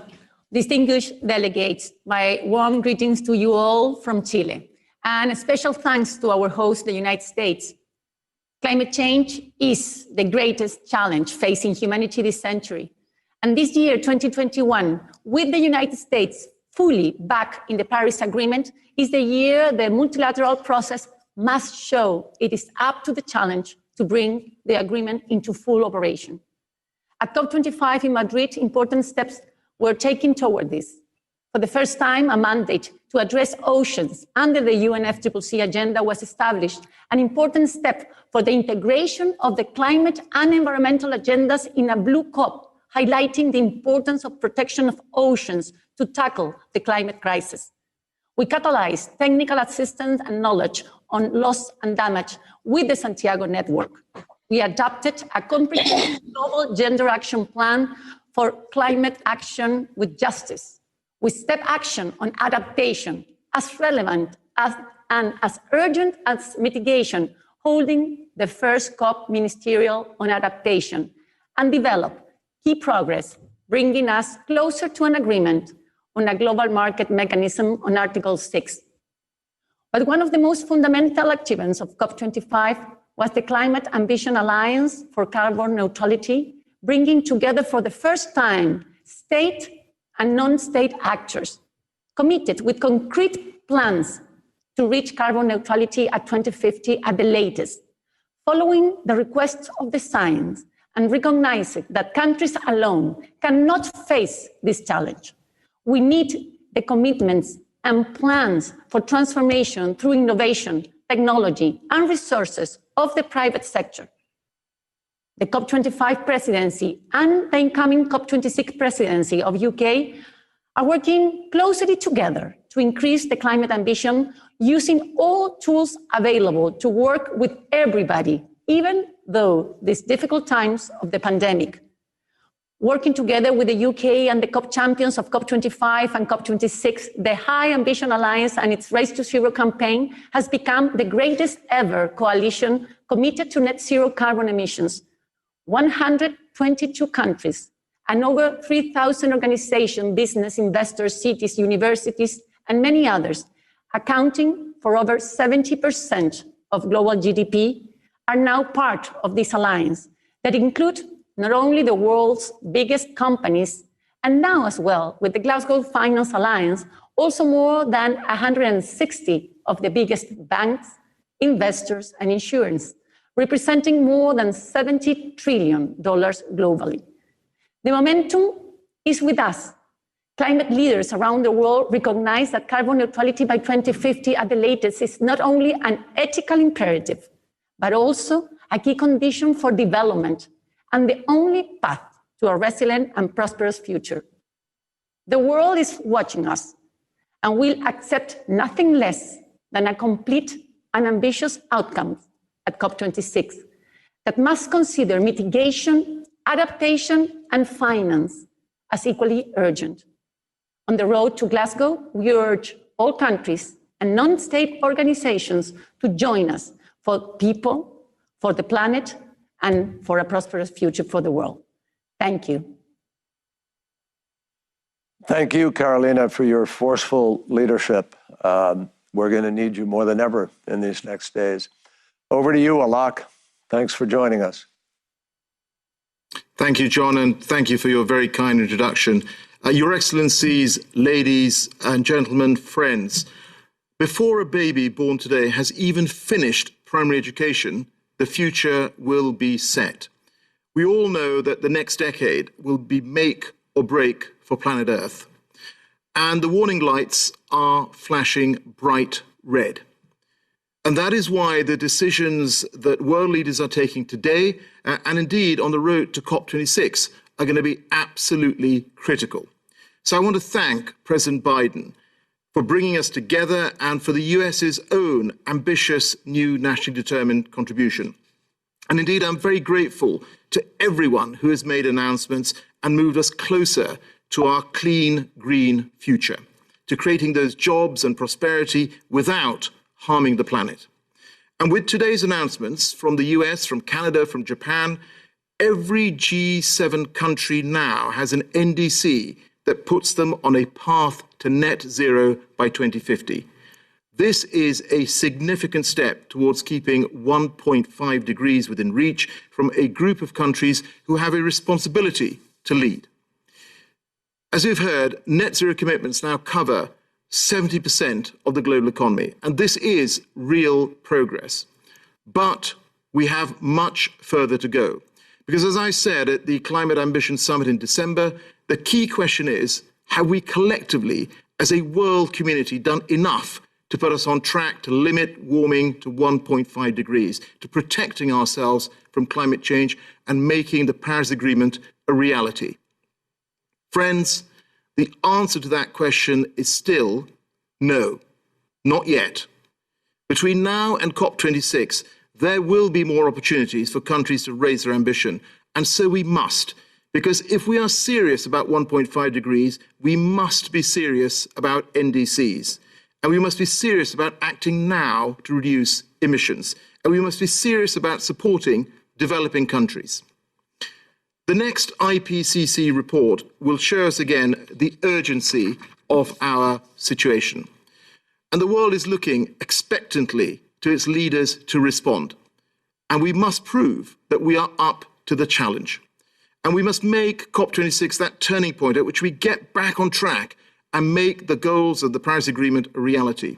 And that means, firstly, putting the world on a path to net zero through long-term targets and aligned NDCs, and taking immediate action to meet those targets by, for example, phasing out coal. So I welcome South Korea's commitment to end overseas coal financing. Second, we must boost adaptation. Third, we need finance, as we've heard about in this section. And we must all see ourselves as champions of developing countries whose call for action we have heard loud and clear today. Climate change, we all know, does not respect borders, and tackling it is absolutely a global effort. So developed countries must mobilize that promised $100 billion a year. And I very much welcome the US return to the fold following today's initial climate finance commitment. And we will continue to work with all donors to increase ambition towards our collective goal. Finally, we must work together to deliver a low-carbon world and make the negotiations in Glasgow a success. Friends, today we have made progress on our goals, but we need a further step change. We need world leaders to mount a global response that matches the scale and the urgency of the crisis we face. This is the defining issue of our political age. The one against... And then we will go into our breakout session on climate action at all levels, as well as a separate breakout on adaptation and resilience. Those are the first two breakout sessions, and we look forward to seeing you there. Thank you all very, very much. We take a short break, and then we come back to go into that session. It's not that long a break. Thank you.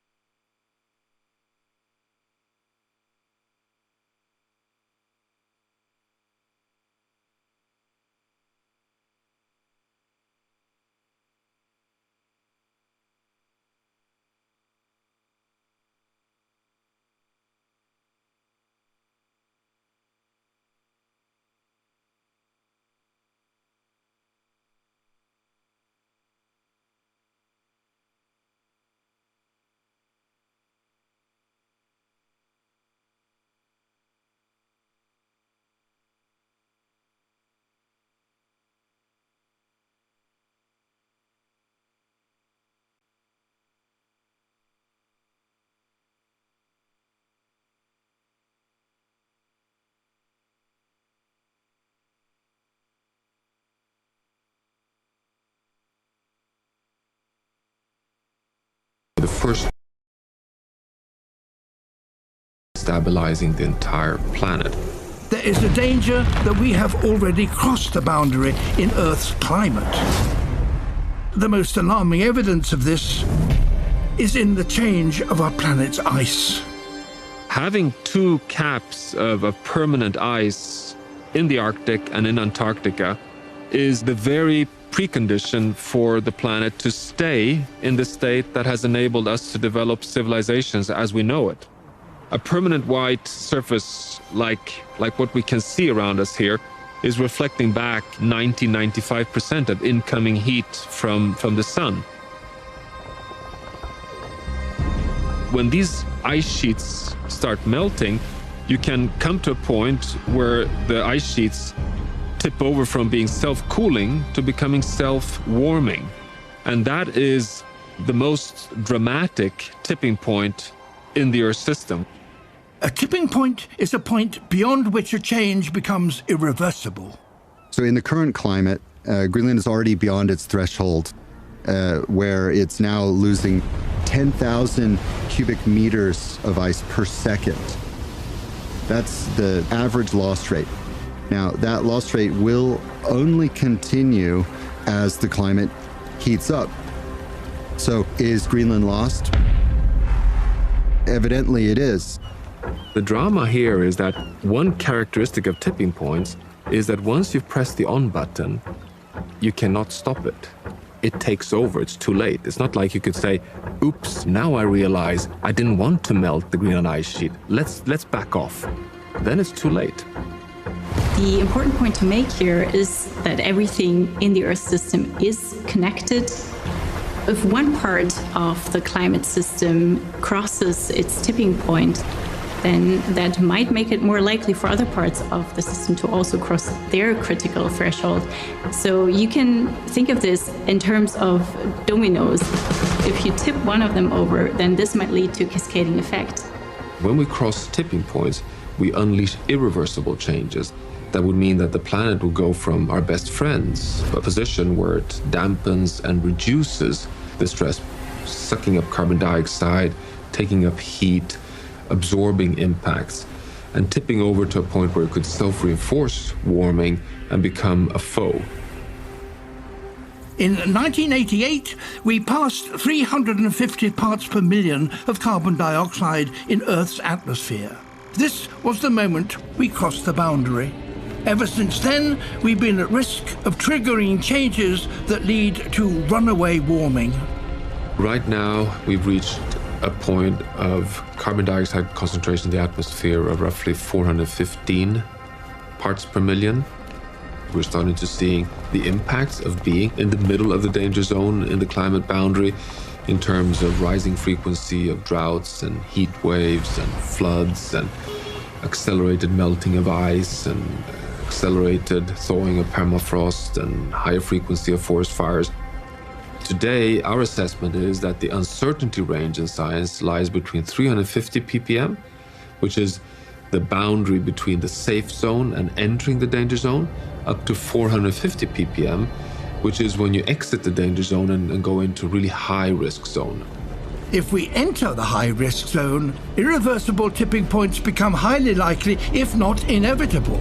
And this is a conservative estimate, given that the signs of tipping points are all around us now. We are fast approaching a major tipping point in one of the planet's largest remaining wildernesses, the Amazon. Large parts of the rainforest are drying out. As the forest is reduced and fragmented, its ability to recycle water and generate rain into the dry season is diminished. If the dry season becomes longer than 4 months, the jungle trees die and are replaced by savanna, and carbon is released into the atmosphere. Carlos Nobre has calculated the Amazon could release 200 billion tons over the next 30 years. That's equivalent to all the carbon emitted worldwide for the past 5 years. We are very, very close to the tipping point. Are we concerned about fighting the climate crisis? Are we concerned about keeping the carbon in the forests? Or I don't care. Now that Johan and his colleagues have turned on the headlights, we can clearly see the boundaries. We can see the path back to a safe space, to a more resilient future. It is achievable. An immediate priority is to reduce carbon emissions to zero and stabilize global temperature as low as we possibly can. Since the beginning of the Industrial Revolution, we have emitted 2,400 billion tons of carbon dioxide. To stay below 1.5 degrees, we must emit less than 300 billion tons more. If we continue to emit 40 billion tons each year, our budget will run out within 7 years. Of course, we cannot shut down all energy utilities in the world overnight. So the only orderly way to do this is to bend the global curve of emissions now. So that's what all science shows. Now is the last chance we have to bend the global curve. Cutting our emissions in half every decade is an exponential rate of change. Anyone can adopt this pace, and a company can do it, or a country can do it, or the world can/must do it. The future is not determined. The future is in our hands. What happens over the next centuries will be determined of how we play our cards this decade. I would say that we do not have environmental problems in the world anymore. Destabilizing the planet, the risk of destabilizing the planet, is a question of security and stability for all societies in the world. Therefore, it is a question for the Security Council. It's a remarkable time to be alive, but it also carries great responsibility to act decisively. We have no time to lose. We still have a chance. The window is still open for us to have a future for humanity. That, I think, is the beauty of where we are today.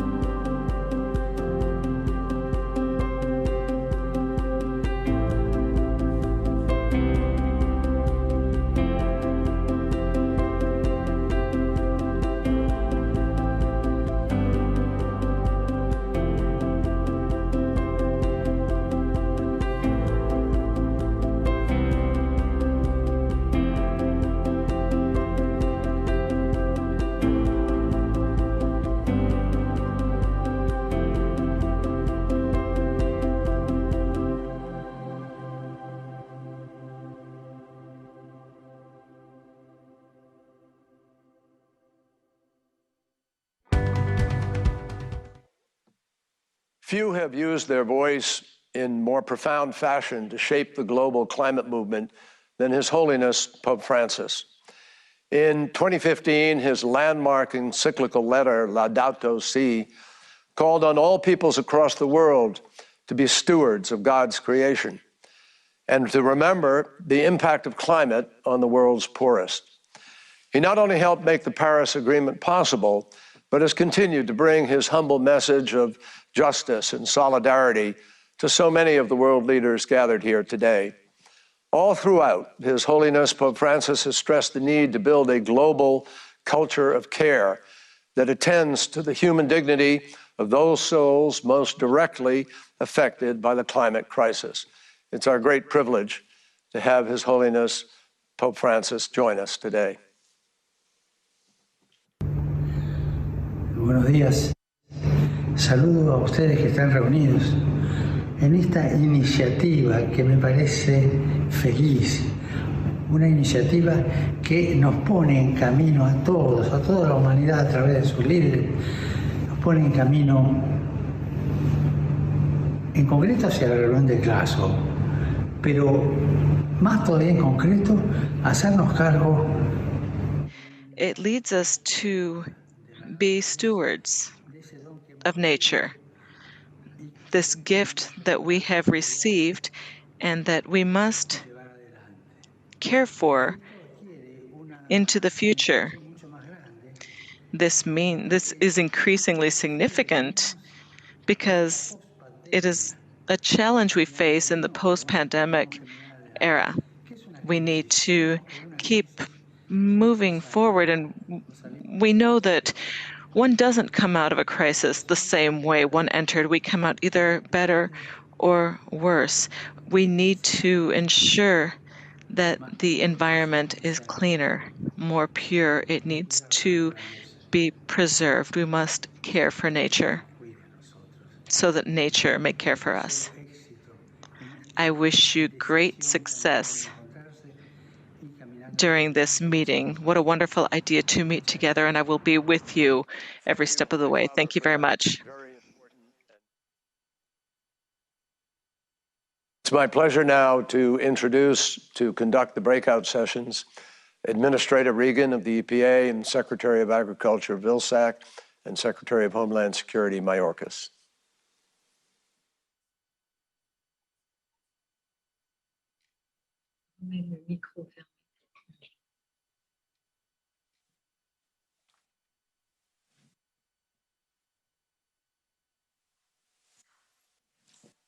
I'm thrilled to welcome you all to the roundtable discussion portion of President Biden's Leaders Summit on Climate.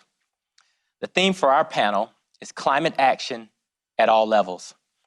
Over the next 55 minutes, we'll hear from governors, indigenous leaders, and mayors from all across the world talk about the importance of advancing climate ambition through multi-level action. On our panel today, we have Mayor Anne Hidalgo of Paris, France, Mayor Latoya Cantrell of New Orleans, Louisiana, Mrs. Sanaya Buzea Duvalier, member of the Indigenous Council of Roraima, Governor Michelle Lujan Grisham of New Mexico, Mayor Claudia Sheinbaum of Mexico City, Mexico, Fawn Sharp, President of the National Congress of American Indians, Governor Koike Yuriko of Tokyo, Japan, and Ms. Hindu Umaru Ibrahim, President of the Association of Indigenous Women and Peoples of Chad. Thank you all for being here. As you might have noticed, all of our panelists today are women, a testament to how women around the world are raising the mantle of climate leadership, developing sustainable solutions, and using their expertise to create a healthier, more equitable global society. These leaders are working closely with national governments to increase our collective efforts to achieve the goals of the Paris Agreement and limit warming to 1.5 degrees Celsius. They're using firsthand knowledge about their communities to make change on the ground, spur local job creation, and help inform national decision-making on climate change. Each of their experiences showcase that progress often first begins at the subnational level and takes off from there. Today's panel comes as we mark the return of U.S. climate leadership. Earlier today, the president announced a target of reducing net greenhouse gas emissions 50 to 52% from 2005 levels by 2030. While American leadership is back, we owe a debt of gratitude to our partners overseas, including those we have here with us today, who remain committed to emissions reductions efforts over the past 4 years. In the spirit of partnership, I'm proud that today the United States is announcing that it will resume and strengthen its commitment to the United Nations Foundation's Clean Cooking Alliance. The U.S. government will work with the Clean Cooking Alliance, other country governments, and partners at every level of government to reduce emissions from home cooking and heating that contribute to climate change and directly affect the health and livelihoods of almost 40% of the world's population. From American tribal nations to Tokyo, Japan, bold climate leaderships at all levels is necessary to tackle the climate crisis. Our discussion will illustrate a whole of society approach to climate action and implementation. Panelists, you'll each have approximately 4 minutes to respond to questions. So, without further ado, let's get started. Paris has long been a global leader in addressing climate change. From the Paris Agreement to the Race to Zero campaign that's rallying support from the business community, cities, and regions for zero carbon future. Mayor Hidalgo, you've served in leadership roles for several city-driven climate coalitions. Can you tell us why these coalitions of cities are so important to building a more sustainable future? And from your experience, what they need at this moment for a fair and green recovery? Dear Michael Regan, chers collègues, je voudrais tout d'abord remercier le président Biden et la vice-présidente Kamala Harris, ainsi que John Kerry pour cette invitation à ce sommet historique sur le climat. C'est un honneur d'être avec vous en ce jour symbolique du 22 avril, jour de la Terre. Je voudrais vous dire à quel point je suis aussi heureuse que les villes et les gouvernements locaux soient pleinement associés à ce combat contre le réchauffement climatique. Et je suis également fière que ce panel soit exclusivement composé de femmes. Climate is everything. Tel était le titre cette semaine du Time magazine. De la crise sanitaire aux tensions.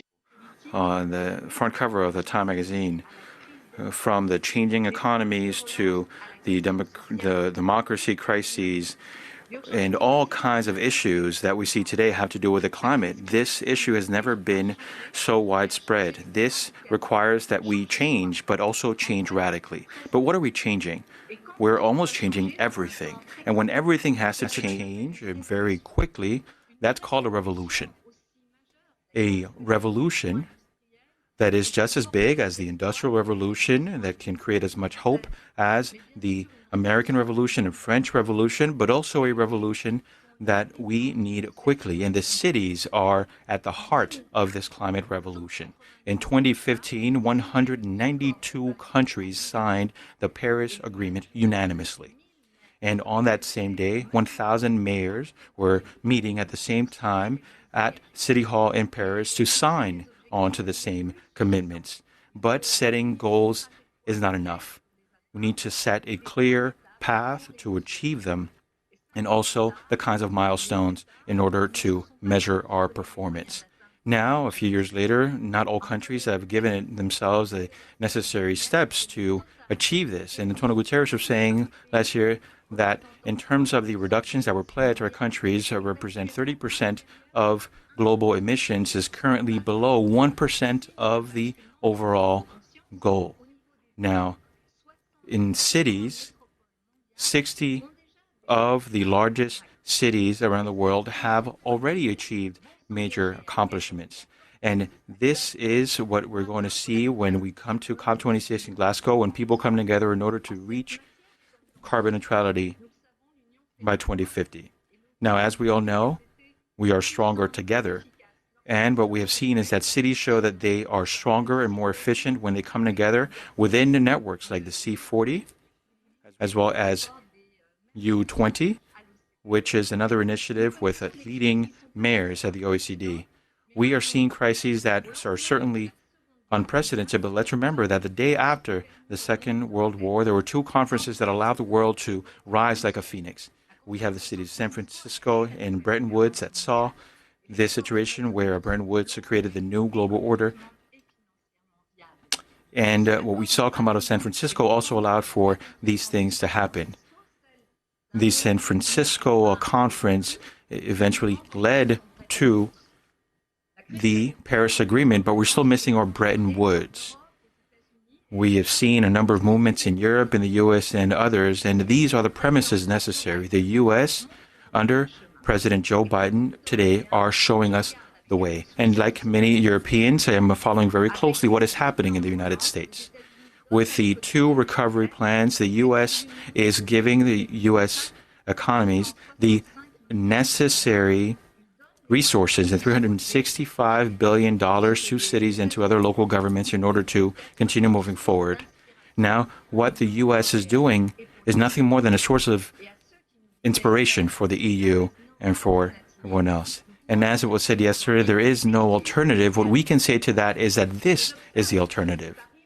What I am seeing from Paris reassures me when it comes to three different things I'd like to share with you. The first is that it is high time for us to change our economic model so that it can be sustainable and therefore in line with the carbon neutrality goal that was defined by the Paris Agreement. That requires a new strategy to completely transform the carbon-based industrial sector, and it requires strategies and also collective action. And that requires for countries to act, but also cities and the private sector, and of course, unions and everyone on the ground. A new form of multilateralism is starting to rise. The second message is that there needs to be social justice in the recovery. The health crisis and the climate crisis cannot be solved without the middle class. They are the drivers of our economies. And when the middle class is hurt, that is when we can see the rise of populism. There needs to be a protection for the most vulnerable, and that needs to be at the heart of our action. Democracy and climate are therefore now intrinsically linked. We cannot forget this. The third message that I wish to state to close has to do with our youth. Our youth is tired of hearing one speech after another. They want to see concrete actions to combat climate change, and we owe them results so that our youth cannot feel like they're being sacrificed and need to be able to realize their dreams. Colleagues, we need to create a new world order from multilateralisms that were based on nations to multilateralism that is based on civil society and cities. And that is what is at the heart of the goals of the Paris Agreement and also the major responsibility that we all have as we come together today. Thank you very much. Really appreciate that. And you are right. We are stronger together. As we all know too well in the United States, our cities are on the front lines of climate change, both in terms of feeling the impacts and also engineering the solutions. As a result, cities are often laboratories of effective resiliency and adaptation measures.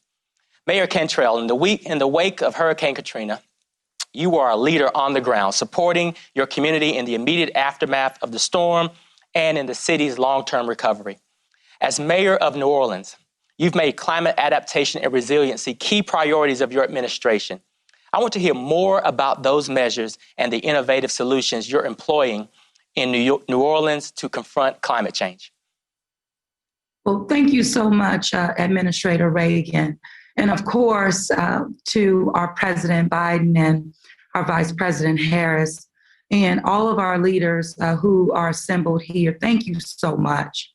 Mayors across the country and the world have been doing the work, especially over the past 4 years, to implement actions necessary to mitigate the effects of climate change on our cities. Cities like New Orleans, as you mentioned, absolutely, we're on the front lines of climate change, as well as the impacts to our infrastructure and aging infrastructure at that. but also our economies as it relates to disasters such as hurricanes, and even as we've experienced this COVID-19 global pandemic. The city of New Orleans and our coastline in Louisiana, we're losing a football field a day, every 100 minutes as it relates to coastal erosion. New Orleans is experiencing as well as high rates of land loss east of our levees towards New Orleans East Land Bridge. You know, we face and we respond to these intersecting impacts on a daily basis, from preparing and recovering from the hurricanes and flooding that displace our residents to building resilient infrastructure that alleviates, really, in terms of it entrenches the inequalities in our communities and, quite frankly, impacting our people. We are developing inclusive climate action policies that put our people at the center of everything that we do. In 2018, my administration expanded community participation with climate action equity with a working group to explore how these changes of climate are heightened by our social inequity. The group also led a series of public meetings and provided recommendations on how to implement climate action in New Orleans, and again, more equitably. Some of our actions we have taken to confront climate change, they include a couple things. One, revising our climate action strategy to meet Paris climate goals. We too have embraced a plan to reduce our greenhouse gas emissions by 50% by 2030. We filed a lawsuit against the oil and gas companies, had to do that immediately taking office. Partner with local financial institutions to develop green financing options, again, for our people in our city.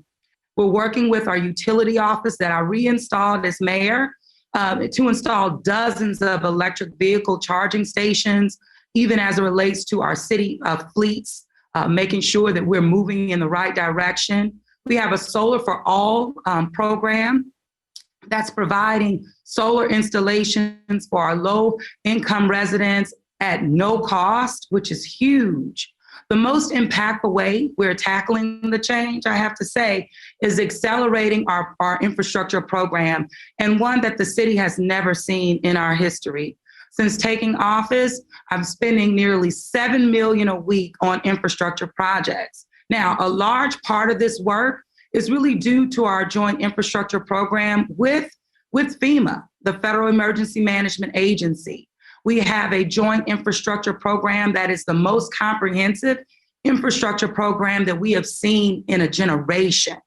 This program includes approximately $2.3 billion in total, and with local and federal dollars. And so we're getting these projects on the street. I've implemented over 54 projects totaling $473 million into construction. 21 of these projects have been completed since May of 2018, totaling $116 million. An additional 70 have gone into design, totaling $598 million. So I'm giving you a sense of the work is happening, and it's imperative that we move these projects forward.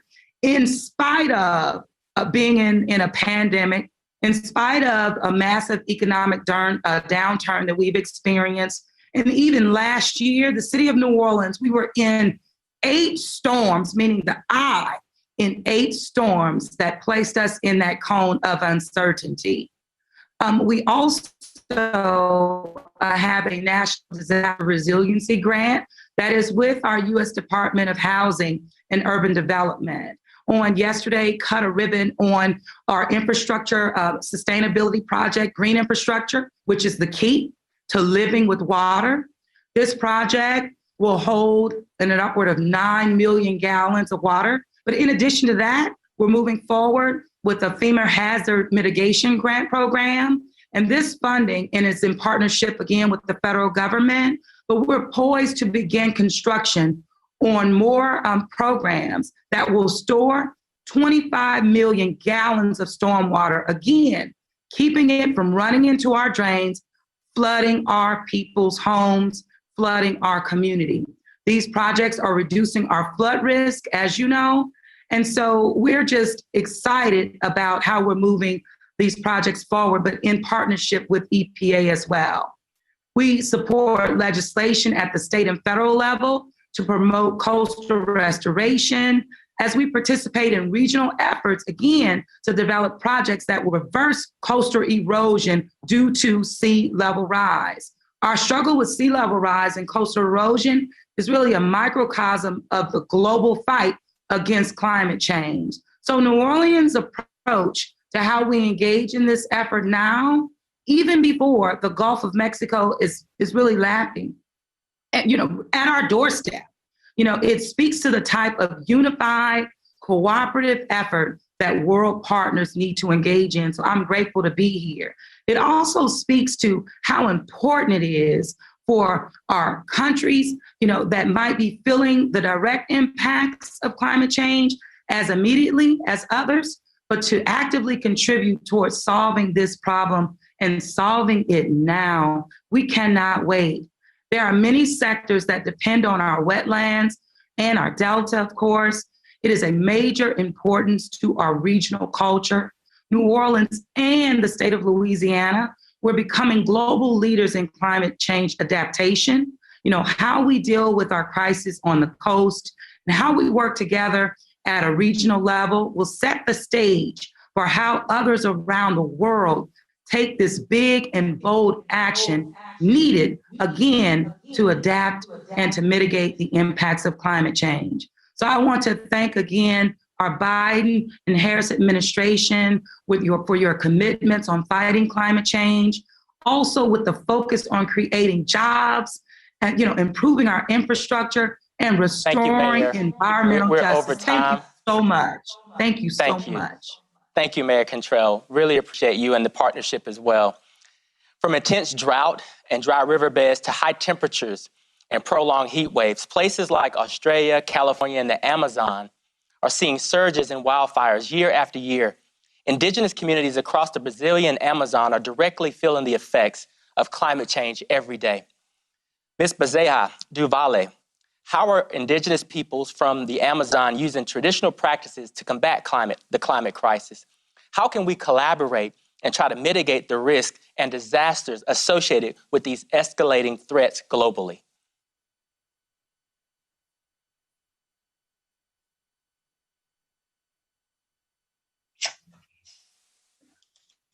Boa tarde. Primeiro, quero... Good afternoon.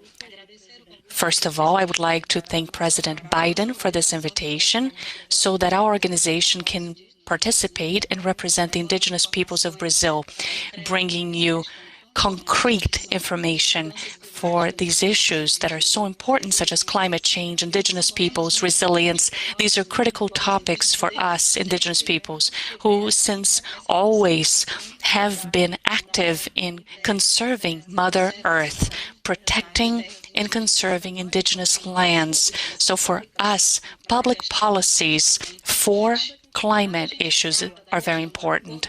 When we talk about the Paris Agreement, which so many countries signed, that is a responsibility so that their indigenous peoples, not only in Brazil, but worldwide, can have their rights ensured.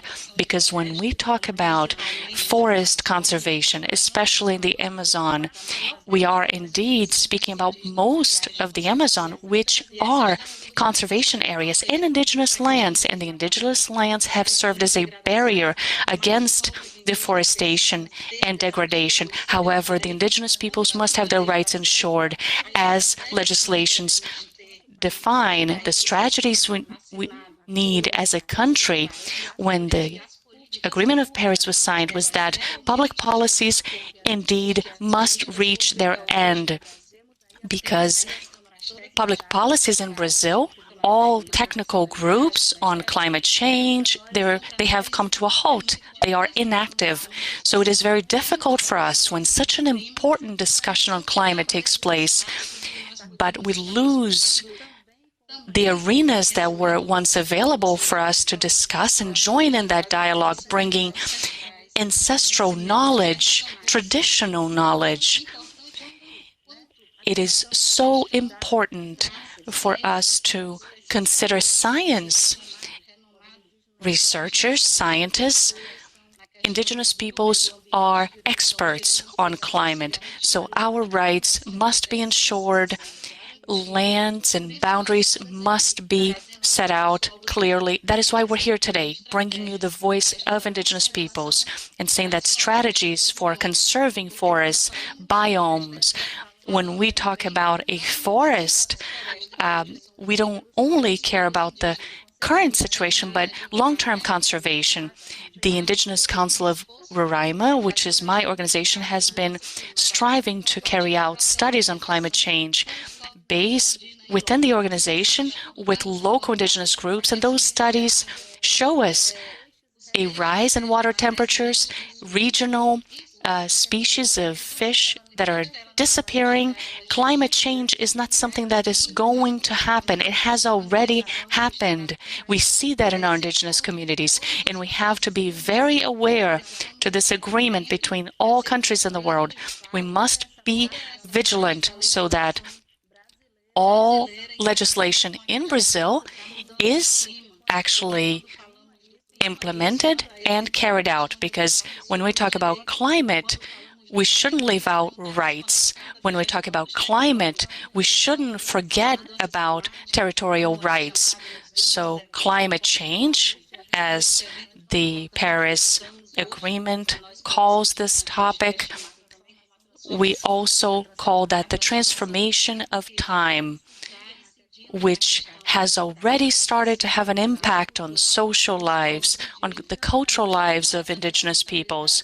And I would like to call Brazil's attention as well as the world's attention to this responsibility so that all financial resources and funds dedicated to climate, that they indeed become active and help people so that these funds and groups are not lost only at the policy level. We need them to reach the ground level. We need these actions to be implemented in a way that can strengthen Indigenous peoples in their resilience so we can face climate change.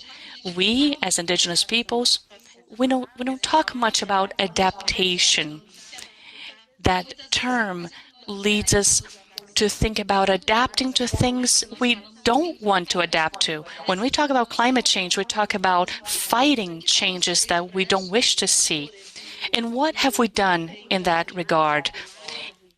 In the Indigenous Committee for Climate Change, which was constituted in Brazil, including representatives from various regions, including the Northeast, where there are serious droughts, we have a plan for fighting climate change through the perspective of Indigenous peoples.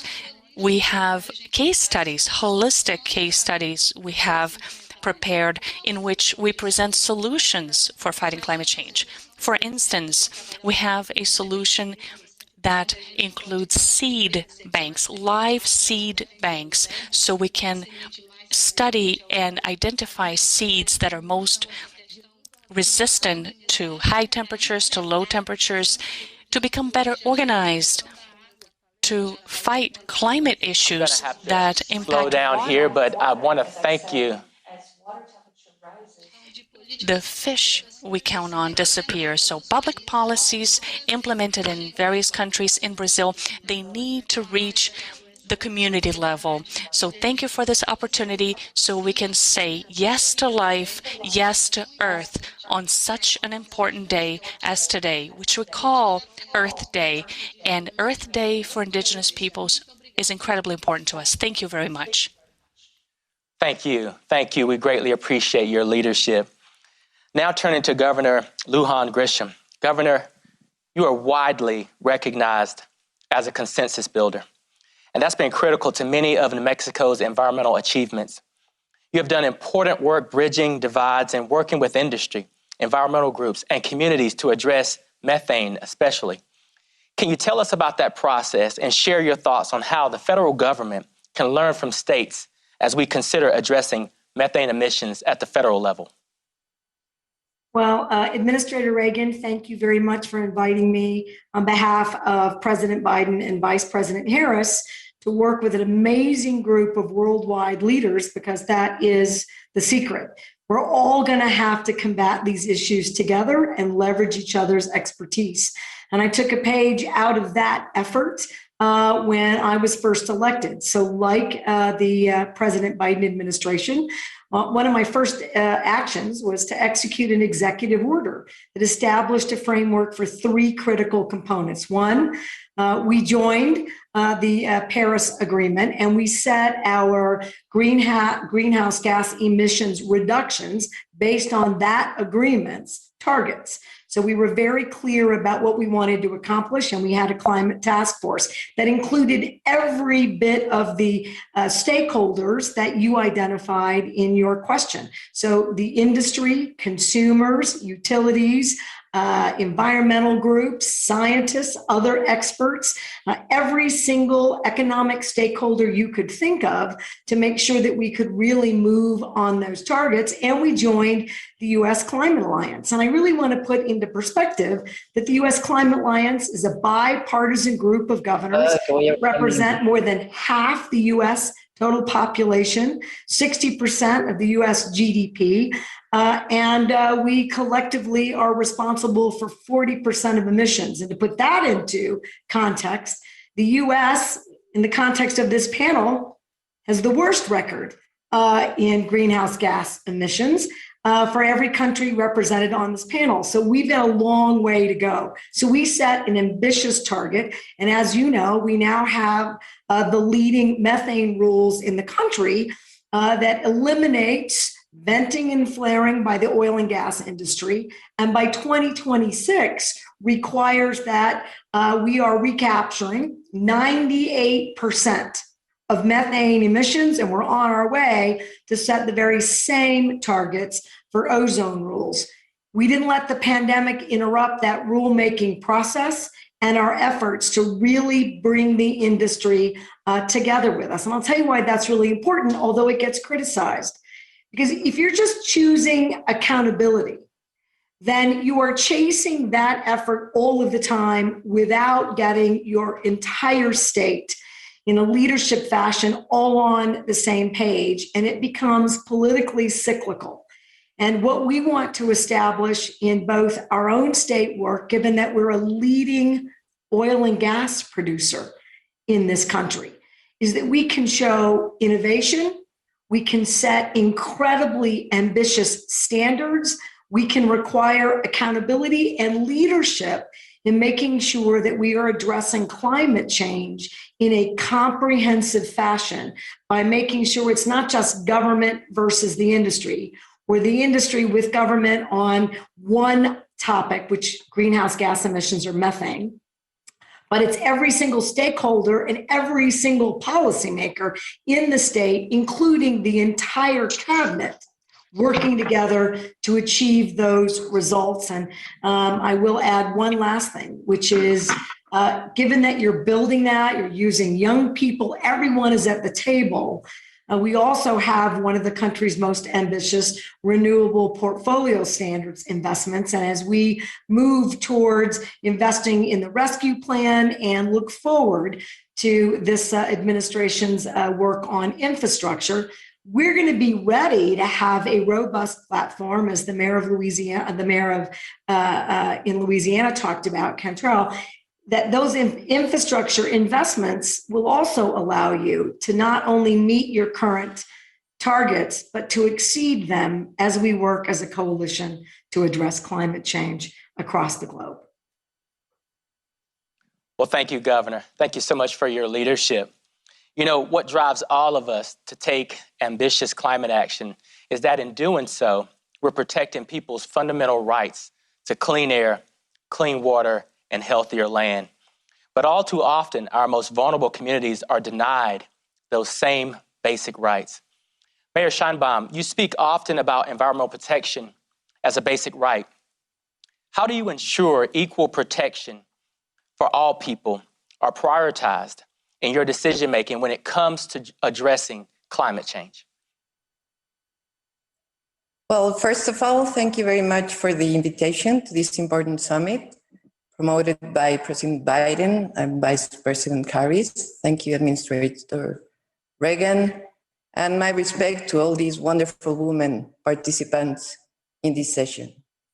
So Mexico City has 9.2 million people and is part of a metropolitan area of 22 million people. We are living now one of the largest droughts in the last decades with different implications. Since we entered the office, we are implementing an environmental and climate change program, which is an integral part of our development policy, under the belief that improving people's well-being is only possible by making the transition towards an equitable and sustainable city. The Environmental and Climate Change Program has 7 strategic components aimed to improve environment in all dimensions and at the same time building resilience and mitigating carbon emissions based on science, technology, innovation, but also and mainly with people participation. So one is greening the city, planting 40 million plants and trees in ecological corridors, the forest and agricultural areas surrounding the south of the city, as well as building and restoring over 1,000 hectares of public parks. The second, recovering 85 kilometers of contaminated rivers, channels, and water bodies, with the objective of converting them into cleaner water bodies, along with the recovery of public spaces. Third, sustainable management of water, with double investment for water infrastructure to improve water distribution and reduce water leaks, use of rainwater harvesting, systems in-house and for new sources. All these efforts directed to guarantee people's right to water. Fourth, moving towards a zero waste city. In 2024, we will be able to reduce by 50% the volume of municipal waste going to sanitary landfills in relation to 2018. We are increasing recycling and producing carbon pellets from organic waste.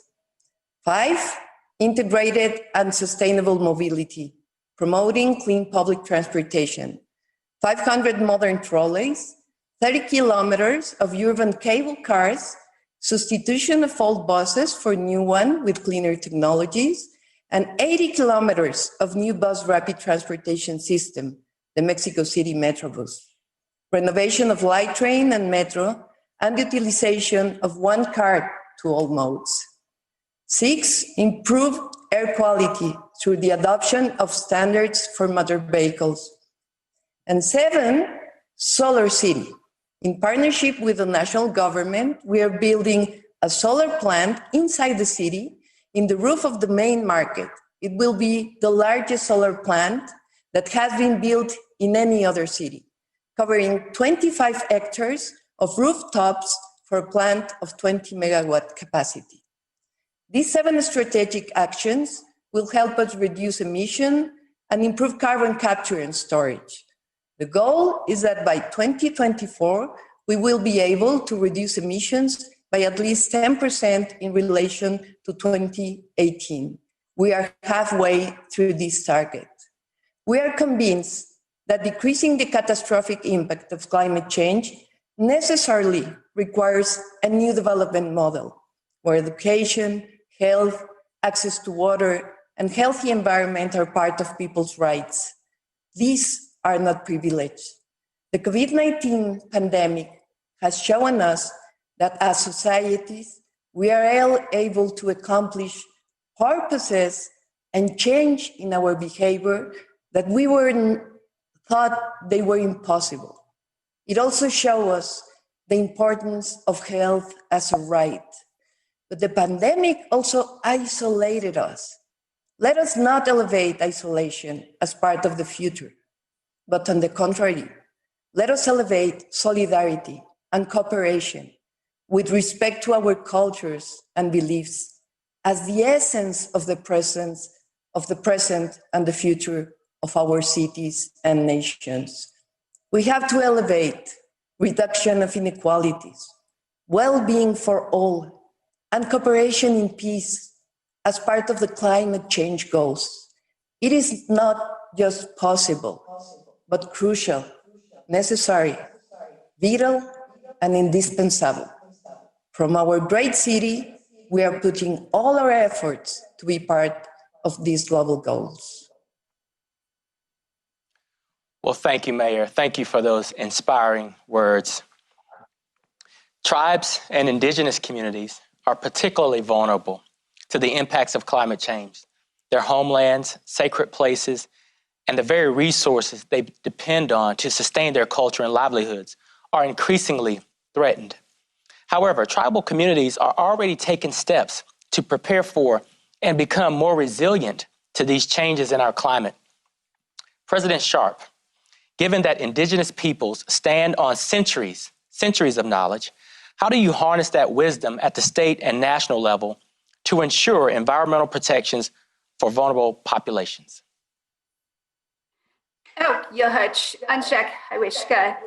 Administrator Regan, thank you for that question. My name is Fawn Sharp, and I serve as president of the National Congress of American Indians. Founded in 1944, NCAI is the oldest, largest, and most representative organization comprised of tribal nations and their citizens. On behalf of NCAI, I want to thank President Biden, Vice President Harris, and U.S. Special Envoy for Climate, John Kerry, for convening this Leaders Summit on Climate. To answer your question, the best way to harness the ancient and timeless wisdom of indigenous communities is to follow the leadership demonstrated here today and ensure that we have a seat at the table for every local, state, national, and international climate engagement. This is truly an historic and sacred moment in time that requires bold, creative, holistic, and inclusive approaches.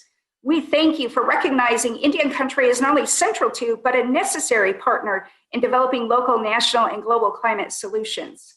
Over 15 years ago, when I was initially elected as president of my own nation, I was immediately confronted with the frontline impacts of climate change. That year, in 2006, I faced a harsh reality that while millions of sockeye salmon return to the mighty Quinault River each year for millennia, only 4,000 returned that year. I've had to declare multiple states of emergency and personally witness sea level rise inundate our main village, flooding our courthouse, community center, jail facility, and our only store in town. I've stood on our shores along the beautiful Pacific Ocean and witnessed miles of coastline littered with dead marine life due to oxygen depletion on the ocean floor. And I've taken a helicopter flight over the beautiful Olympic mountain range with an expectation of personally viewing just how far the Anderson Glacier has receded, and only to find out that I've come face to face with a mountain, and a bare mountain with not one remnant of a glacial sheen. Every one of these frontline impacts has taken a significant toll and traumatized our entire nation. Sadly, my tribal nation is not alone. All across the country and around the world, indigenous communities share our tragic and true and very harsh reality, story, and narrative. But we also share something else. We share centuries of timeless and ancient wisdom and knowledge on how to best confront the impacts of climate change.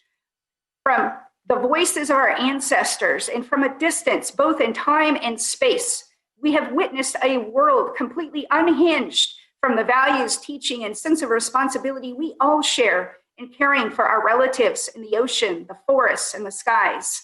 Like us, they are in this very moment confronted with environmental genocide, and they need us.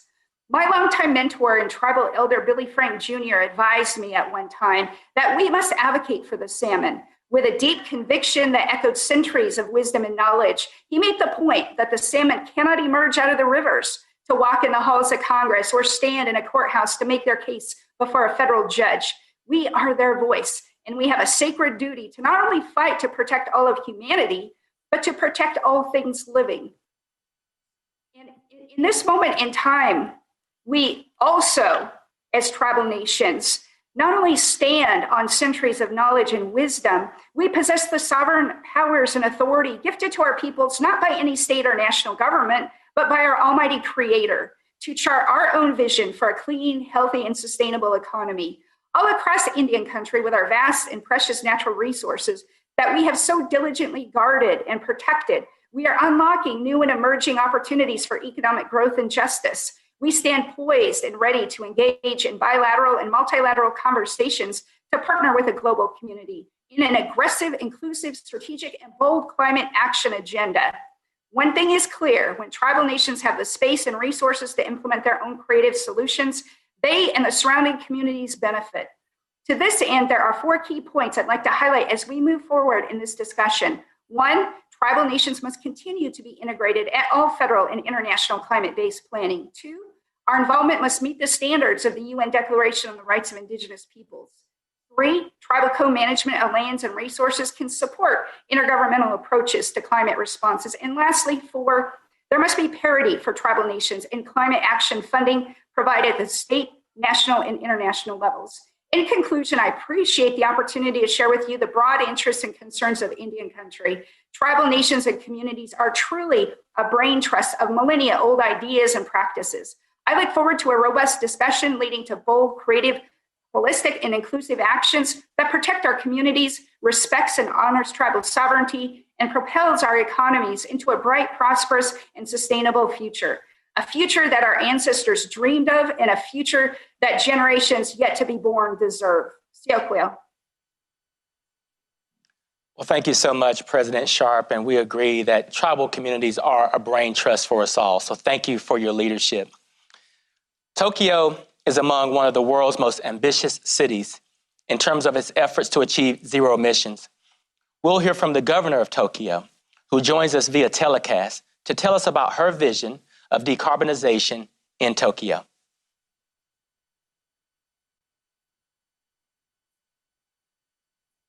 Participating in this session, Climate Action at All Levels. I'm Koike Yuriko, Governor of Tokyo. I'm very honored by this opportunity to speak at such an important summit convened by President Biden. The world is now facing 2 major crises: the COVID-19 pandemic and the climate emergency. To address these challenges, we must share what knowledge we have and combine our strength. Notably, the actions taken by non-state actors who are on the front lines of this battle are extremely important. The Tokyo Metropolitan Government is advancing initiatives for a sustainable recovery from the COVID-19 crisis. To achieve the Paris Agreement's goal of limiting global temperature rise to 1.5 degrees Celsius, the actions we take during the decade to 2030 are critical.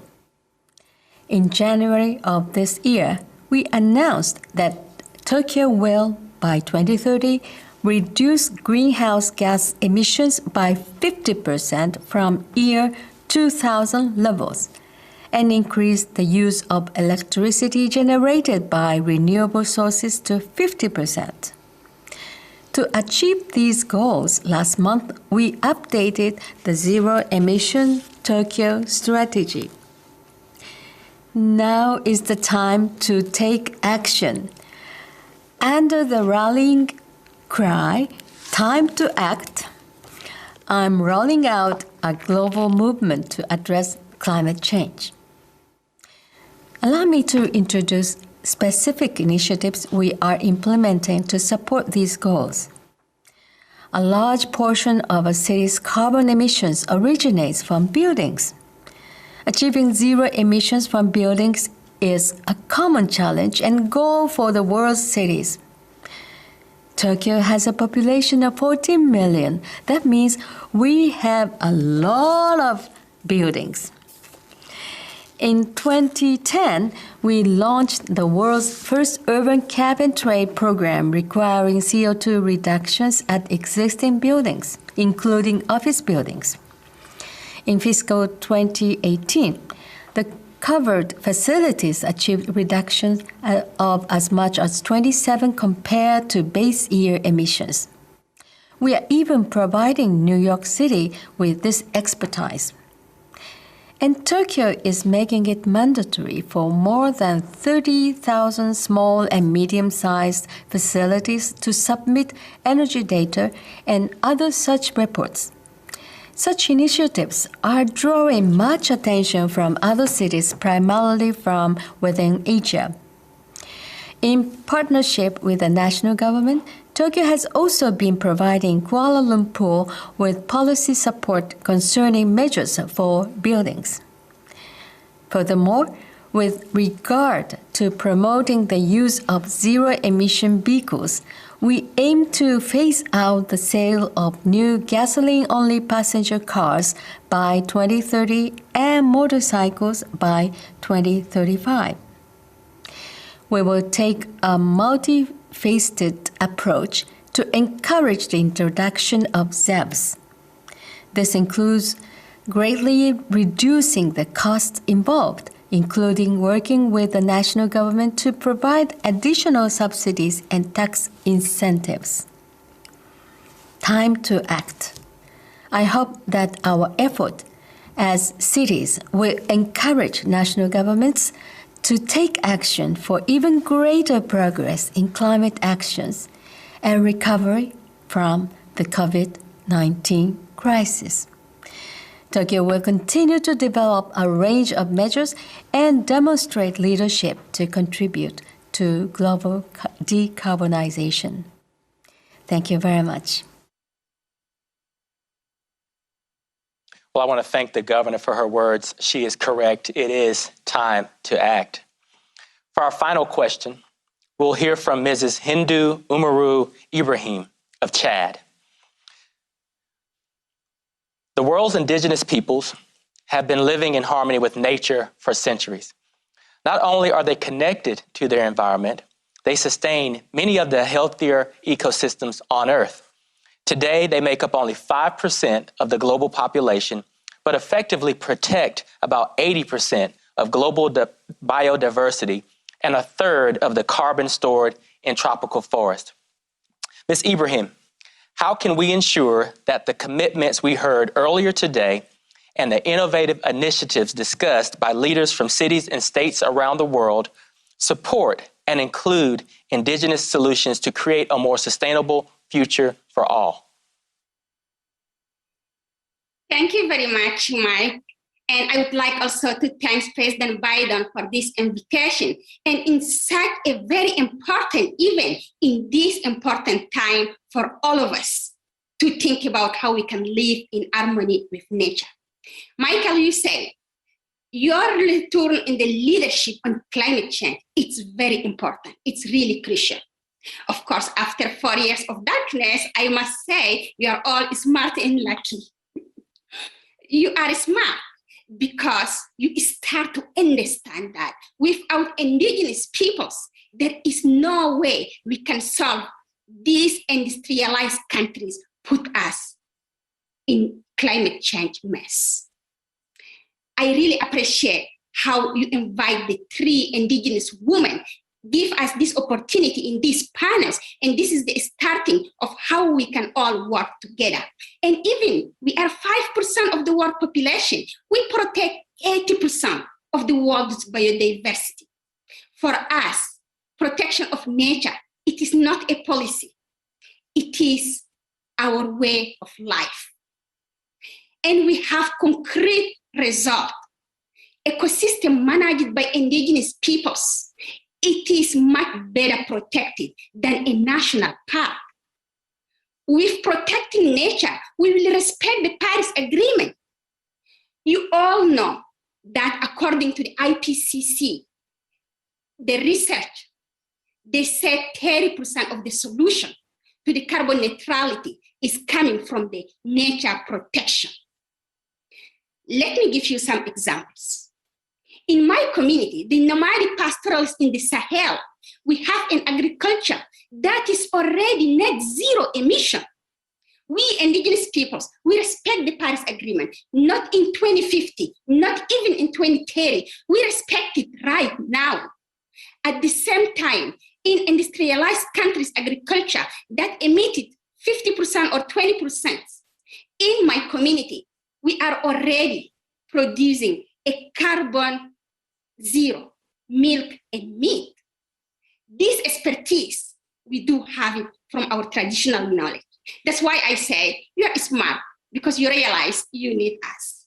But also, you are lucky because indigenous peoples, as all my sisters here, we say, yes, we are ready to share our solution in the tables. We are ready to build the capacity to the industrialized countries. We indigenous peoples, we don't have PhDs, but we have our traditional knowledge. We have our grandmothers. We have our grandmothers that can explain how to restore the tropical forests and the fires, how our grandmothers can take the technology from the net zero agriculture in the Sahel. They are the one who can provide the seasonal weather forecast based on the observation of the nature. From the best migrations to the cloud position, we use the science and traditional knowledge together to build the resilience of our communities because we know how to listen from our Mother Earth. And we all also know adaptations, it's needed globally now than ever, because in my country, in Chad, water, it is already gone with the Lake Chad. Temperature is already rising to more than 1.5 degrees. That's the limit of the Paris Agreement. So yes, you are lucky because we will be bringing our solution in the tables, but we have also some conditions, because if you want to have help, our conditions are, firstly, it is time for government, local authorities, companies to start listening to us and to stop stealing our land for the agriculture or fossil fuel. This is needed right now. Secondly, we want to sit in the tables. So I do think that head of state, mayor, CEO, all of them, they should come and sit in the tables with us and discuss as partnership, because we have only one planet. Lastly, we want support, and my sister also called on it. We represent 30% of the solutions. We protect 80% of the world biodiversity. But climate finance dedicated to the ecosystem protection, only 1%. So it is time for climate finance institution, development bank, ADA agency to dedicate at least $1 billion to indigenous peoples-led solutions. So my final word is, Michael, to all the panelists, continues to be smart, and you will be lucky to have indigenous peoples to help you solve the climate solutions. Thank you so much again for the opportunity. Well, thank you so much, Ms. Ibrahim, and your energy and optimism are exactly what we need at this moment to tackle climate change. I want to thank each of you for participating in today's panel discussion and for the work that you're doing in your communities, cities, and states, and beyond to ensure a livable planet for future generations. I'm looking forward to working with you and speaking with you soon. And now I'd like to invite you to join us for our next 2 breakout sessions. Thank you.